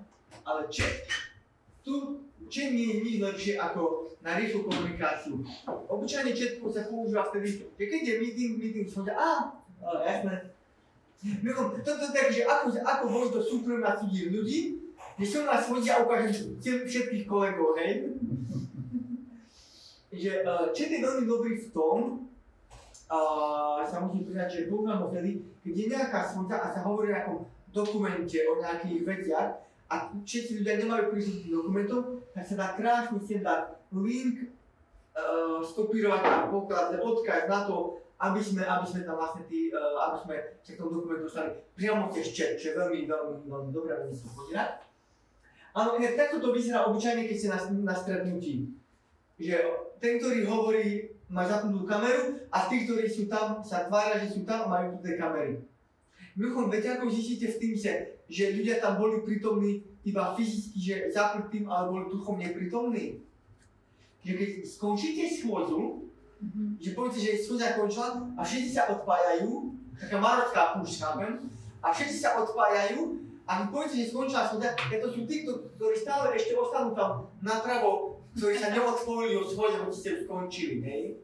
Tak zistíte, že to sú tí, ktorí tam boli pripojení, ale fyzicky alebo psychicky boli úplne niekde mimo tej schôdze, hej? Lebo ani nevnímajú, že ste tam boli pripojení. Čiže čím je dobrý, ľudia samozrejme sme tam teraz my dvaja, samozrejme, prihlásiť sa je krásne, hej, to keď, aby sme nevyrušovali ostatní, to myslím, že všetci poznáte. A tu sú samozrejme rôzne reakcie, ktoré sú skôr na neformálnu alebo takú audiovizuálnu komunikáciu, kde reagujeme rôznymi efektmi, to dáme nazvať. Samozrejme, dajú sa zmeniť, že mám nejakých 5 základných, hej, ktoré tam máme. Jedna vec, ktorú Juraj nevidí, a obyčajne ju vidia len tí, ktorí tú schôdzu začali alebo vytvorili, je toto tlačítko miestnosti. Neviem, či to niekedy využívate, alebo ste to videli. A myslím si dobre to, že máte veľké skupiny ľudí a potrebujete s nimi robiť individuálne aktivity, a keď by ste to boli 20, dám vám aktivitu pre 5 ľudí, tak si vás rozdelím do miestnosti, kde si buď vopred predefinujem, kto bude v tej miestnosti a potom už iba to rozdelím, alebo to nechám pekne, že MS Teams rozdeliť ad hoc tých ľudí, že akokoľvek si vás rozdelí. A vlastne vy ste na určitý čas vlastne rozdelení do týchto miestností, kde ja si môžem automaticky pridať, manuálne pridať, alebo manuálne z e-mailových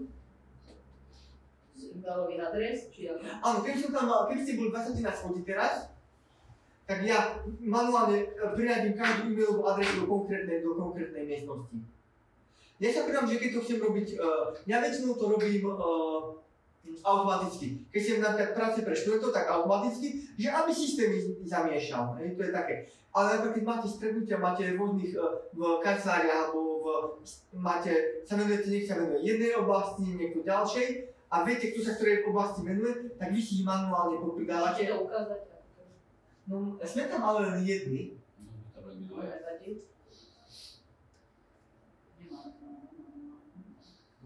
Neviem, či to pôjde, dobre. Teraz mi to ale nepôjde, lebo sme tam len dvaja. Lebo sme dve miestnosti a sme len dvaja. Čiže teraz mi to nepôjde. A keď je na miestnosti, máš mysel, samozrejme. Nepôjde mi to teraz. Keď sa takto robíte, že dáte priadu ľudí, sa vám zobrazia e-mailové adresy a vy ich vysuniete, že odklikáte iba. Odklikáte a dáte OK a vytvorí sa miestnosť. A ten človek, ktorý nás hodí manuálne, ktorý vy ste na tom meetingu nás hodí, tak vy ani nemusíte nič robiť, vás automaticky prehodí do tej miestnosti a nemusíte sa o nič starať, vy vás automaticky do tej miestnosti dá. Potom ten riadiaci tej schôdze má stále tento panel a tu má tak zoznam, že miestnosť 1, miestnosť 2, miestnosť 3 a on keď nám to dá časový limit, že máte diskutovať 15 minút a on dá zrušiť miestnosti, v tom momente vás vtiahne naspäť do hlavnej miestnosti. Bez toho, čo vy vidíte na tej obrazovke, je, že na chvíľku máte, akoby vám zamrzne alebo sa čierny obraz, vám napíše prechádzam do inej miestnosti a vás to automaticky rodí, že nemusíte vy nič ako účastník robiť a ako manažer toho stretnutia je to veľmi rýchlo, vlastne urobíte toto a dáte. A keď to dokonca urobíte cez tú automatiku, tak vy dokonca nerobíte, že absolútne nič. Dáte a prirodívať. Napríklad tu dalo, že automaticky prejde 0 až 1, lebo svetla nás chodí, hej. Ale mňa nikdy nedá do miestnosti, kvôli tomu, že ja som akoby nad tými miestnostami a to moderujem všetko. Ale ja ako moderátor si viem prekliknúť miestnosť a viem sa do každej jednej, čo mám byť v hlavnej schôdzi, a ja keď si kliknem tu je 5 schôdzi, miestnosti, tak ja do každej jednej sa viem prekliknúť, až keď sa ma chcete vložiť do miestnosti, áno chcem, a už som v miestnosti. Chcete odísť z miestnosti, áno chcem. Čiže vy sa viete takto veľmi pekne s tou vybrali. To by som museli mať komplet tu všetkých 20, ale napríklad som vedel robiť nejako efektívne. Pri jednej sa nedá, lebo nás nevie rozčeliť, lebo jedna by bolo jedna miestnosť pre jedného a hlavná miestnosť. Čo neurobí systém, hej, to je taká trošku väčšie. Sú to dobré veci, len na to treba viac ľudí, hej, v tej aktivite. Potom tlačítko Copilot je už poväčšine aktívne, ja ho mám aktívne aj preto, že mám predplateného Copilota. Že mám predplatenú verziu. Vo starších verziách tým, čo mám tlačítko Copilot vôbec neexistovalo, lebo Copilot bol úplne samostatný.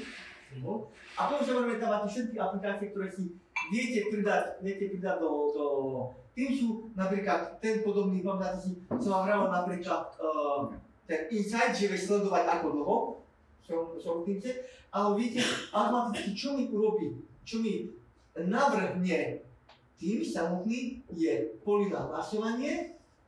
Poly je taký trošku iný systém na hlasovanie, ale veľmi podobný ako Poly, alebo samotné Force napríklad na kvízy. Že automaticky mi to navrhne. Samozrejme, vy viete urobiť oveľa viac. Samozrejme, potom máme ďalšie možnosti. Taká najznámejšia možnosť je nastavenia zvuku a nastavenia videa napríklad. To by sa ma týkalo, keby som mal spojené dve zariadenia, keby som mal napríklad pustené aj to zariadenie, ktoré mám na tomto televízore, že tam mi to šlo, ale čo je veľmi populárne je, že zaznamenať a prepísať, toto sa veľmi často využíva. To je práve to, čo som vravel, a to je spustenie toho nahrávania. A keď nemusíme teda nahrávať, ale vyslovene to je jednoduché, spustíte nahrávanie, Juraj by mal byť informovaný o tom, že o tom vie, že s tým súhlasí, spustí nahrávanie, výhoda je znova, automaticky keď ho zastavíte, automaticky sa uloží a v hlavnom kanáli vidíte krásne normálne celú nahrávku. Lebo nahrávať môže len tento schôdzu, kto ju organizoval. To je zase také bezpečnostné opatrenie, ktoré tam je. Že len tento schôdzu zriadil, len ten môže nahrávať. Ten aby nemohol hotiť to, že sa pripojí tretia osoba cez, lebo som povolil komu sa pripojiť a on tam v kuse bude robiť nahrávanie. Aha. To mi trošku pripomína, viete, keď Mr. Bean presne, už nám chýba len to sklo, hej, na tým, ako sa hral, hej. Dobre, tak ste taktiež znalezť na umenie tým pádom, ak správne chápu, ne, keď Mr. Čiže veľa vecí sa v tým sa... Čo ten jazyk a reč tam? Kde to máte? Tu, jazyk a reč je reč, že keď chceme mať buď živé titulky, alebo sa to týka aj pri zázname a prepisu, že keď robíme prepis, tak je dobré mať nastavený jazyk hovoru, aby sme ho nejak, no síce vie rozhodnať automaticky, a vy viete mať rovno čeština, slovenčina, angličtina, dokonca angličtina má všetky, že má britskú, americkú, austrálsku, proste vie si to vybrať. A to je presne v tom, aby to bolo, aby sme zľahčili život, že si to vyberie, ale potom vieme zároveň písanie v reálnom čase, že nám automaticky bude všetko prepisovať. Ja to osobne nemám rád, lebo tuto napravo máte takú potom ikonku, kde to vlastne všetko píše a takéto je, vyrušuje ma to, lebo vy vidíte, ako pekne si robí tie svoje poznámočky. Hej. Keď už tak ja sa poviem, že keď už tak ja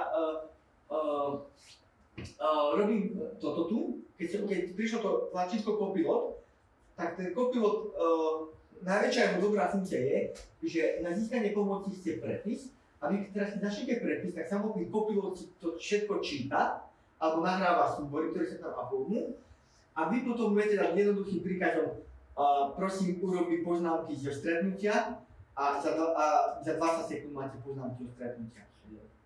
Toto je výhoda Copilotu v tomto.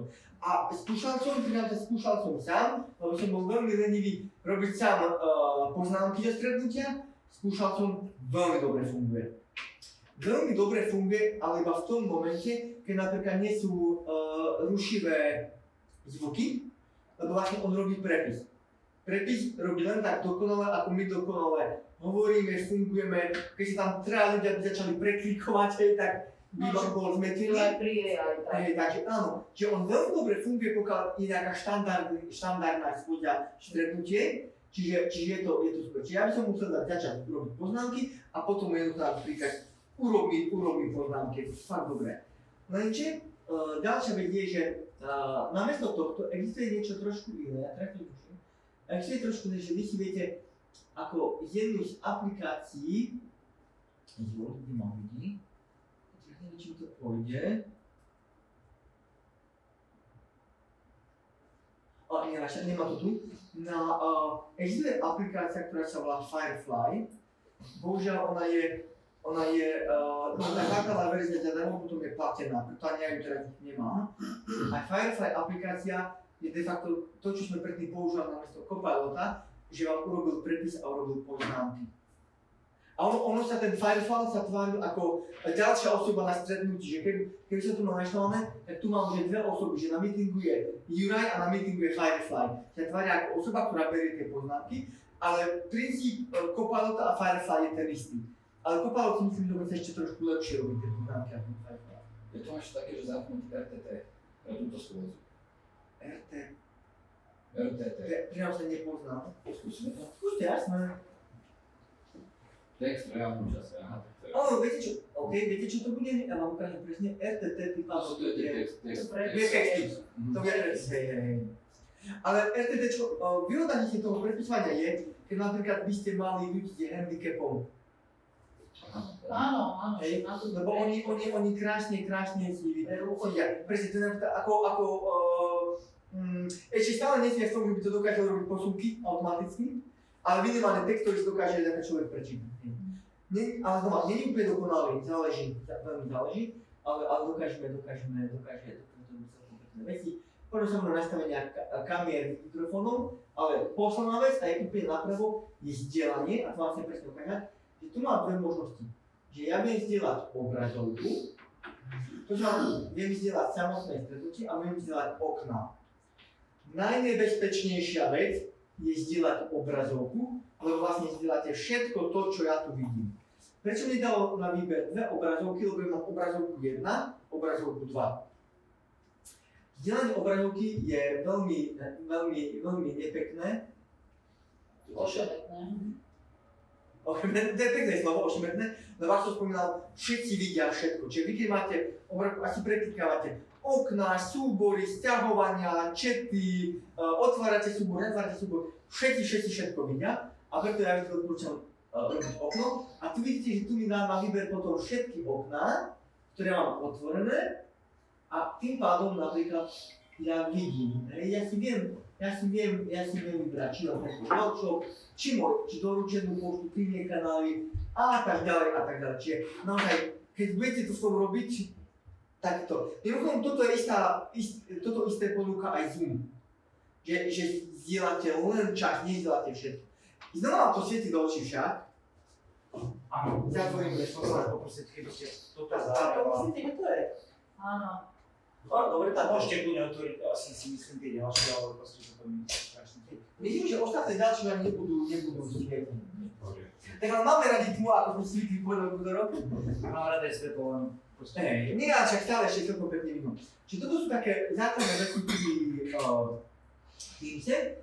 Rovnako podobne funguje aj Zoom. Veľmi podobne.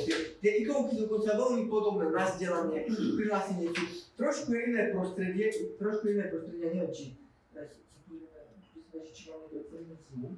Prečo, že Zoom, tým ako používame dosť veľa Teamsu, tak Zoom ani mal, ja práve, že ja som Zoom mal použiť možno pred 3-4 mesiacami, lebo proste som ho nepotreboval.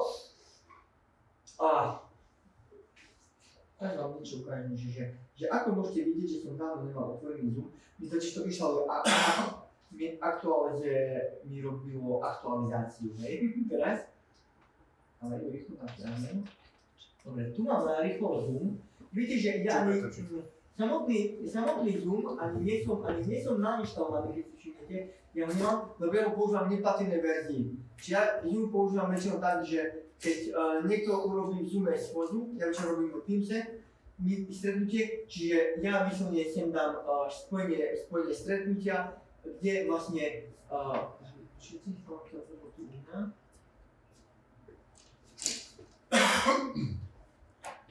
Vidíte tam niekde ikonku, či nevidíte, či som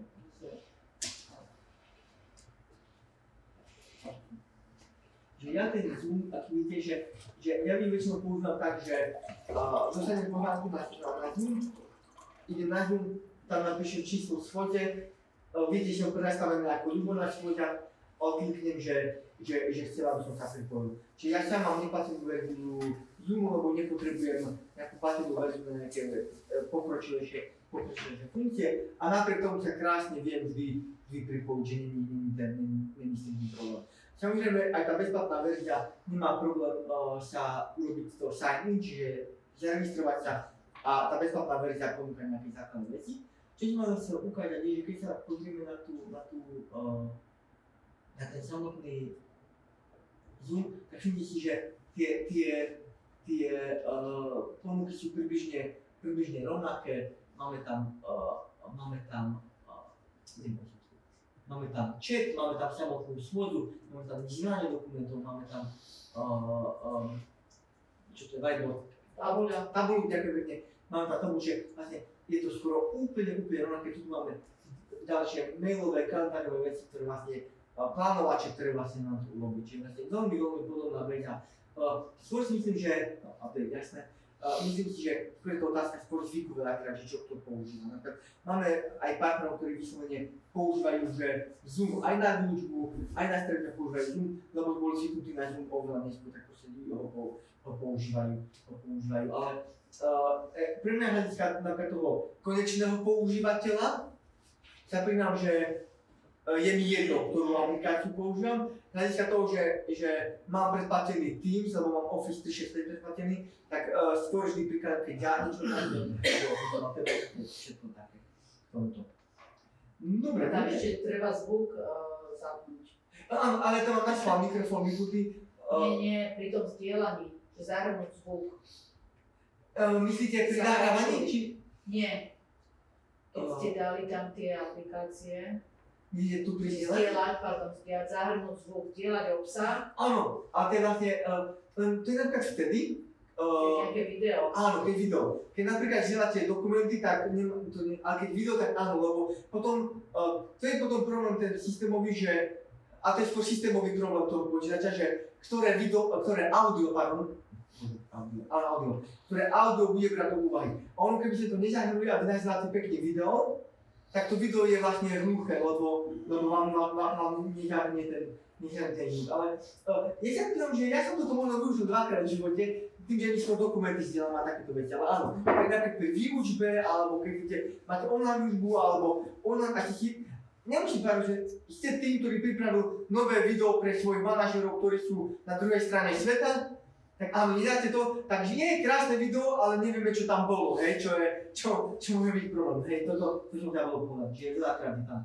A čo napríklad ešte, keď sa zdieľa obsah, nejaké obrazovky, tak potom to sú už potom, toto napríklad niekedy ešte nebolo, 2-3 roky dozadu, toto ešte nebolo, a to sú rôzne režimy. že čo chcem, že čo si ja vidím ako prednášajúci. Viete, že či chcete len prezentáciu, či chcete po obrazovky prezentácia, po obrazovky vaše veci a podobne, čiže to je veľa takých pekných vecí. To je niečo, ako máte v PowerPointe režim pre prezentujúceho.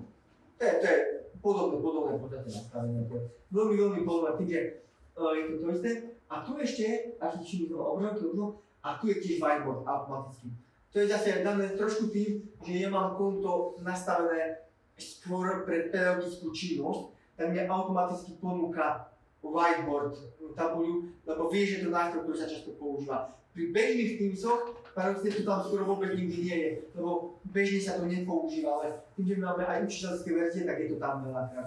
Tým, to má napríklad ten Microsoft vyslovene určený pre školy, tak je to tam veľakrát, že predefinované. To je také ešte veci, ktoré treba predefinovať v systém.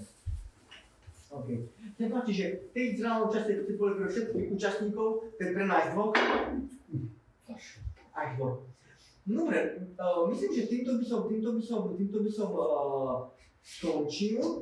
A tak máme celkom pokročilý čas. Môžem teda odísť ja ešte pár ešte zabudol. Odísť od schôdze, dosť dôležitá vec, čo sa mi už raz stalo, sa priznám osobne. Vy môžete zo schôdze odísť alebo ju ukončiť. A keď som ja tú schôdzu začal. A nie začal, lebo začal môže ktokoľvek organizátor. Keď som organizátor, tak, keď som organizátor. Ktokoľvek, kto je len ten na schôdzu prišiel, ju môže len odísť, nemôže ukončiť.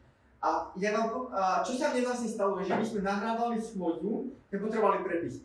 A ja som sa pomáhal, tak som rýchlo do schôdze odišiel, som si nevšimol, ale v pozadí tá schôdza fungovala ďalej, kým ja som nevypol počítač. A to práve bolo tomu, že síce všetci na nej odišli, je pravda, že keď odíde posledný, tak sa to zvykne vypnúť, ale tam presne boli niektorí tí opozdilci, ktorí nevedeli o tom, že tam ešte sú. A ja som sa potom pozrel a som sa čudoval, že prečo má nahrávka 6 hodín. A to bolo práve kvôli tomu, schôdza trvala asi hodinku, hej.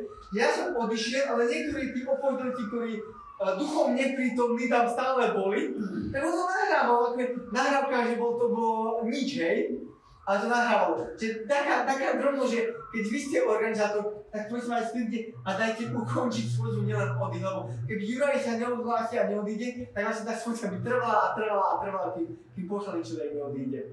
A to ani nenapadlo v prvom momente, že takáto vec by sa tam mohla stať, a stalo sa presne, hej. A zistil som to z nahrávky, že prečo? 6 hodín tu má tá nahrávka. No a keď vy odídete skôr, tak potom to skončí? Nie, lebo nahrávanie funguje stále, pokiaľ sa nezruší. Nie, zrušiť potom je každý. Aj keď organizátor teda dá, že ukončiť schôdzu? Nie, ja som len odišiel, ja som neukončil. No ale veď to sa... Červený tlačítko, áno. Ale schôdza nebola ukončená, lebo tí kolegovia, ktorí o tom nevedeli, že sú možno už tam stále boli ďalších 5 hodín. Čiže aj 5 hodín išla nahrávka, aj všetko. Lebo ja si nedám ja si nedám videohovor, ale hodím telefonovať a zabudne, že som bol vyhlásený, hej? Ale keď schôdza vyšla ďalej, bezo mňa a ja som organizátor. Môže ísť stále. A ja dám ukončiť schôdzu. Ale som mal odísť, lebo... Ja viem, ale keď dám že ukončiť schôdzu, tak potom už je koniec. Áno, to je to OK. To je no ale keď ja chcem, aby sa to ďalej nahrávalo, tak musím dať odísť. Nie, tak odídem od videa a ale keď vy ukončíte schôdzu, ukončíte aj nahrávanie. Ukončíme aj nahrávanie, ukončím to celé. Zatvoríte dvere, zamknete. Áno, ale keď musím odísť, ja som to zorganizovala, ale musím odísť skôr, ale chcem, aby sa to nahrávalo až do konca, tak idem tam odísť. Áno, ale musíte veriť tým ostatným, že nevypnú nahrávanie. Ale áno, toto viete urobiť. Áno. Že si to organizujete, ale potrebujete po 15 tak odísť, áno, kľudne ďalej. A on to potom ukončí, to niekto ukončí tak, že oni nevedia ukončiť, ale vedia podchádzať. A koňa sa skončí tým, keď posledný odíde. Takže keď tam jeden, dvaja ostanú, ktorí o sebe nevedeli mne, tak ja som 6 hodín robil nahrávku ničoho, a schôdza fungovala.